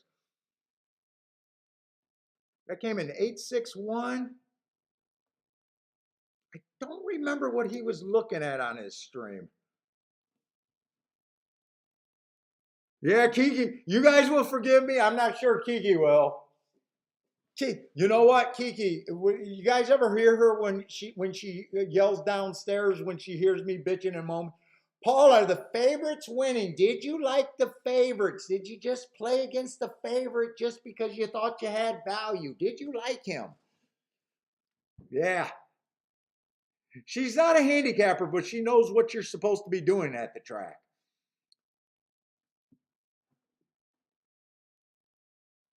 Get back to basics. Did you make your betting line? Oh yeah.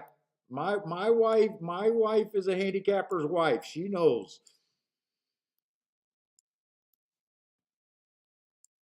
Are you just playing for action?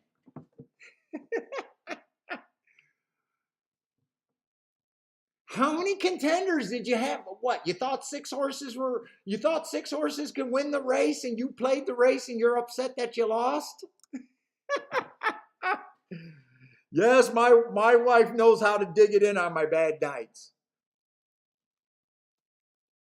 She also knows when to lay off.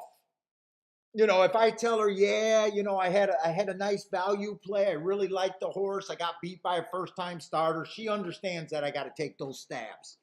She understands about that.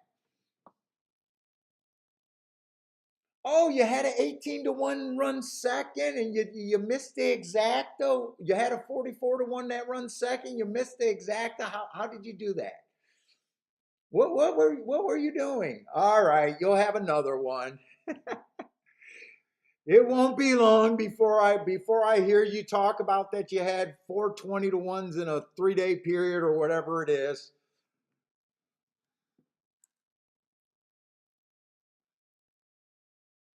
Well, she knows how to bust the balls. She knows how to bust those balls and set me straight.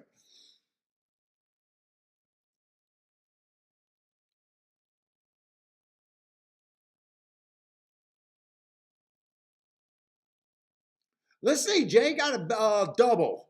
He's going pretty wide this leg, but next leg he got a single. Good luck over there, Jay.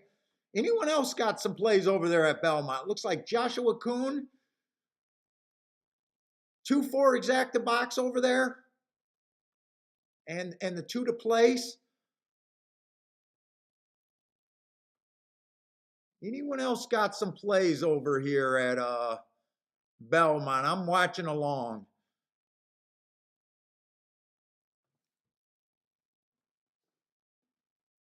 Let's see. Omar likes the 7. Oh no, race 7. He likes the 2 horse to win in place.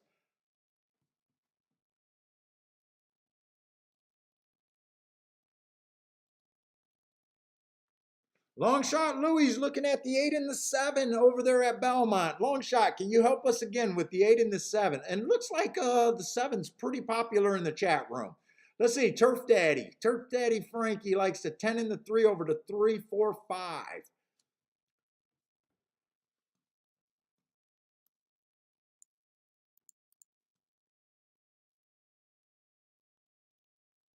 Ten in the 3. Wait a minute, am I in the right race? Oh yeah, there's a 10 in the race. Oh, I was looking at the 6 race results. Okay, I got to get to the right of. I was behind a race watching the stream. Gotcha.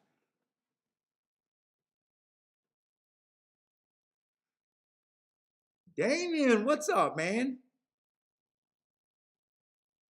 Let's see. Denny is on the 1, 3, 5, 6, 10. What are you doing with all those horses, Denny?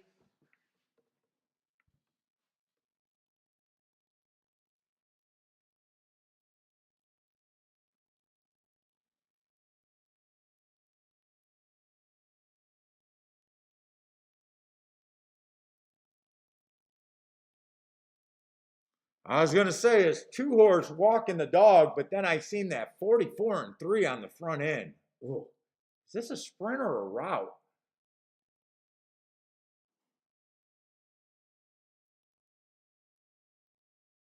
I'm guessing it's a sprint. I didn't see where they started at the gate, so I'm not sure. But that looks like sprint fractions there.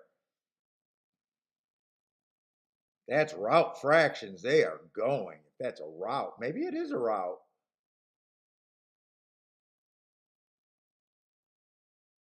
You know what? This looks like a route. Man, did they God, did those horses go insane on the front end. 1-4, 1-4-5. Dude, I thought that was a sprint race when I seen the 44. I guess that was a mile or something. Holy shit, was that insane. You guys know at Belmont, speed has not been holding at Belmont on the turf routes, which makes it even more insane. 4 actually to me ran the best race in that race. He dueled with the 2 on that 44 and he put the 2 away only to get closed on the 1, and he still fought to hold the 5 out closing fast. I think the 4 impressed. I'm impressed most on the 4's race there.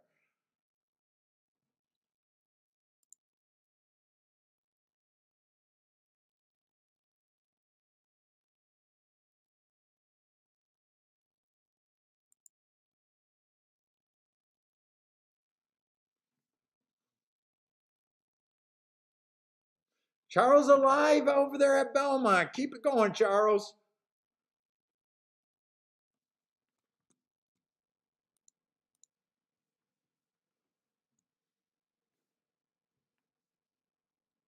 Let's see. So far, still, Woodbine, no one went wire to wire. That's still in my head. That's right. That 7 horse came off the pace.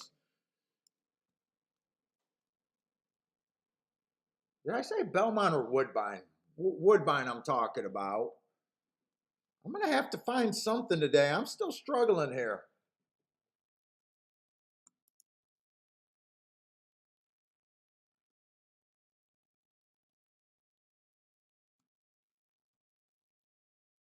Let's see, Denny, did you have that in all your contenders? I'm just not sure what you bet there. I think you had about 5 horses there. He had the 1. I don't know if that's a leg on one of his legs. Doesn't look like the exacta would have been good. He did have the 1 horse, so I guess you're probably celebrating getting through a leg there, right? I think you gave out a couple pick 4s and pick 5s recently, so I'm guessing you got through a leg.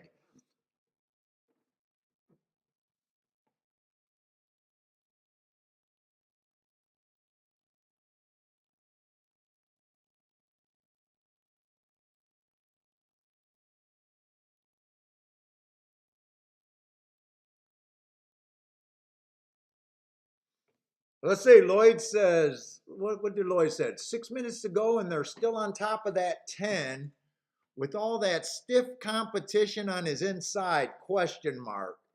So I'm guessing Lloyd thought that 10 horse was not a good bet over there with that comment. That's my guess on what Lloyd was thinking there.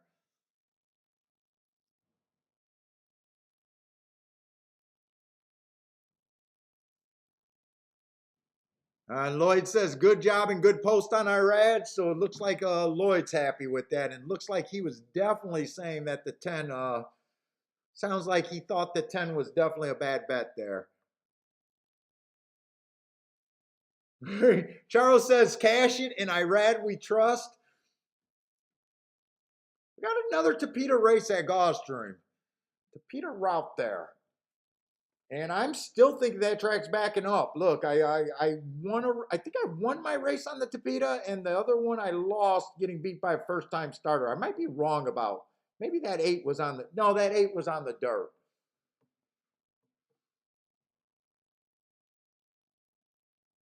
No scratches here. I was trying to get alive to the 4-6-8, and I did think that this was going to be a super tough freaking race. Let's see. Since I am admittedly not playing well today, I think it's time for me to go back to odds line right here.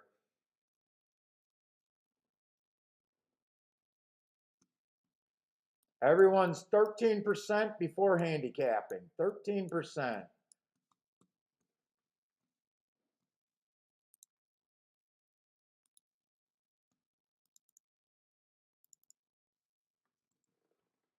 So about 7-1 is fair value before handicapping. If you're just a blind better, look at 7-1 and higher.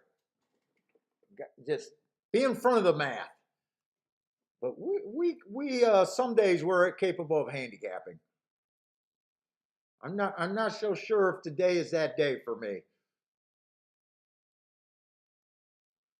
I thought a lot of horses could rate here and make sense. One horse has the right running style. but I really don't like his class. 2 horse right running style kind of feels a little cheap for me. I'm hoping that the 3 horse goes to the lead. That first race was a nice race. Inside stalking closing, earned a heart, went too fast to win, made a nice fast middle move into that. Comes back, wins his next time out, close to the pace. It all depends on what's that first call. He's stepping up, but there's quite a few horses stepping up after just breaking his maiden, but he did it at one of the higher levels, 35,000. You got the one doing it at 12. You got the 2 horse doing it at 16. You got the 4 horse doing it at 16. 3 might have a little bit more upside just with the higher class, but then again, his odds are reflecting that 7-2. 4 was one of the horses that I was trying to get alive to. I really like that race 2 races ago, and then he comes back and wins right after those hearts.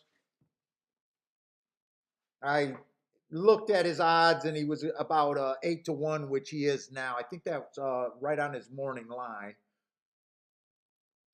5 goes to the lead. I hope 5 gets chewed up on the lead. So far, we've seen that 3 horse get a fairly easy lead, 25 and change, and still got ran down by that first-time starter.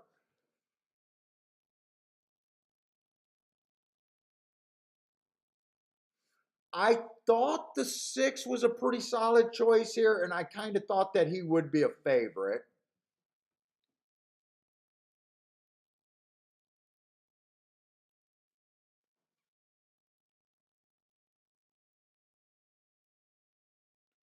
Seven, I just didn't care for that much. Might be going to lead. A little tough to call here. Was he trying to rake these days, or was he going to the lead? I'm hoping the pace is fast. And then 8 was the other horse that I was trying to get to. So I got another race, kind of like all day today, where I like a group of horses. And I like the reason that I like them, but I do like the chalk. And you guys know what I'm going to say. As a bettor, you're most powerful when you don't like the chalk and you can throw the chalk out completely and not use the chalk. I got 2 of the 3 that are nice prices.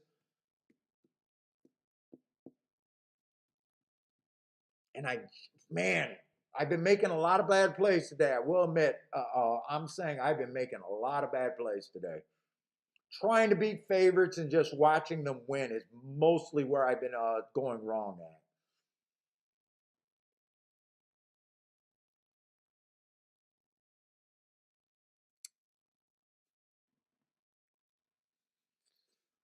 But it's hard to resist these 10-1s and 10-1s when there's a bit you like on them. It's such a bad spot to be at a bettor. Because when the 6 just beats you, you're like, fuck, I could have just sat out that race. And there's still a fair chance that they beat the 6. It's just a tough spot to be in.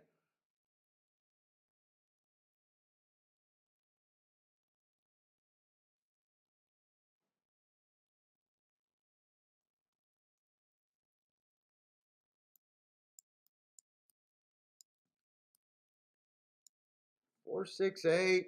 Let me just see if there's any upside on this exact. I feel like I've been making the same mistakes over and over today.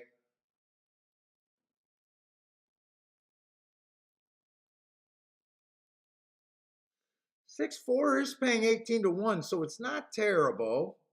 6-8 is paying 17-1. Ah, shit.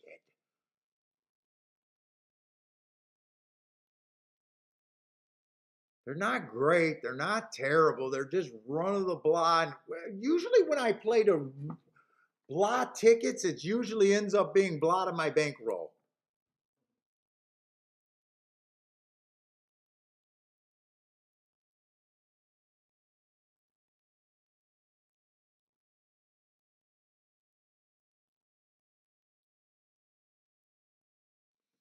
It's usually blot of your bankroll when you're just trying to beat shit. I got a torpedo route next race. And another dirt race to in. Oh no! What the fuck? There's 11 races at Gulfstream. Holy crap! I still got plenty of races. Yesterday I didn't have anything until the last 3 races at Gulfstream, and ended up with a really nice day.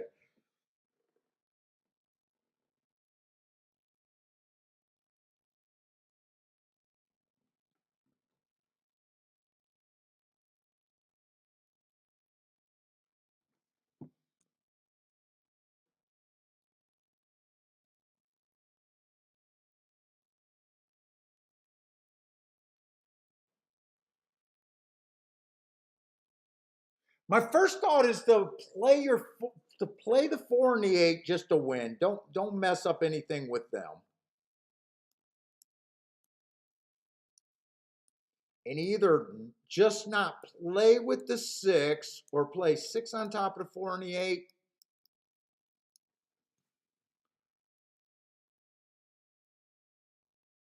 They're actually going down. Those 2 are actually going down.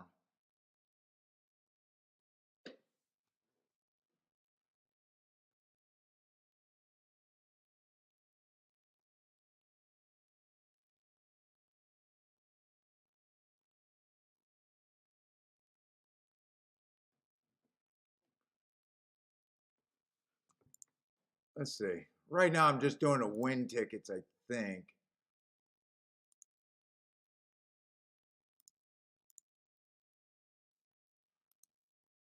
But don't play the exact. I could play the win tickets for more and not even bust my budget of what I want to do in this race.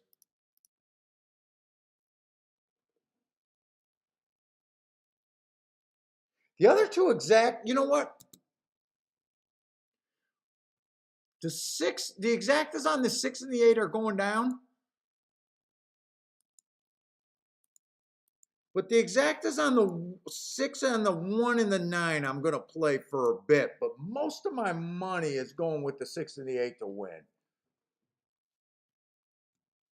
So I didn't do 6 with the 4 or 8. I did it with the 1 and the 9. I didn't mind those 2 payouts.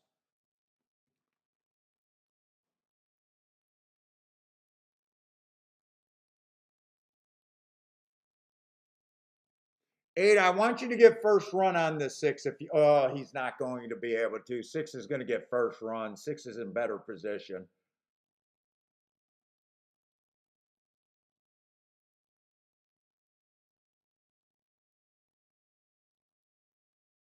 And they went slow again. Wow, they slowed it down pretty good here. 25 on the front end.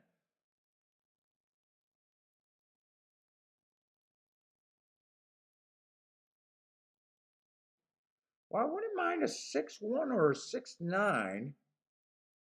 Let's see. Denny likes the 2-3-8. Steve B likes the 2 and the 4. Hawk Rivers likes the 4. 4 on top of the 2-3-8.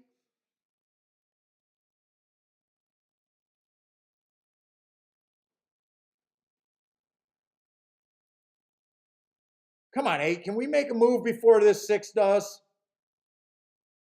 8's making his move first. Come on. Come on, they're going to back up because this is Gulfstream on the torpedo.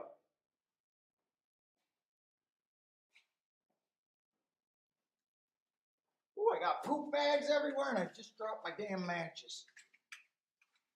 Come on, 8. Come on, 8. Get there, get there, get there. Give me that wire. Give me that wire. This 3's coming. Give me that wire. Give me that wire. Give me that wire. Give me that wire. Let's go. Let's go. Let's go.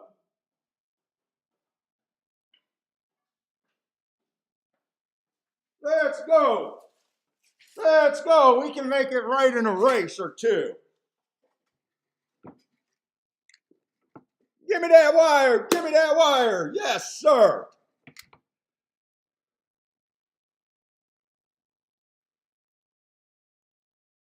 Did it come in 6-5 or 6-3?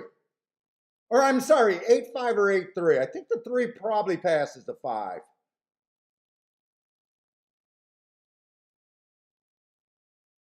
And I'm so glad I didn't do exacta boxes and everything.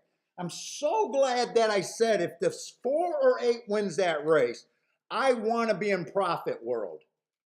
I'm so glad I did that because I would have messed this horse up on the exacta.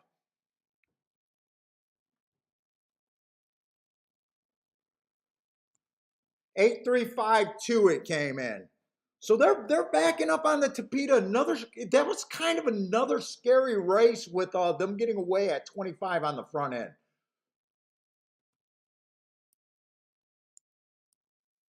Whoa, that's finally a bet that I'm happy and proud of. That's a bet that's probably my best bet today, even though I hit another 8-1 or something like that. That other 8-1 I kind of diluted. This one I made them pay. I made them pay me on this one.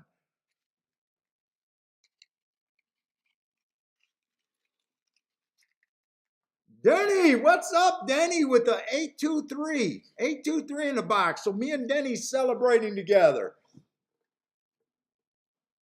Congrats, congrats. Omar looks like since he just put up 8-3, I'm hoping that Omar was all over that exacta too.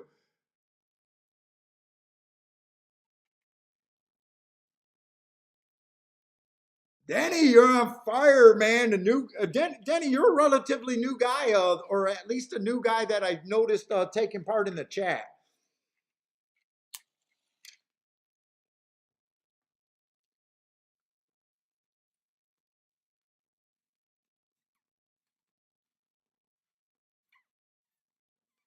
Yeah, nice. Glad you're celebrating with me. You did better with the exacta. Yeah, I think I noticed you within the last week or so. And I appreciate you keep coming back and hanging out with us, man, and taking part in the chat.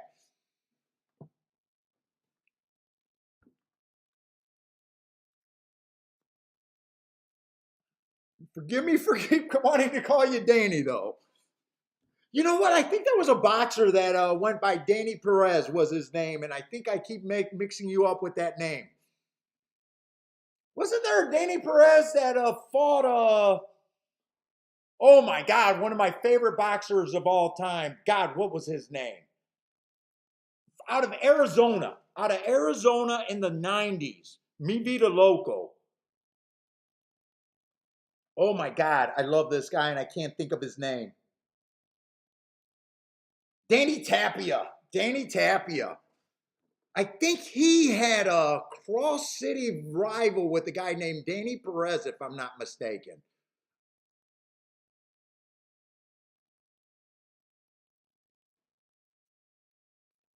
Yes, Tapia, Damien, that's my boy. Oh my God, me be the loco. I love that dude. Like a lot of the greats, man. He had his demons, but I love that dude. There's not many boxers where I say that. You know, I enjoy it, I respect it. I don't get that wrapped up in what other guy. Oh shit! What did I just did? I just went to the website of Love Chat. How did I do that? Oh my God! I meant to get rid of him, and I went to his fucking website.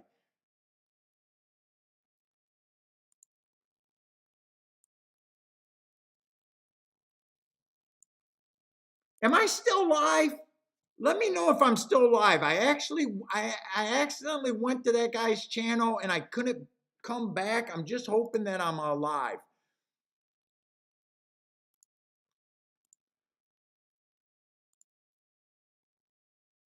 Oh, am I thinking of Danny Romero? That's right. Danny Romero and Danny Tapia had that legendary kind of a legendary cross city rival back in the 90s. That's who it was.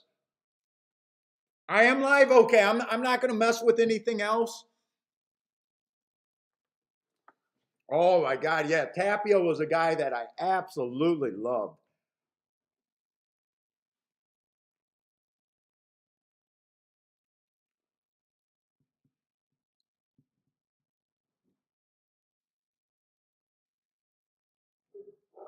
Just a fucking talent. Just a fucking talent. Hard fucking life. Just a hard life, man.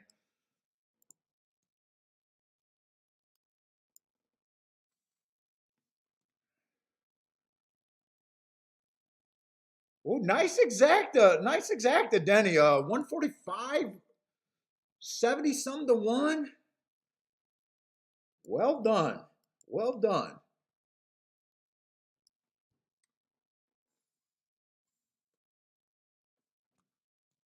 And you know what? I'm okay with kind of missing Woodbine. I really did have to slow down, and I did that rage bet.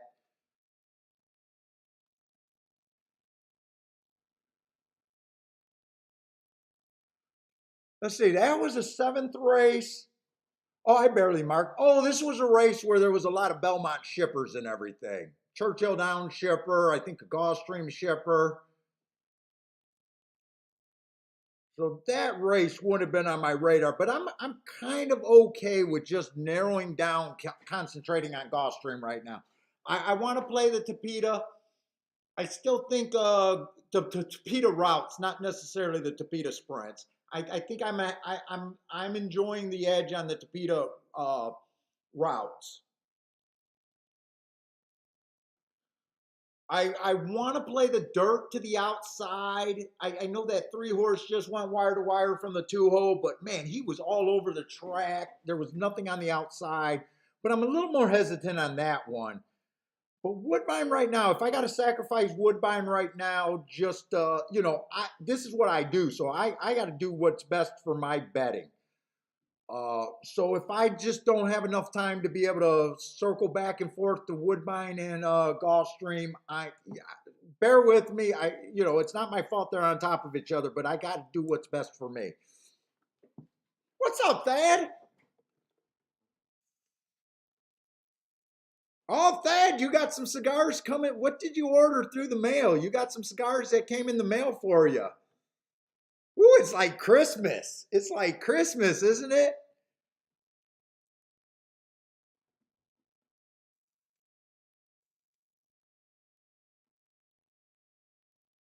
Oh yeah, dude, there was a HBO documentary. I swear to God, like I said, I don't get that emotional about other men. Dude, I cried during. I think it was an HBO documentary, and I think you could see it through. It was either the HBO documentary or some documentary on YouTube. Dude, I cried. I cried.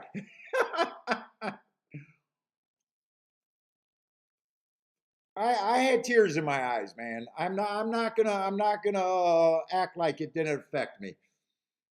Oh, Thad, you got some. Oh, another Drew Estate fan. Sweet Jane with the Deadwoods, huh? I don't know if I ever smoked. I know I smoked the fat bottom Betty. I don't know if that's in the same line. I did a Undercrown, the blue and gold wrapper on last or Wednesday show. Enjoy, man. You gonna fire one up now, or you gotta? Are you one of the guys that likes to age them in your humidor also?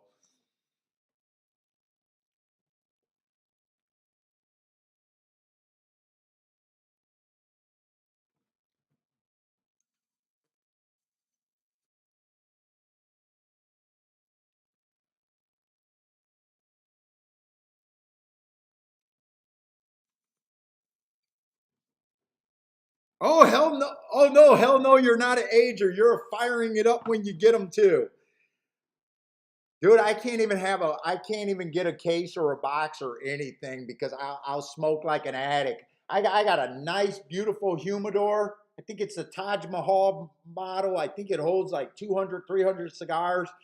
Dude, it's just empty all the time. It's empty all the time. I just can't keep cigars in the house.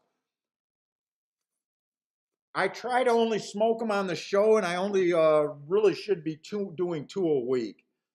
I'm probably doing 3 a week.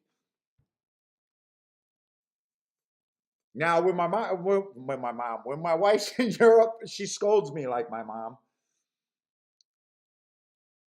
But when she's in Europe, I'll probably be smoking my brains out during her vacation. Yeah, no, I don't even order online. I've looked at them online, but I've never ordered them because I just have no self control.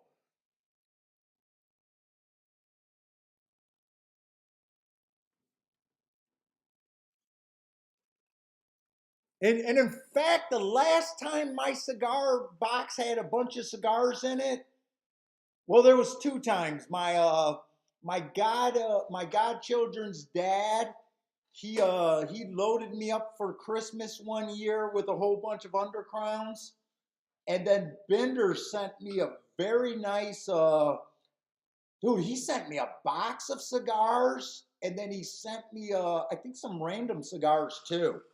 But Bender, after a really nice hit, sent me a very nice package of cigars. Those are the last 2 times in recent years that my cigar box have had stuff in it.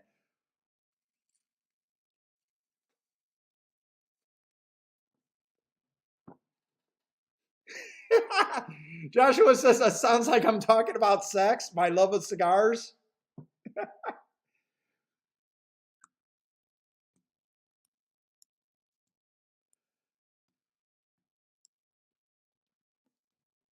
That's why I smoke mine down to the nub because I know I know I'm only supposed to be smoking 2 a week at the most.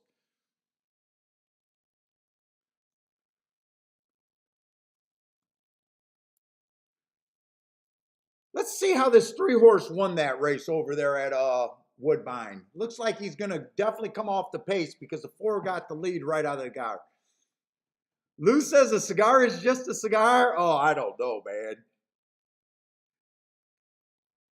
I love me some cigars, man.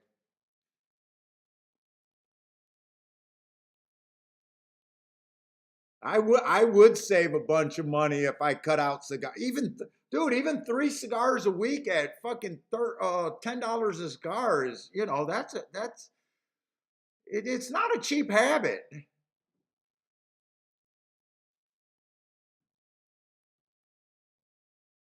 Oh, your buddy. Oh, Joshua. Look, Joshua's dating models in the industry. He got a cigar buddy that's rich with a cigar room. Who the hell is Joshua over there rubbing elbows with?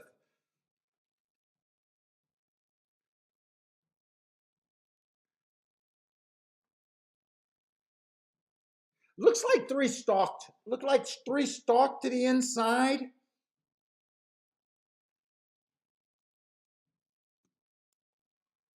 Now, I started off the day saying that the inside was really good on the turf sprints, but after you've seen those 2 7 horses win from the outside, I said, oh, maybe not today. So I'm glad, I want to play where I think I got the strongest profile or bias for that day. So,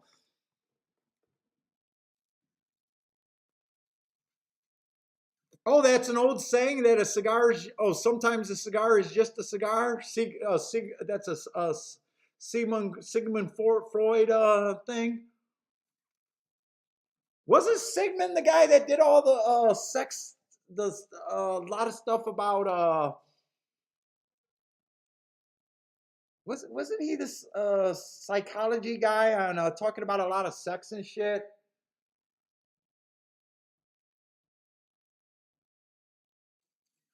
Joshua says he's not just a pretty face over there. Well, I know he's a hell of a handicapper. He's been sending me proof of his tickets. I know Joshua was at the very least. I don't know how pretty his face is, but I know he's a hell of a handicapper. Yeah, he's the father of psychotherapy. I knew he had something to do with psychology or something like that. And I think he was one of the ones with all the mama issues and all that stuff.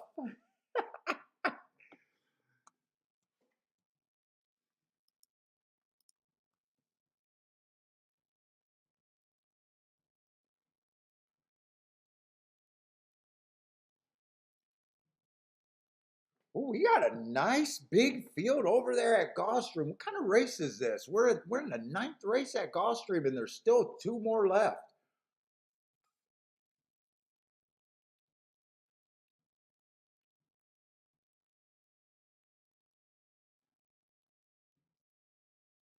Lloyd says his dad was a cigar smoker. A fourth grade school buddy told me I smelled like cigars, and I never forgot it. You know what? I had a uncle. I had an uncle that was a big cigar smoker, and I remember all of us, all his nieces and nephews, used to call him Uncle Stinky because he always smelled like cigars.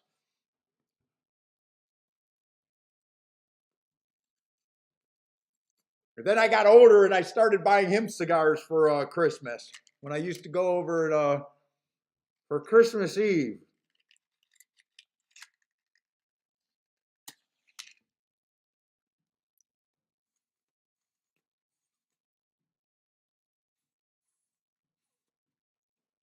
You know, I said horse racing didn't run in my family other than my grandfather, but that's right. My Uncle Stinky was a bad horse player. But he quit playing before I was even old enough to do it. My grandfather was a horse player, but he had a stroke before I was born. So by the time I was born, he was not playing horses. He was in a wheelchair and wasn't able to talk.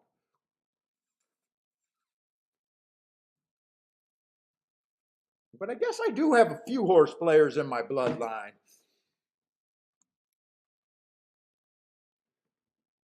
My uncle Smokey, he was a horse player too.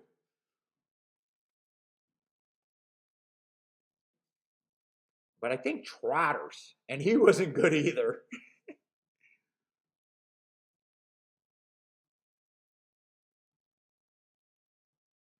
Let's see. Let's start digging into this race. Oh, this is another Tapeta race.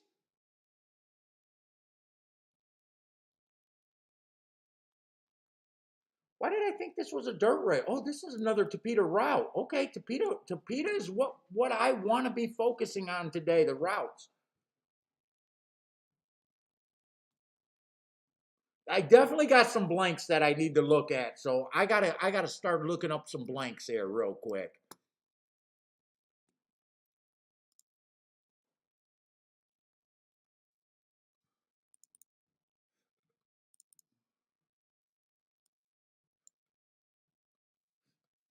Let's see. I think the blanks are shippers. So Tampa Bay. Come on, where you at? Where you at? Open, open, open.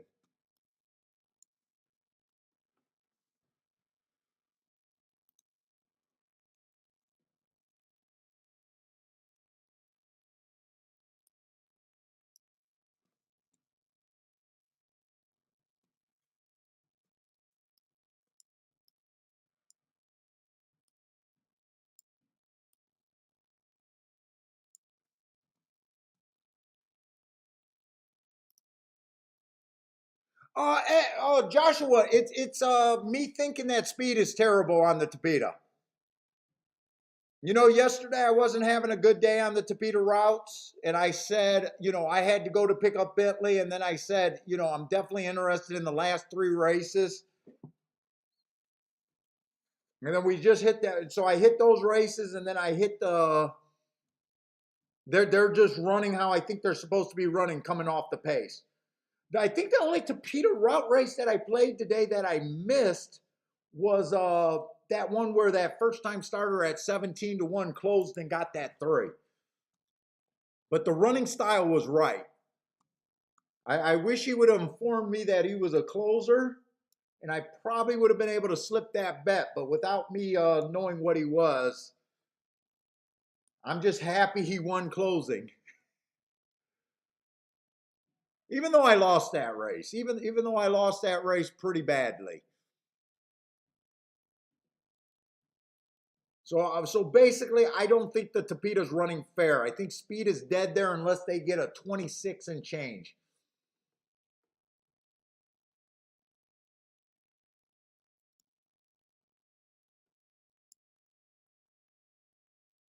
Well, you watch the show to know enough to know. Once I see something like that, that's kind of all I need.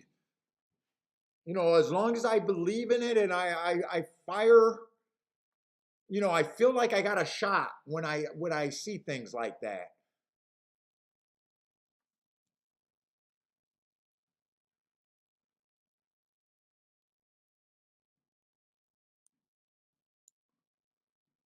And right now on the dirt, I'm a little back and forth thinking that the outside of the track is good, but you know me, I'm so tied into that inside. Even though I believe it and I did hit a nice, I hit a nice winner off of that.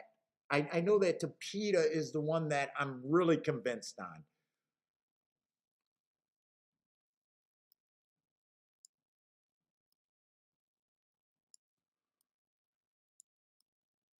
So you know my philosophy. Play where you think you got the edge. Play the races where you think you got the edge, and let the money worry about itself at the end of the day. Game's too hard for me. I suck on an even track. I do not want to play on an even track. I laugh when I hear handicappers saying that all they want is a fair track. It's like when I go to the casino, do those guys going to the casino, they count cards and they only play when the count is even? They don't want edges in gambling. It doesn't make sense. If you're a roulette player, you probably have wet dreams about the roulette wheel being stuck on a number. That's kind of how I approach horse racing. I want to believe that there's a bias.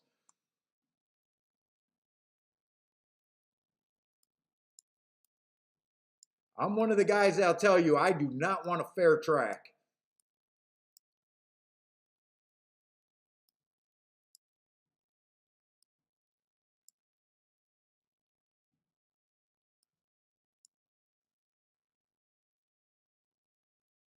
Ooh, a lot of Tampa horses, shippers in this race. My God. Hopefully, this is the last one I got to look up and then I can look at the race.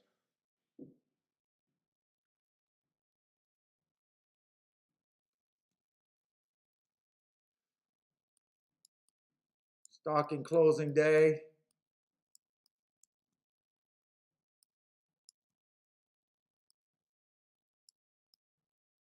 Whoa, whoa, whoa. That's a nice race right there. Another stalking closing day.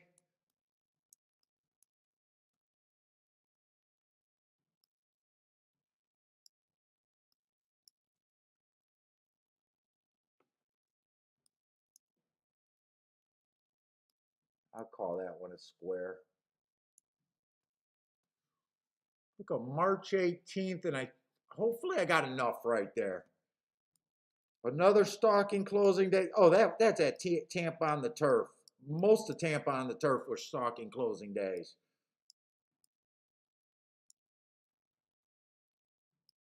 So he's been running nice, but he has been getting biases in his direction. But this race, I'm still giving credit as a nice race because he still went too fast to win, even though he had the right running style.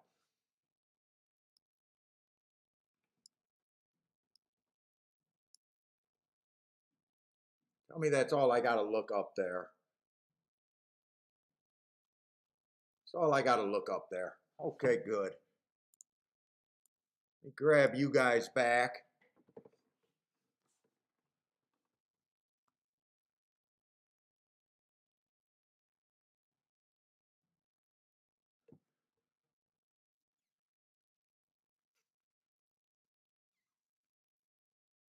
Oh, Mama just advertised a cigar luncheon while we were having the cigar talk. I wonder if they're going to let them smoke them in the building.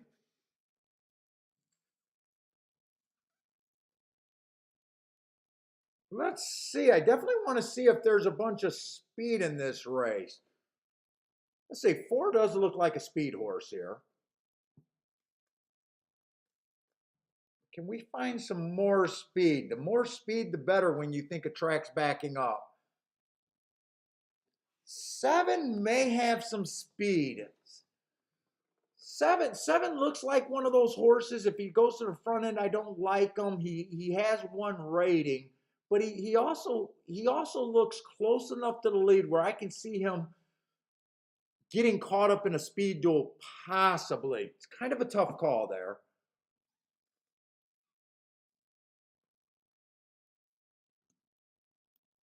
And this 8 horse, God, he close from the clouds here. Oh, that was a sprint, though. That was a sprint. You know, he's a sprinter stretching out. I'm kind of hoping he goes to the lead, too. It would be nice to see a lot of speed here.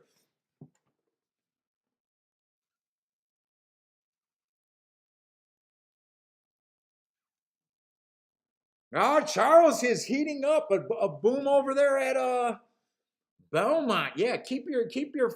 Charles been on fire forever. Oh, one might have speed. Okay, let's just handicap this race. I do feel like there could be enough possible speed here. One's one of those horses that can rate or go to lead. When I see hearts on a horse that's been close stalking, a lot of times, you know, the next race they try to exercise that speed. He is a chalk at 7-2. Not a, you know, 7-2 is not really a bad price for a lot of people. But 7-2 for me is not really a price that I'm shopping for. I'm going to look at him and hope that he goes to the lead. But he got some really nice races. 3 races back, stalking day, went too fast to win. Look, that could also be an indication that he's going to get first run and be really hard to beat. It's, you know, I use math and I use, you know, the odds and I use which way you want to look at it. If he stalks, he's dangerous. And he just went up in price. He's still the chalk. 2 has the running style that I'm looking for.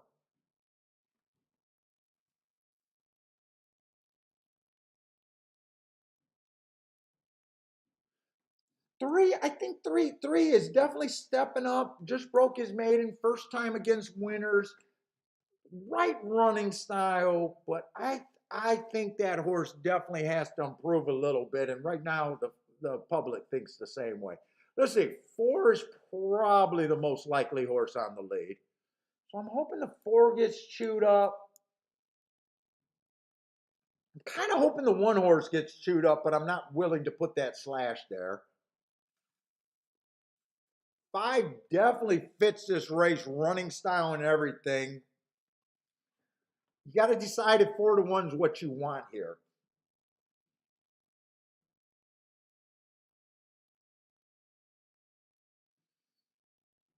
6 has a pretty good running style for this race.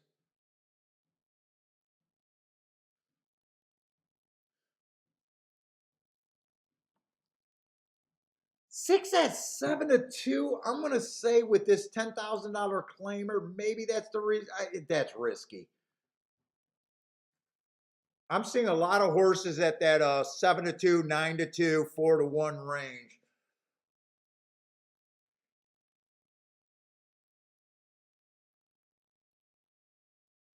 Seven looks like the one where if he rates, he can be a very big factor. He's a nice price. 8, I think, is going to lead. They're loading in the gate. I think I'm going to have to sit out this race.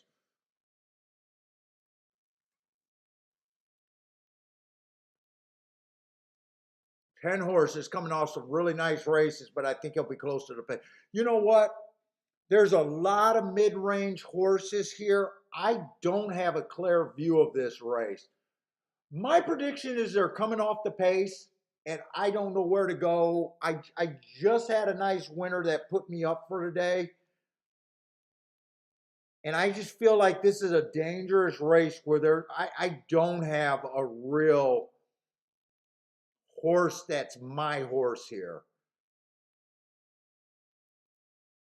I think the public got this race bet right, where there's not really a favorite, where there's a whole bunch of directions to go. I think the public, actually, the betting board says what this is. There's a whole bunch of interesting fringe kind of looking horses, a whole bunch of horses that you can make a case for to win, and unless you got a really tight opinion, they say these races are good betting races, but a lot of times they're not. I usually find that the better betting races is when there's a favorite, a defined favorite, one or two defined favorites, and you can see where the big pay bumps are. Now, these races are good if you can connect on things, but a lot of times these races are not the best races of the day, even though they look like a good betting race when the favorite's like 4-1.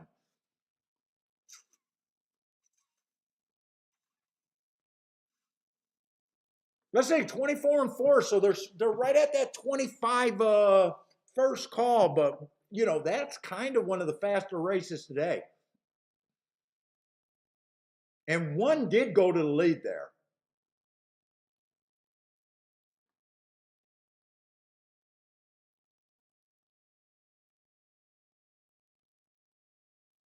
Two looks really interested. Two looks really interested in that horse on the outside that's passing that 8. I don't know who that is, but he looks super interested. I think this race is set up for the 2 and the 10. I think they're going to come off the pace. I don't think the 5 and the 1 is going to be able to hold unless the 2 or the 10 can't find room through. And 4 was interested. Let's see, is this 5 going to be able to gut it out? 5's gutting it out. Boy, if you would have let me bet this race, I would have bet the 2 and the 10.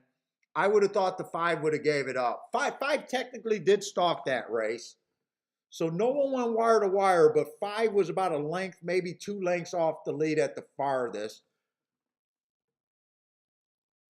1 went to the lead, so I think 1 hurt his chances there. And 5 was that horse that I pointed out, that heart. He makes sense to me, but everyone was about 4-1 and 5-1 there.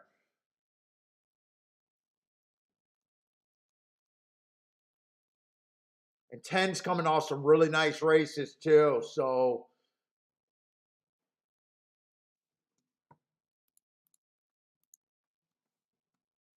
could you have just bet the hard horses? Let's see. The hard horses would have got you the 10, the 7, the 5. Oh no, there's more. The 4 and the 1. There was about 5 hard horses in that race.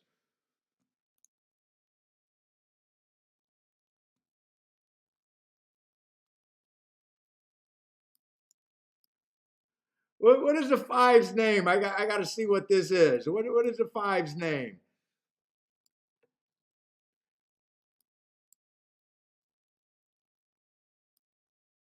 Oh, that's for the Venezuela boys who overrepresents in the chat room. Yeah, the Venezuela. They're kicking Canadians' ass watching the shakeup.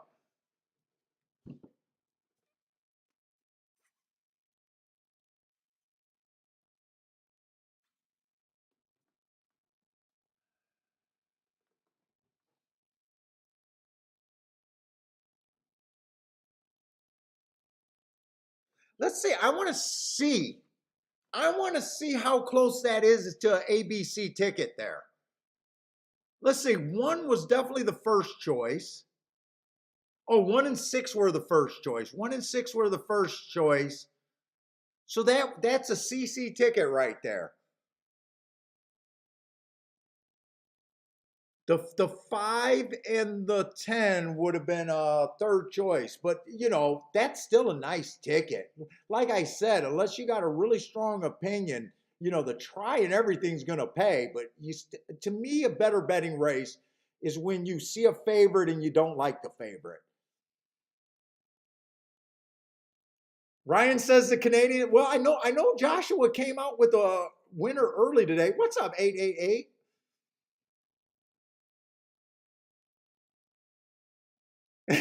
Joshua says everyone loves Canada. Everyone loves the Canadians.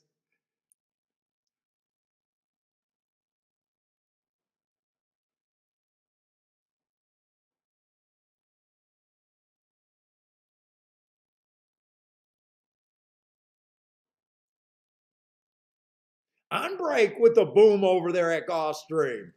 Jay with the boom. $2 pick. Oh, nice, Jay. A $2 pick three. Let's see. You got an 8-1, a 5-1. I don't know who won the first leg, but that cannot suck. Oh my God, was that 7 horse the one that started your pick three? Let that be the 7 horse. Come on. I got to look at the results. Let that be the 7 at 19-1. Come on, help Jay out. I hope that 7 was in his pick three. He's already got a real pick three with an 8-1 and a 5-1, but let's give him that 19-1 over there. Was that 3 races ago? Come on. I'm rooting for Jay. Oh,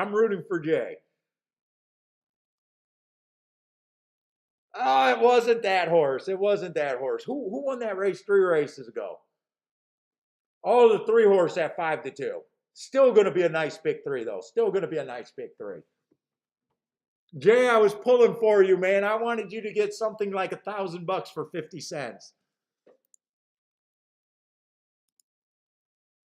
Come on, we pull for our chat room here.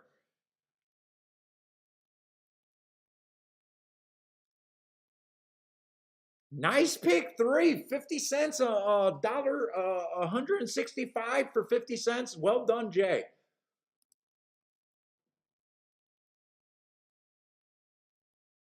Denny has 2 more races for the pick five. Come on, take it home, Denny. Take it home, Denny. And Woodbine's off again, but I already said that it is what it is on Wood. Actually, they're all 6-5 over 6-1. Let's just see if the marks were any good.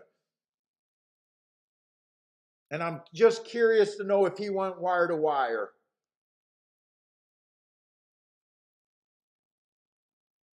Oh, a 7 would have jumped off the page, but I would have been worried about the 7 being on the lead. 7 did get second. 6 does not jump off the page, but he's the right running style, being a stalker. I'm just curious how they ran there. 4 also looked pretty good there. I think that result makes pretty good sense. I'm not sure I would have liked the 6 at 6-5 though, myself. What did the 7? Well, 7 had a 5-2 morning line, so 7 was probably bet. Yeah, 7 was bet down to 5-2. Oh wait, that's this race. What was 7 bet down to last race?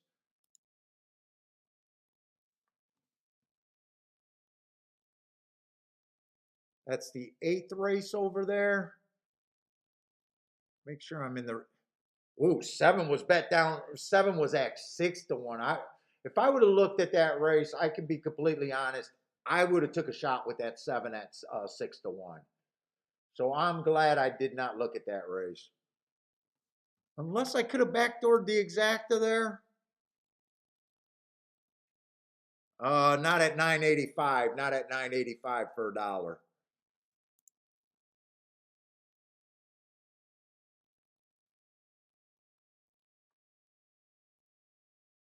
Yeah, there has been a nice run of prices lately at Gulfstream. Definitely a 19-1, a 5-2, a 10-1, and a 5-1. Hey, we're not complaining about the prices. And I didn't complain all day today. I was pretty honest with what I thought my betting was and a little crackish. Luckily, I was able to right the ship myself. but definitely had to walk away from trying to look at both tracks. I definitely had to walk away.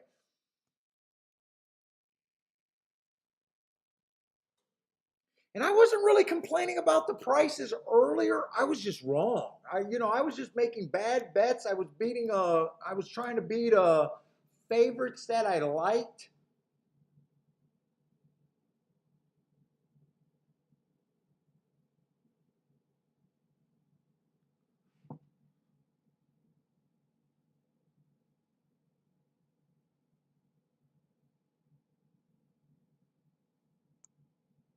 Case says 7-2 is a long shot for Scotty.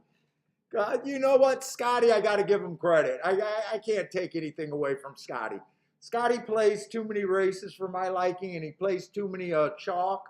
But you know what? I can't argue with what he done in tournament. I've seen him have $20,000 winning days on his stream. I've seen him have very big days. I know he hit that $1 million pick six. I can't bag on Scotty.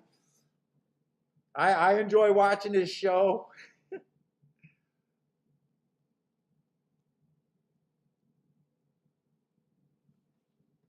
I think I seen him hit a $48,000 pick six on a big ticket, pick five or pick six. I mean, Scotty spreads it out and he has real tickets. I love Scotty action, but I don't know if I want to be there for the accounting. I'm not sure about the accounting.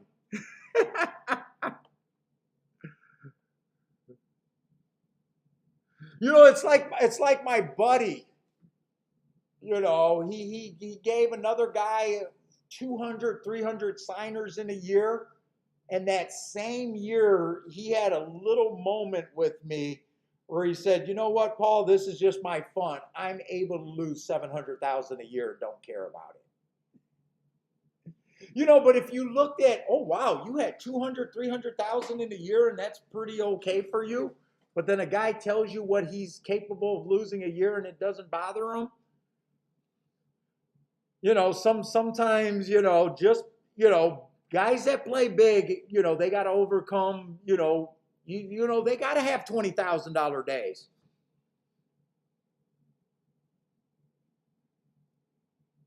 It doesn't mean, it doesn't mean that, you know,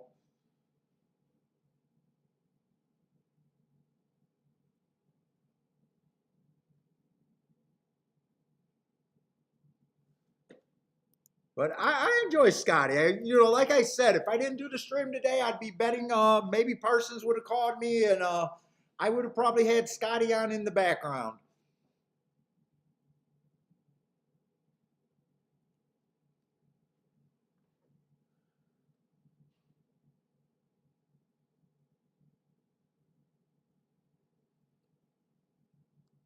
That's why I always say, guys, worry about yourself and what you're doing more than what other guys are doing. That's all. That's all we can go by. No matter what other handicappers cash, it doesn't affect what you're able to do.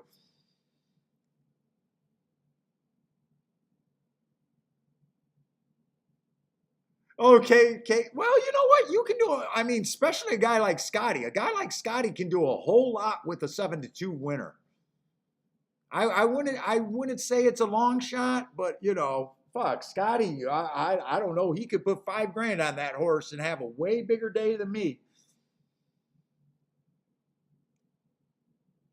I wouldn't dig in and saying that was a long shot though.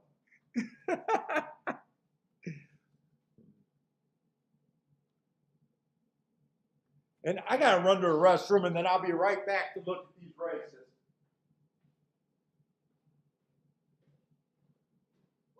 Oh my God, my boy looks so beautiful. Look at him.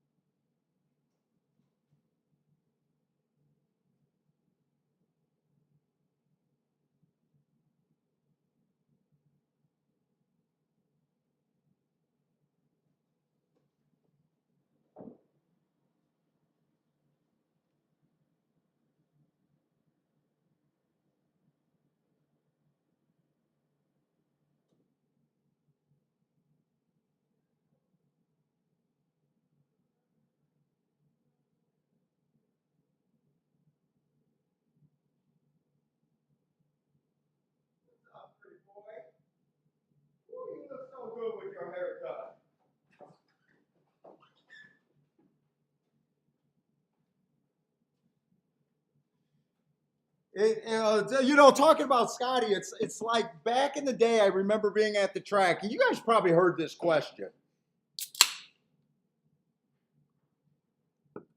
And I think they were arguing. I think this question was about rebates and stuff, and just talking about who's a bigger better. A guy that can, a guy that obviously has money, who can afford to do what they're doing, who puts, eye-popping handle through the machine, and he's willing to do it in front of everybody. Or a guy that makes $300 a week take home, and he goes and bets 250 of it at the track. Who's the guy that's really risking more? The rebates and everything says that the big player is way more valuable, and I do get that. But who's the guy that's risking more?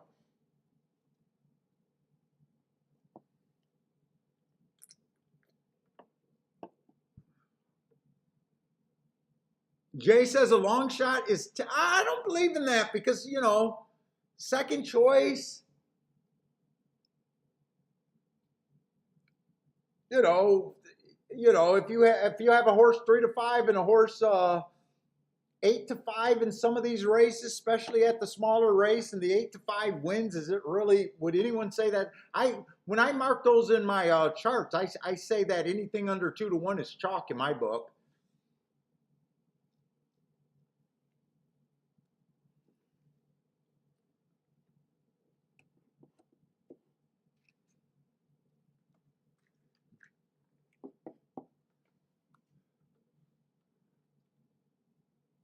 Well, let's see. Let's not worry about other people's pockets. Let's watch Denny's pocket when he takes down this pick 5 at Gulfstream. Let's worry about Denny's pockets right now.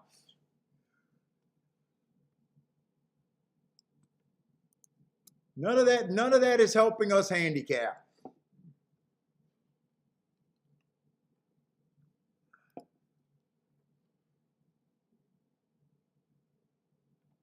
Oh, we're in the 10th race. Wait a minute. What am I doing?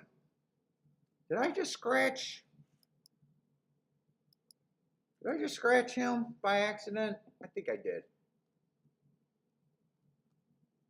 10th race, the 7 is scratched.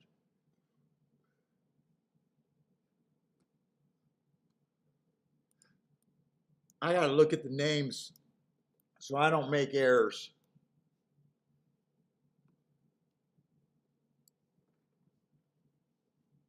I think this is a dirt race right here, right? And I'm pretty sure there's one more race after this at Gulfstream. And another Tapeta route. Ooh, give me one more Tapeta. All right, so we do have one of those minor stakes here. We do have a minor stakes. So I don't think we've seen a dirt race. Maybe 3 races ago, that 3 went wire to wire. Dude, he was all over the track. He was getting wide. I played against him because he started in the 2-hole, even though I thought he was the best horse on paper. Sometimes you worry about the track changing. Right now, I'm still convinced that it's a bit outside. But let's see what we're trying to get to, and let's just look at this race first before I really start thinking about inside-outside kind of nonsense. So the 1's definitely a speed horse here. Let's see, we got 7 furlongs in one of these stakes. Let's see, in August, that is going far back. That was a really nice win right there. Early pressing day, match strides with the fastest winner, which he was. 1 tick slower than the fastest winner of the day.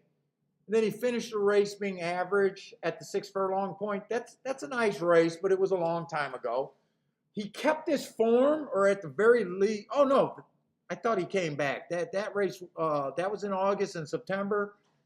He won on a day that I thought the inside of the track was good. So he won going against the bias, but he is on the inside on a day that I'm not convinced the inside is where you want to be. He's definitely a talented horse that did nothing wrong. You don't need me to tell you that.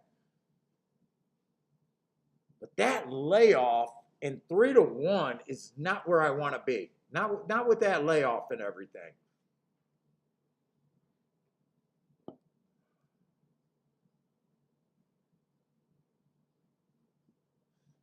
Let's see, the 2-horse ran in the Florida Derby 3 races back. And the Florida Derby, I thought it was a stalking closing day.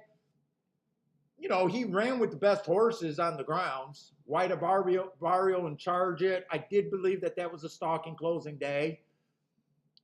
He was a closer, didn't really fire, but running against the best horses he's ever seen.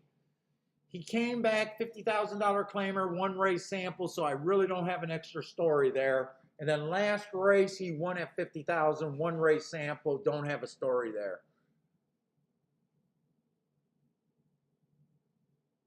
But I'm leaning towards that. I believe that the outside of the track is where you want to be.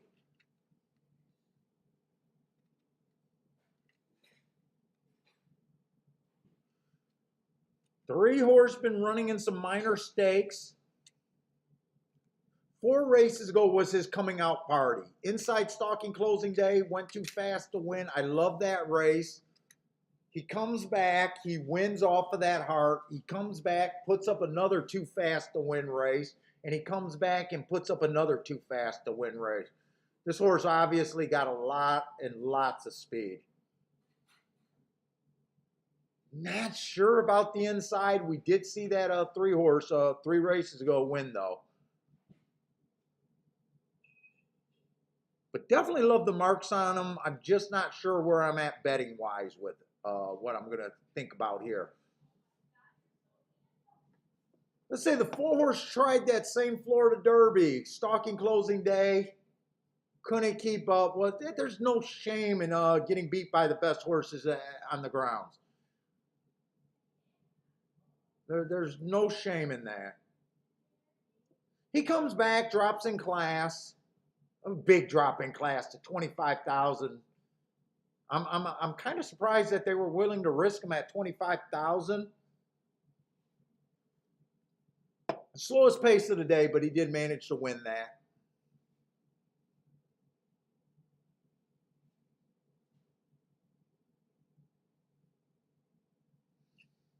Five, I'm just ignoring. I don't.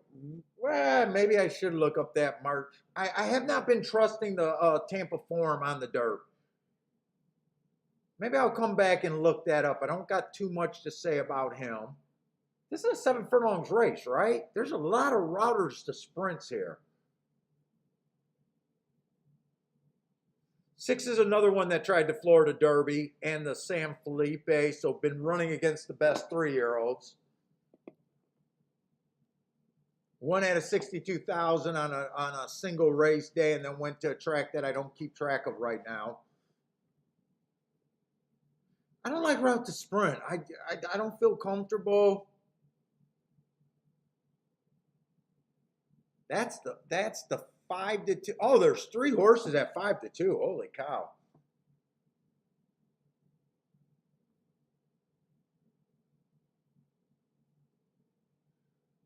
I don't think this is that good of a betting race, no matter how you think of it, the way that I'm looking at this race. 8's on the far outside. Fastest winner of the day last race, but just broke his maiden. 4 races ago, ran against the inside bias, so, you know, been running well, but just broke his maiden. Trying the best horses that he's ever seen.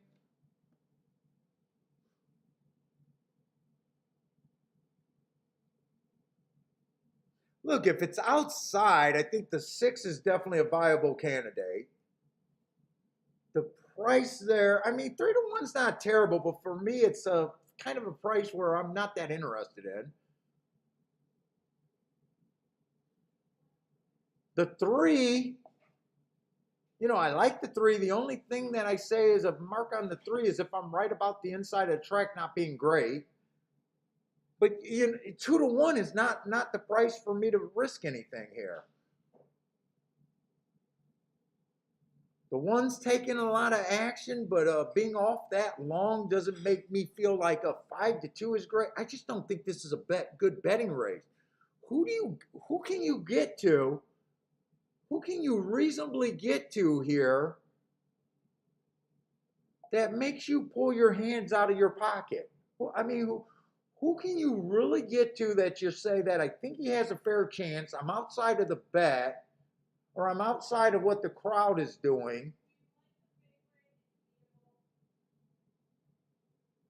You hear my wife? Do you like the favorite? Is he beatable? She doesn't even right now listening to me all that much in my long drawn out way saying that I don't think there's much upside in this race.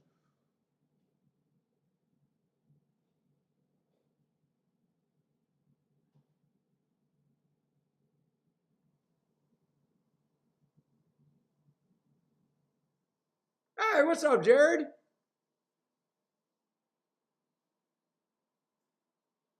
Oh, Jared, looks like you're having a nice day there.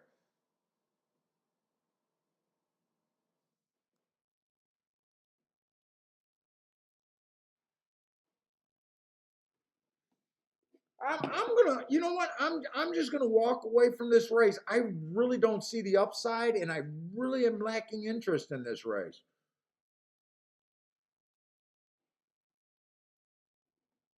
I don't see the upside for me here.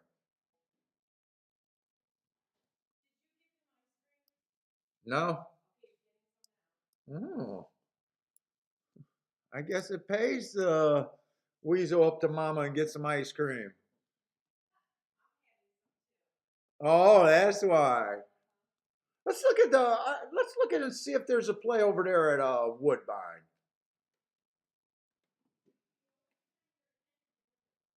Woodbine, we got a turf route, and I don't think there's been a turf route today. I think there's been a few turf sprints, but I don't recall seeing a turf route.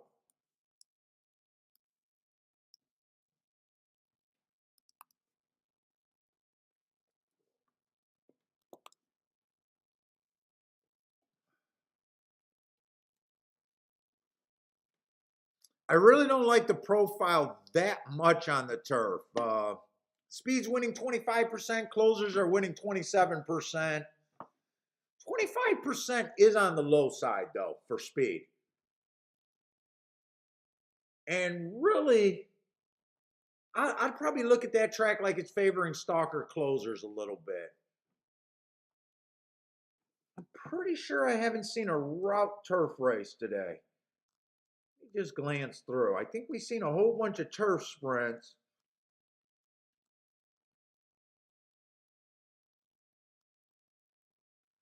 But I don't think I've seen a turf route. Oh, we did see a 7.5 furlongs over there. Who won that race? Fourth race. Who won that race? And how did he win?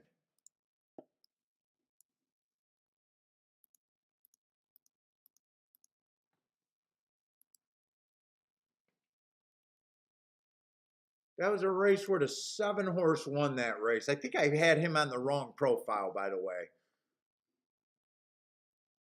He did close. He came from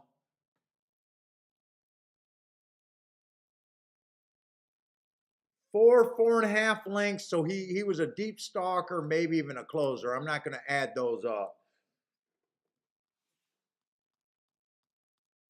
Let's see. I am short on time. Let's see.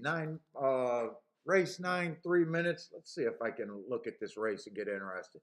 This is a nice little cheap race, 15,000.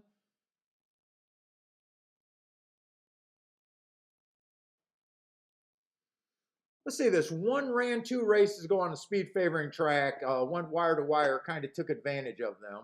On a speed favoring track, last race he got a closing track, ran with a closing running style. I should just go to the favorites here. Let's just decide if I like the favorites. 6 horse, I do like that race 2 races ago, but I'm not sure you want to go wire to wire with them only winning 25%. Taking 5-2 on a possibly a wire to wire trip. eight's the other horse being played, so the 9 is out.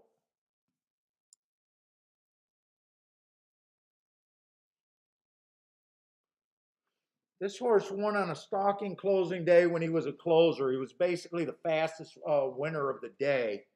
That's a nice race, but he did get the bias. I'm leaning towards that. I'm thinking that this track's favoring stalkers closers.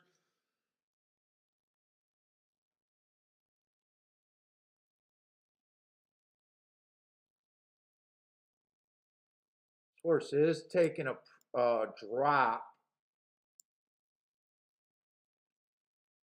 I think between the 6 and the 8, it is going to be a tough race for. No one's catching my eye there.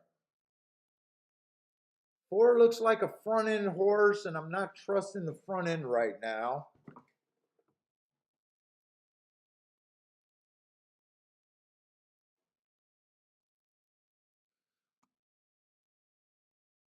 Three, I do kind of like this race, and I do like this race, even though it's on a one race sample.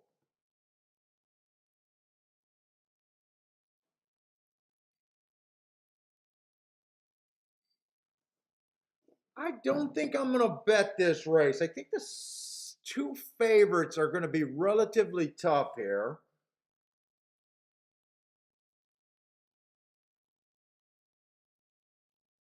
I'm going to be rooting for this 3 to do something, but I'm sitting out this Woodbine race too. Also, I'm sitting out that race also, and they're going off at the same time.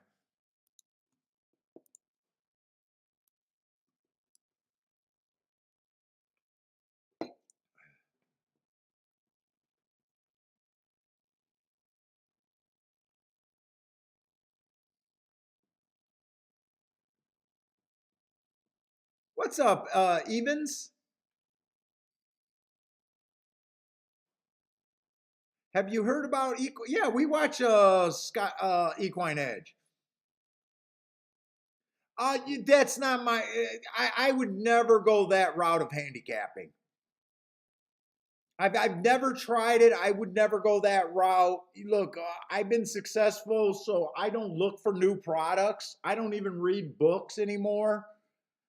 I've been winning at this game for a long time, so I would be the not the right one to ask there.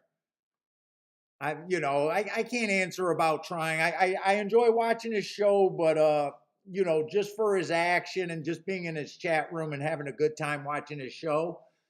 But I don't really I can't badmouth or say something good about a product that I would never use.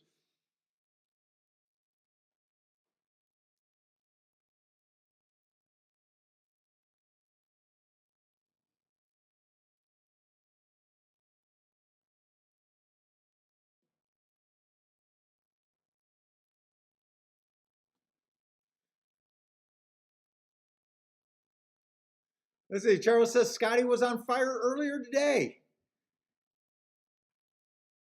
Saw you on the stream comment, or are you talking about Jared maybe?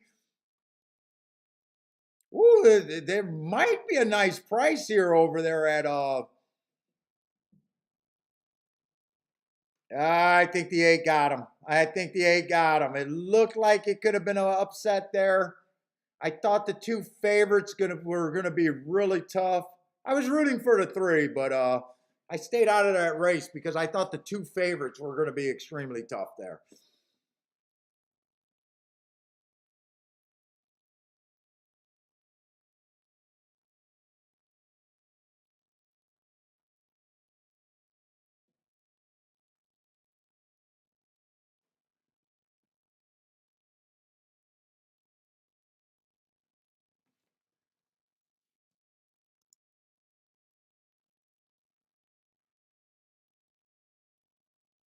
Oh, I think Charles tried to use it. If any of you guys, without bad mouthing or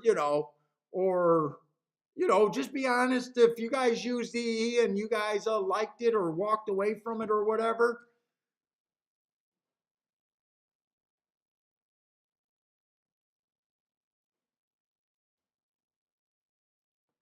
You can feel free to post those comments.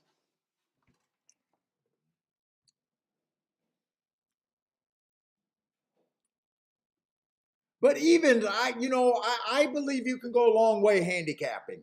Uh, I don't know how new you are or what your experience in horse racing is.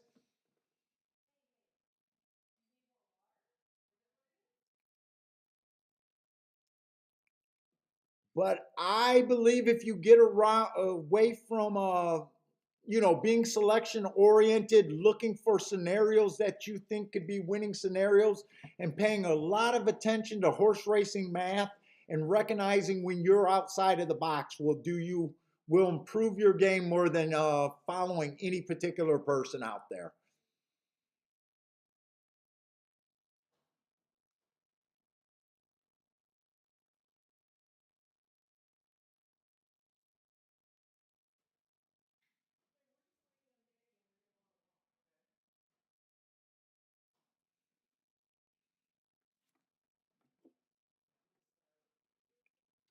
Oh, and let's see Gulfstream. Gulfstream's off. I forgot all Gulfstream and Woodbine were running at the exact same time. Oh, actually, there ended up being a price there in another inside. Wow, did the track change a little bit? Definitely do not mind avoiding that race, but there is an objection on that two horse.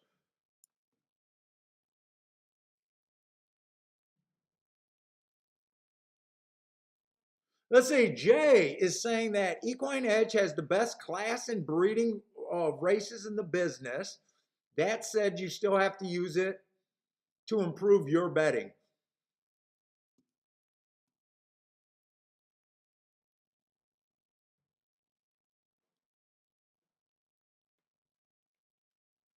Thank you, John. Dude, and I really think that the people that get most from the show listen to what I say about the math and just watch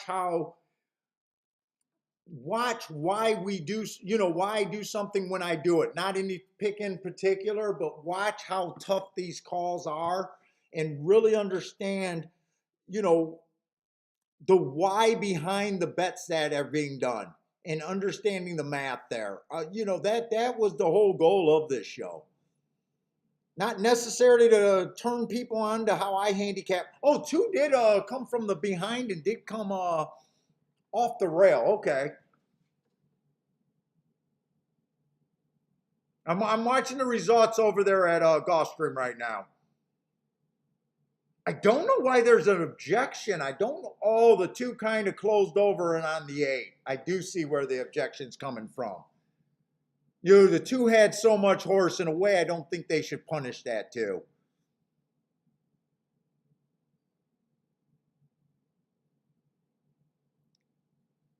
But what did Michael Lester say? Michael Lester said what improved his game was not a product, was not anything. It was starting whatever I said to him that clicked about horse racing math and being outside of the box. That, we asked Michael Lester. Michael Lester is definitely a improved handicapper that's been killing it. You know, he gives me a lot of credit for helping him out. I do appreciate that, but it wasn't him becoming a clone. Wasn't him buying into what my biases and all of that, my marks. It wasn't that. What clicked for him and what it sounded as what clicked for him was the math part of it and recognizing when he was outside of the box. Charles is another guy that gives me too much credit. Taking his own notes. Charles never bought anything from me. Charles never bought anything from me. He started doing his own notes. He took a little bit from here and a little bit from there, and I think he's sent me emails saying his game improved.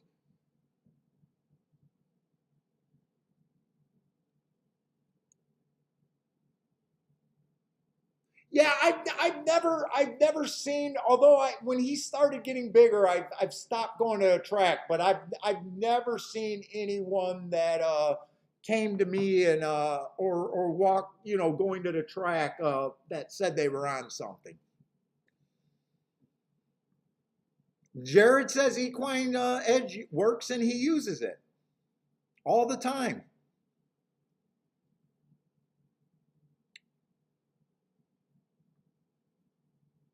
Longshot Louis says there's a horse, Independent Paul, at 14-1 at Belmont. I am going to have to root for Independent Paul.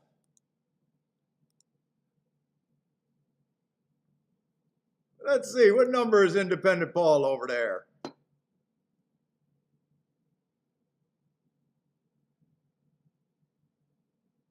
Is that this race? Or next race?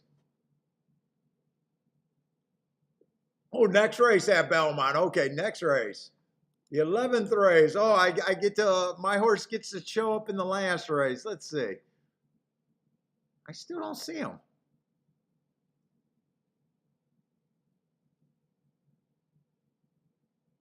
I'm at Belmont. Why don't I see him?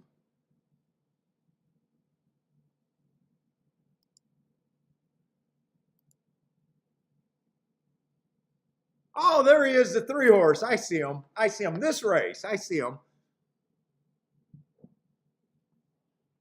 Race 10, the 3 horse, Independent Paul. I'm definitely rooting for him. KG says nothing but respect for what he's built. That's kind of what I am. He's obviously a guy that built something that he believes in, and he puts his money behind his product, building it and betting on it. And I'll tell you another thing about Scotty.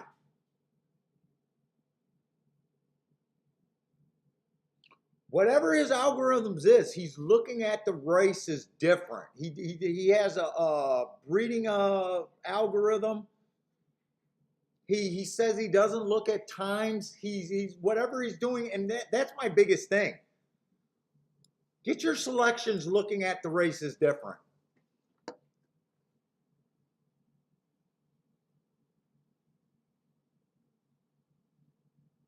And Jay, that's the whole thing that I preach. I think it's impossible to raise a handicapper's win percentage. There'll be flashes when you're on fire, but I think even those flashes where you're on fire, hitting a lot of tickets, will average out at the end of the year. I still think you're in a good zone if you're between 20 and 30%. I think the easiest way to improve your game is to say, hey, I'm going to cash 20 or 30% of my bets that I play, but I'm going to hit at a higher mutual. To me, that's really the secret. That's really what you should be thinking. How do I get to the higher prices? I'm going to lose 7 out of 10 races, 8 out of 10 races, but when I win, they are going to pay. They're going to move the bank. I'm not going to do a rage bet where I do a 3-horse exacta box, $6 for every combination, and cash and that ticket like my rage ticket. I got to avoid those. They don't make sense. It's a winning bet. It was a winning bet, but it doesn't make sense.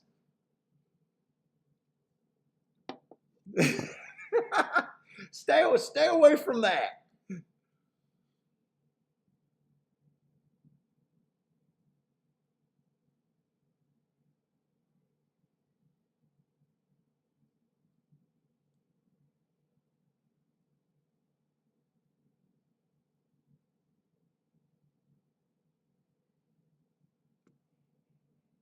Charles says math is the key. Math is the key. Most people do not understand horse racing math.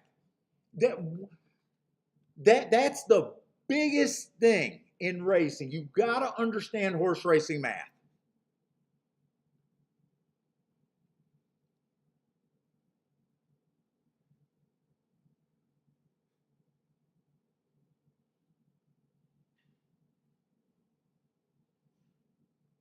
You got to have your opinions. You got to recognize your opinion. You got to recognize when you're outside of the box.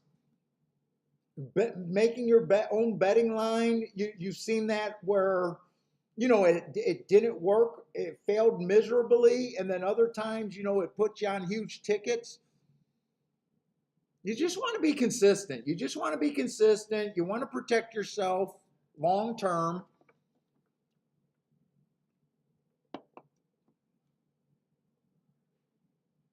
Jay says last week he canceled 6 winning bets. He did not care that they won. They all paid less than what he wanted to get. That's discipline. Dude, people think what I do is rocket science. It's not. It's not. I don't cash any more ticket than any other handicapper at the racetrack. Any solid handicapper. I don't cash any more tickets. But you will notice that when I cashed, I have an abundance of 8-to-1 and higher. You don't see me cashing 2-to-1 win tickets.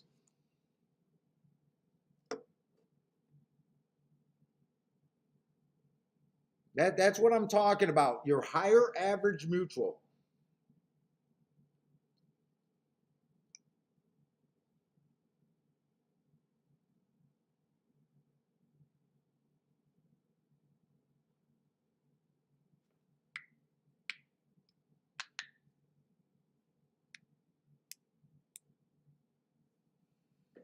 And let's say I am interested in the last race at Gulfstream. It's our last Tapeta route race over there.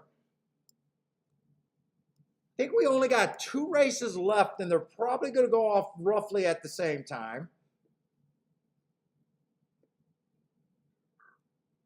Am I right about that, or is there an extra race over there at Woodbine?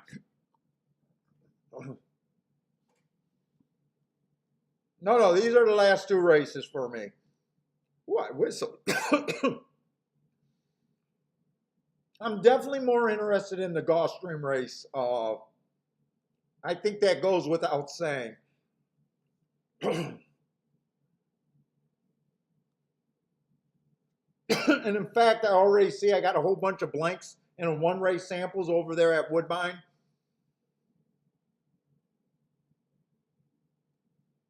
But I do think Woodbine's coming off the pace. They did come off the pace last race, right?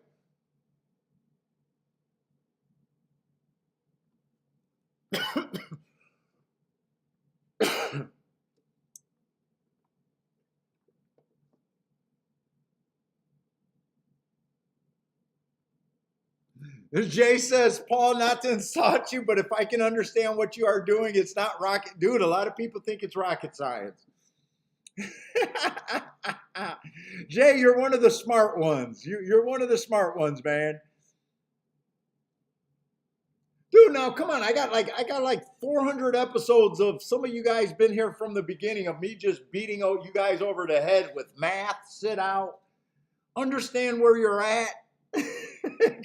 I've been beating you guys over the head with that for about 3 or 4 years now. Nothing's changed. The guys that watch me from day one will say nothing's changed with my handicapping or my philosophies. That's because they work. You've never seen me say all of a sudden, oh my God, we got to look at these speed figures. They're working all of a sudden. No. Oh my God, I found this number. Oh my God, I found some breeding information. You've never seen me change. If I'm doing this 30 years from now, I'll still, unless I go crazy from dementia, I will not change.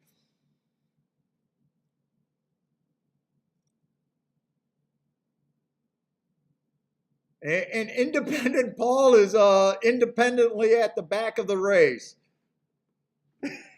Oh my God. Come on, Paul, what you doing? I'm watching that Belmont race. I had to watch a horse named Independent Paul. Oh my God, is he not doing anything? Let's see. I don't think this 8's going to go wire to wire, but he got wobbly. Ooh, and they're coming from the clouds. Who is this? The 4-horse over there. And that is what you should be looking at. Well, that might have been a sprint race. That might have been a sprint race, actually. I was going to say if that was a route race, you should have been looking for horses coming off the pace.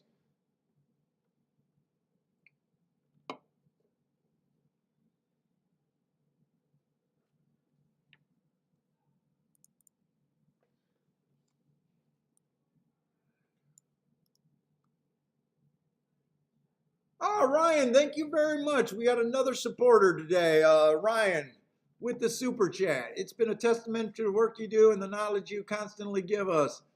Ah, thanks, Ryan.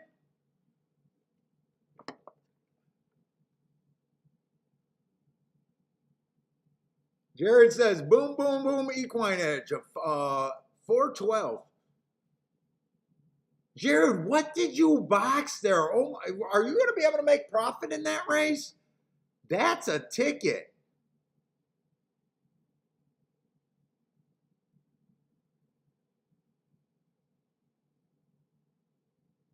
I do not even know how much a 7-horse exacta box costs.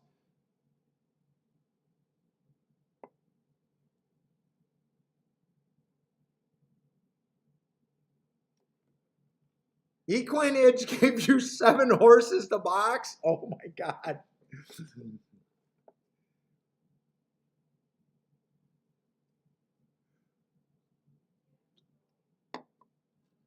Charles with the boom at Belmont. Did he have the try or the exacta?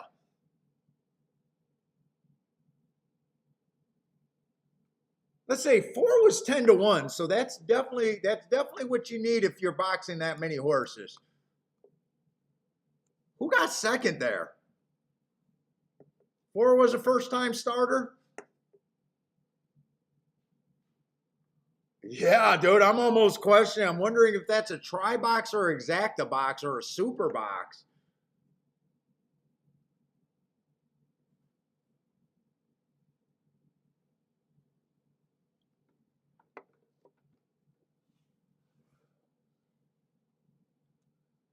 Hopefully that ends up being a good ticket there. I just don't know what a 7-horse exacta box costs.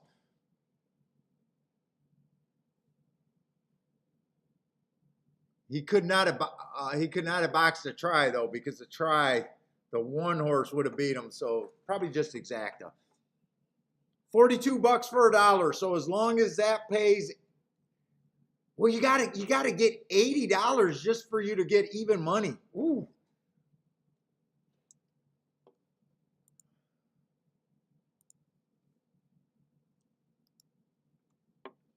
All right. I can't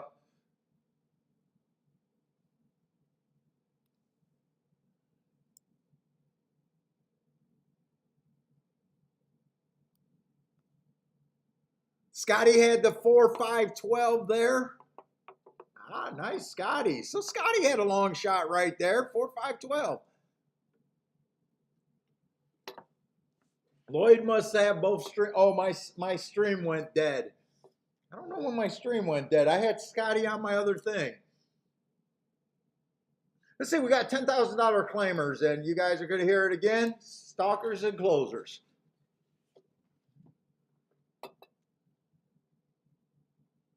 Oh, you got the early pick 5 over there at Belmont today. Nice, Jared.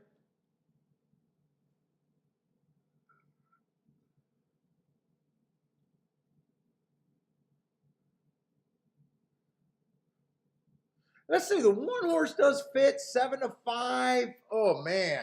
I mean, he does fit running style wise.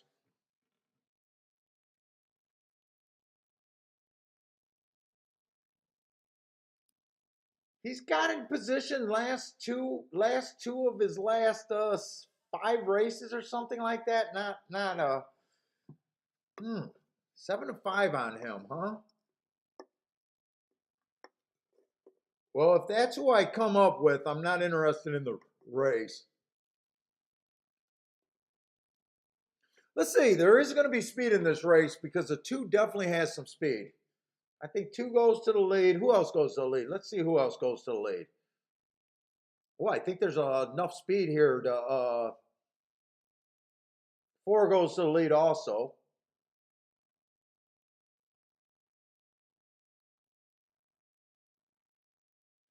6 is probably going to be pressing here. Ah, actually, 6 can go both ways. May or may not press, actually. I'm not sure if he's going to press. 3 races ago where he was close to the lead, it was matching pace with the, 26-1. That was the slowest pace of the day. That might be more of the reason why he was that close to the lead that day. I'm not sure 6 is going to be pressing. I'll back off of that one.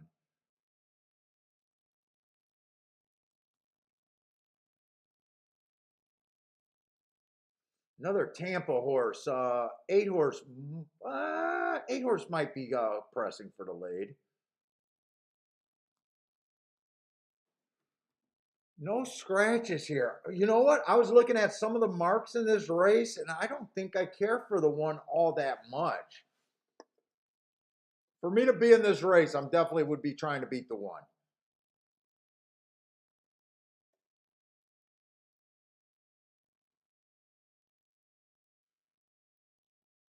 Three could be interesting because 3 does not always go to the lead. I love his last race where he went too fast to win.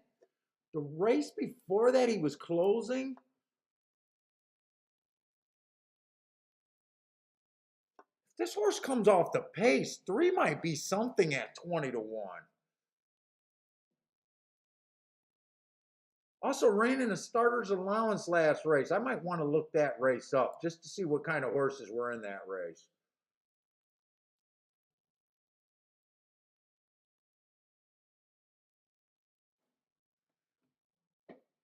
Four is probably faster than the 2. If 4 rates, he couldn't be dangerous.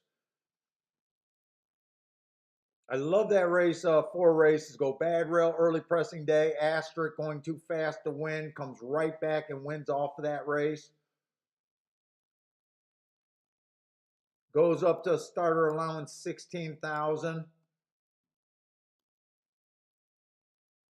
Man, if this horse rates 7-2, I'm not crazy about 7-2 though.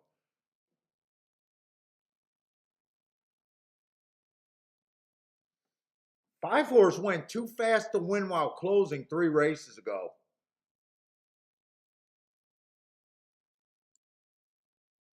8-1, nice price there. I can see a few prices that I might be interested here.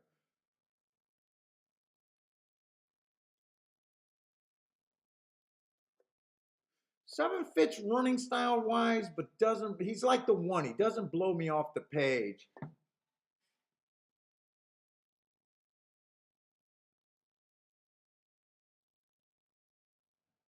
I don't think I like the 8 horse, but I should look the 8 horse up.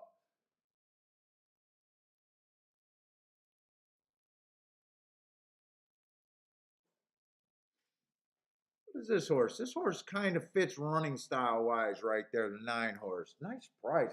There are a couple long shots that I could be interested in there. What's up, Shan?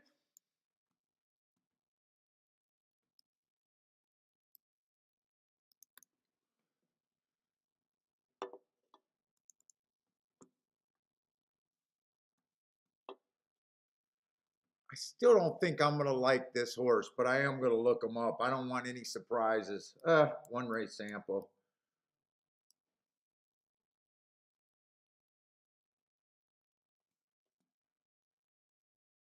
Another early pressing day.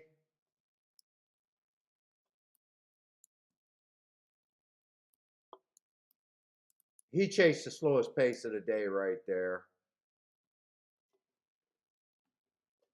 I don't think I like him though.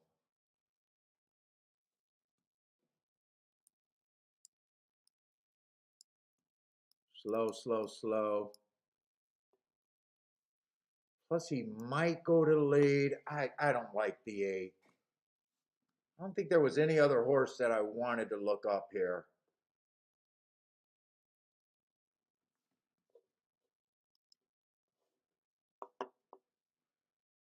I think I could put all those files away.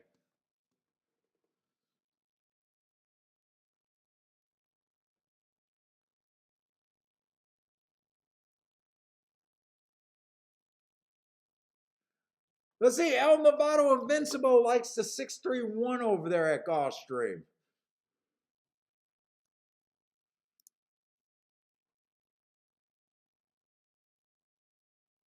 One has the perfect running style. I hate the price.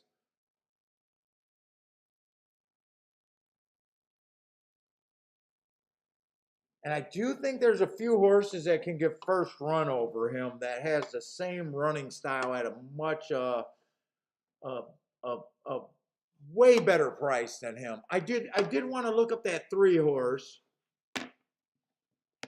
What did I want to look up on him? I wanted to look up that $20,000 starter allowance there.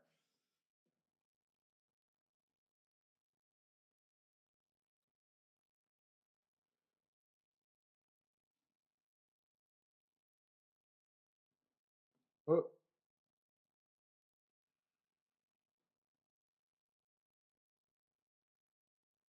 May 15th. Why are they saying the results not found? January, February, March, April, May. No, I did the right code.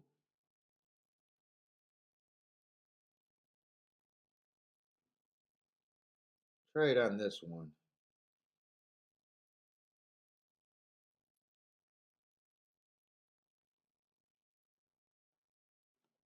Oh, I don't have it. Did I not?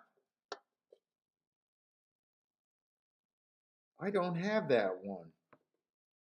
I got the 19th. I got the 17th. I don't have the 15th. Okay, I can't look that race up. But that is a horse I'm interested in. I'm interested in the 3. That's one of the prices that I can definitely get to.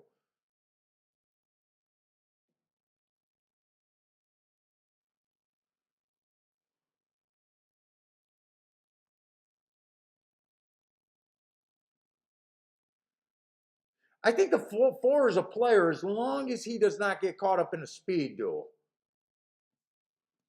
Let's write. I'm going to write down what I'm thinking. 3, 4. I think I did like the 5. I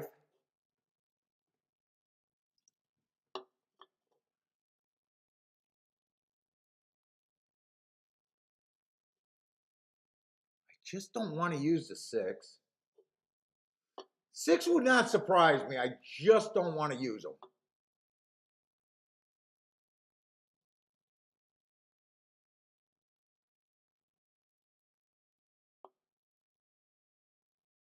Seven horse fits, but he's cheaper.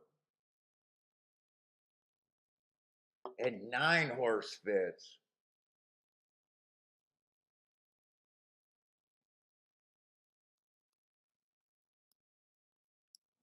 I think I want to play this. And let me just check stuff with the 1.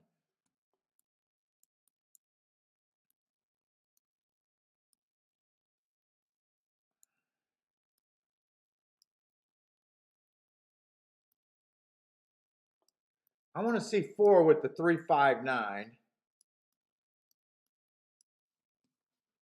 Oh shit, we're already at 0 minutes. Holy cow.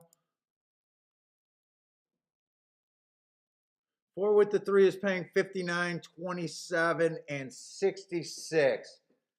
I think I'm going to do that. I think I want to play the 3 and the 5 to win mostly and a little bit on the 9.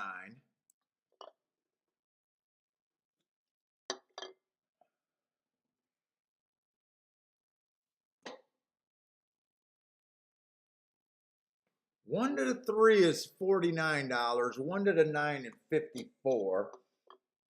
I don't think I want to key box that one. I don't want to go crazy on the key boxes. So 1 to the 5 I can't play. Paying 17 to 1, borderline. Maybe I'll do it.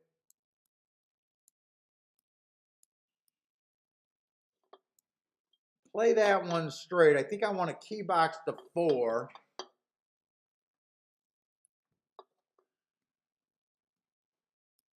But I think I want to play the 3 and the 5 to win mostly. Oh, I already got it. 3 and the 5 to win and 9 a little bit.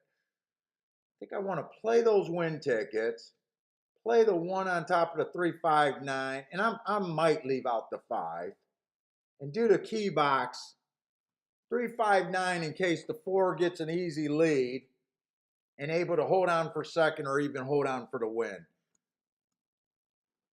So I think 4 to me is the best horse in the race. 4 to me is the best horse in the race. So usually I don't key off of one of the lower horses, but I think in this scenario, I think I am. Where did I write all of that crap down?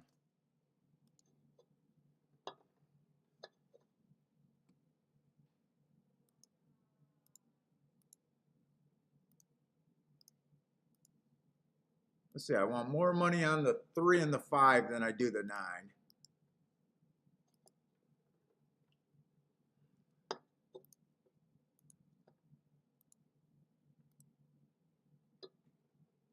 One on top of the 359. Oh, I got to get this in. Then a key box. I got to get that in.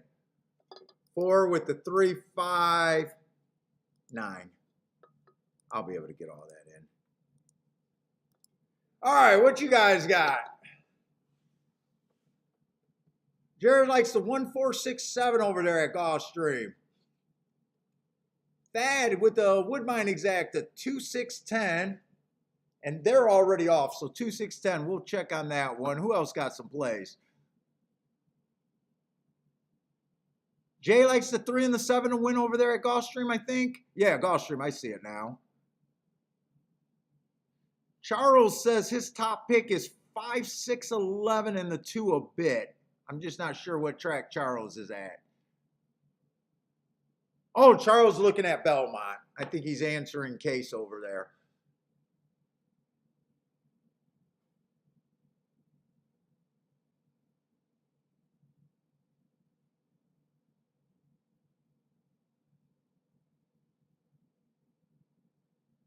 Oh, did the 12 get disqualified over there at Gulfstream? Jared, did you hit your exacta there?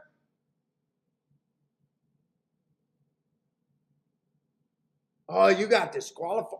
Okay, 4 did get the lead. Oh, no, 4 did not get the lead. 2 got the lead there. I thought the 2 and the 4 would hook up. I thought the 2 was a likely leader, but I did not think that he would get that far out. Oh, he's going fast. 24 and 2 is the fastest pace we've seen over there at Gulfstream on the Tapeta. Come on, keep this 4 and 3 interested, especially the 3. Oh, keep the 9. I got everything here. Just go away with the 2 and let the rest of the race keep running.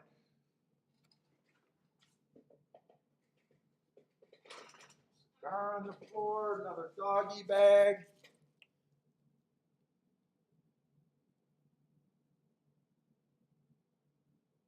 Dude, I got everything here. I just need this 5 to go away.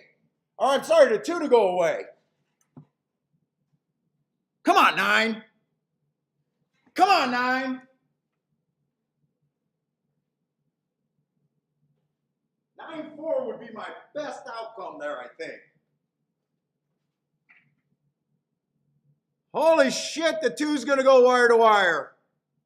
I thought this 4 would put pressure on him. Holy cow. 2's not going to go wire to wire, but the 6 won that race? Who the hell is the 6? They can't go wire to wire there no matter what.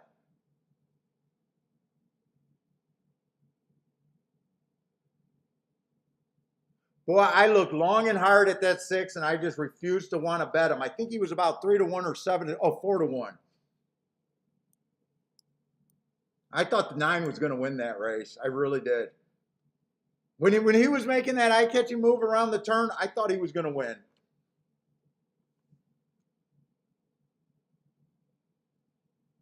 Oh, Jared needed that 4-6-9. First and third for Jared there. El Novato had the 6.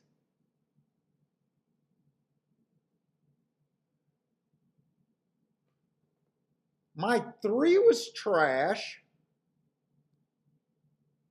9 ran. 5 was nowhere. 4, I thought 4 was the safest, and I paid for safety with the 1. And dude, every time I pay for safety, it never works out. I did not like the 1. I thought I was going to play against the 1. I did play exactas with the 1, and it did not work out. Never pay for safety in horse racing. It's such a bad thing to do. Man, 2 ran a good race. I thought the 4 was the quicker horse early, and he wasn't. I really thought the 4 was the quicker horse early.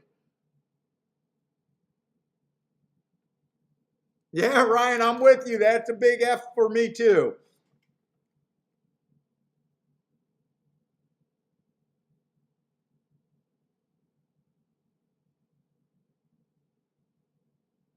I can't be mad. I knew I was playing against the 6. I thought the 6 could win, but I said I refused to use them. Mainly because I knew I wanted a bomb ticket or nothing. And 2, I thought 2 was going to get chewed up on the front end. So I had no shot there unless the 9 was able to get first. And he just wasn't good enough. And 9 was the horse that I liked the least of my long shots. I played him on the lesser side.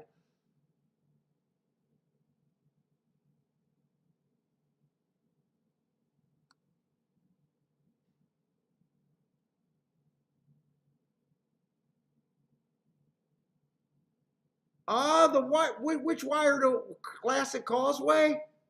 I don't know because I don't know the horses. I know I didn't hit a single wire to wire winner today.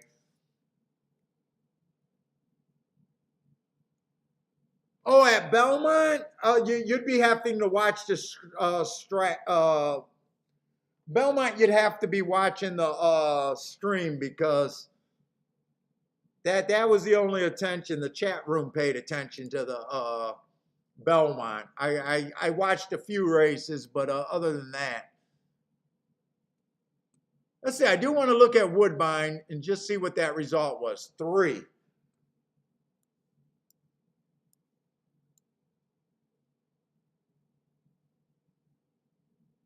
What the fuck was I circling on this horse when I do that much work? Oh no, that's not the winner. Okay, that's not the winner. I was ready to say I did that much underlining. Oh, race 10, race 10. That was the last race I was underlining him. No, but I'm done. I'm ready to sign off. I'm just looking at one more result. I'm gonna guess that the 3 horse came off the pace over there at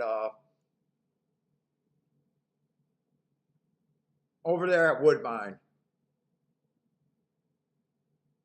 Ran against a couple early pressing biases.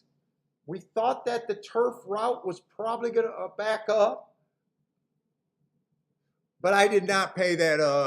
I did not look at that race there. Nice price, 13-1.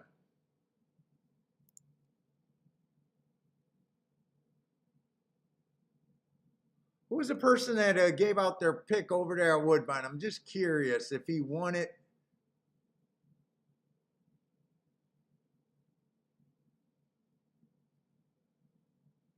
Oh, Thad gave out a pick there.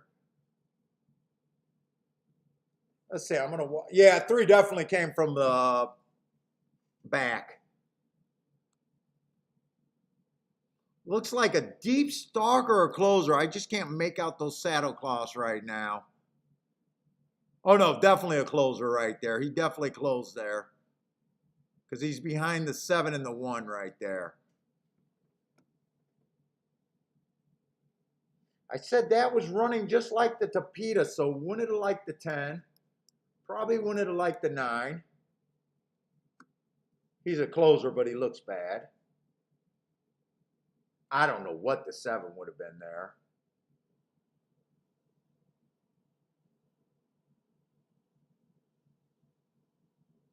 Six, I'm just not sure what the 6 is. 5 looked like a front end horse sprinter stretching out. 3 did look like he could have been a closer. He was a stretcher stretching out. That might have been enough for me not to like him. I don't know. Hard call there. I have no idea. That came in 3-5.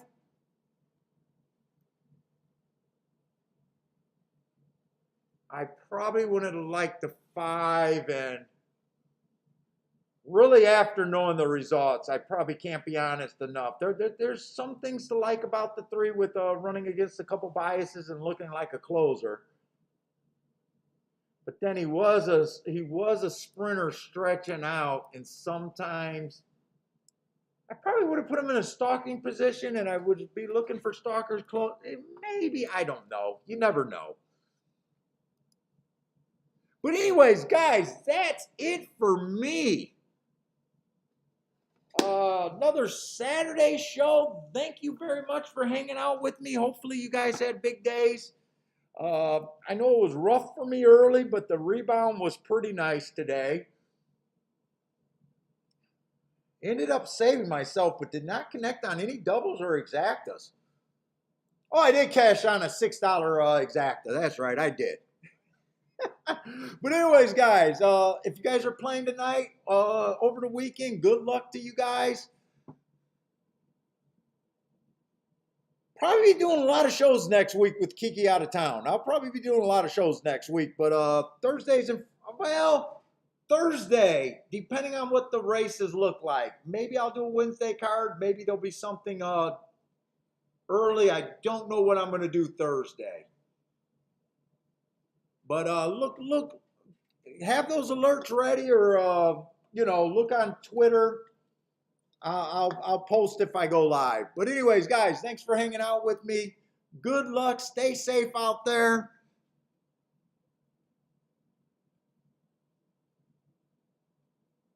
Jared says oh, no, you had a Rolex day. Nice, Jared. But hope to see you all next week. So stay safe out there. Probably no show for tomorrow, though. I think I'm going to enjoy the evening, and at this time, I don't feel like marking up anything.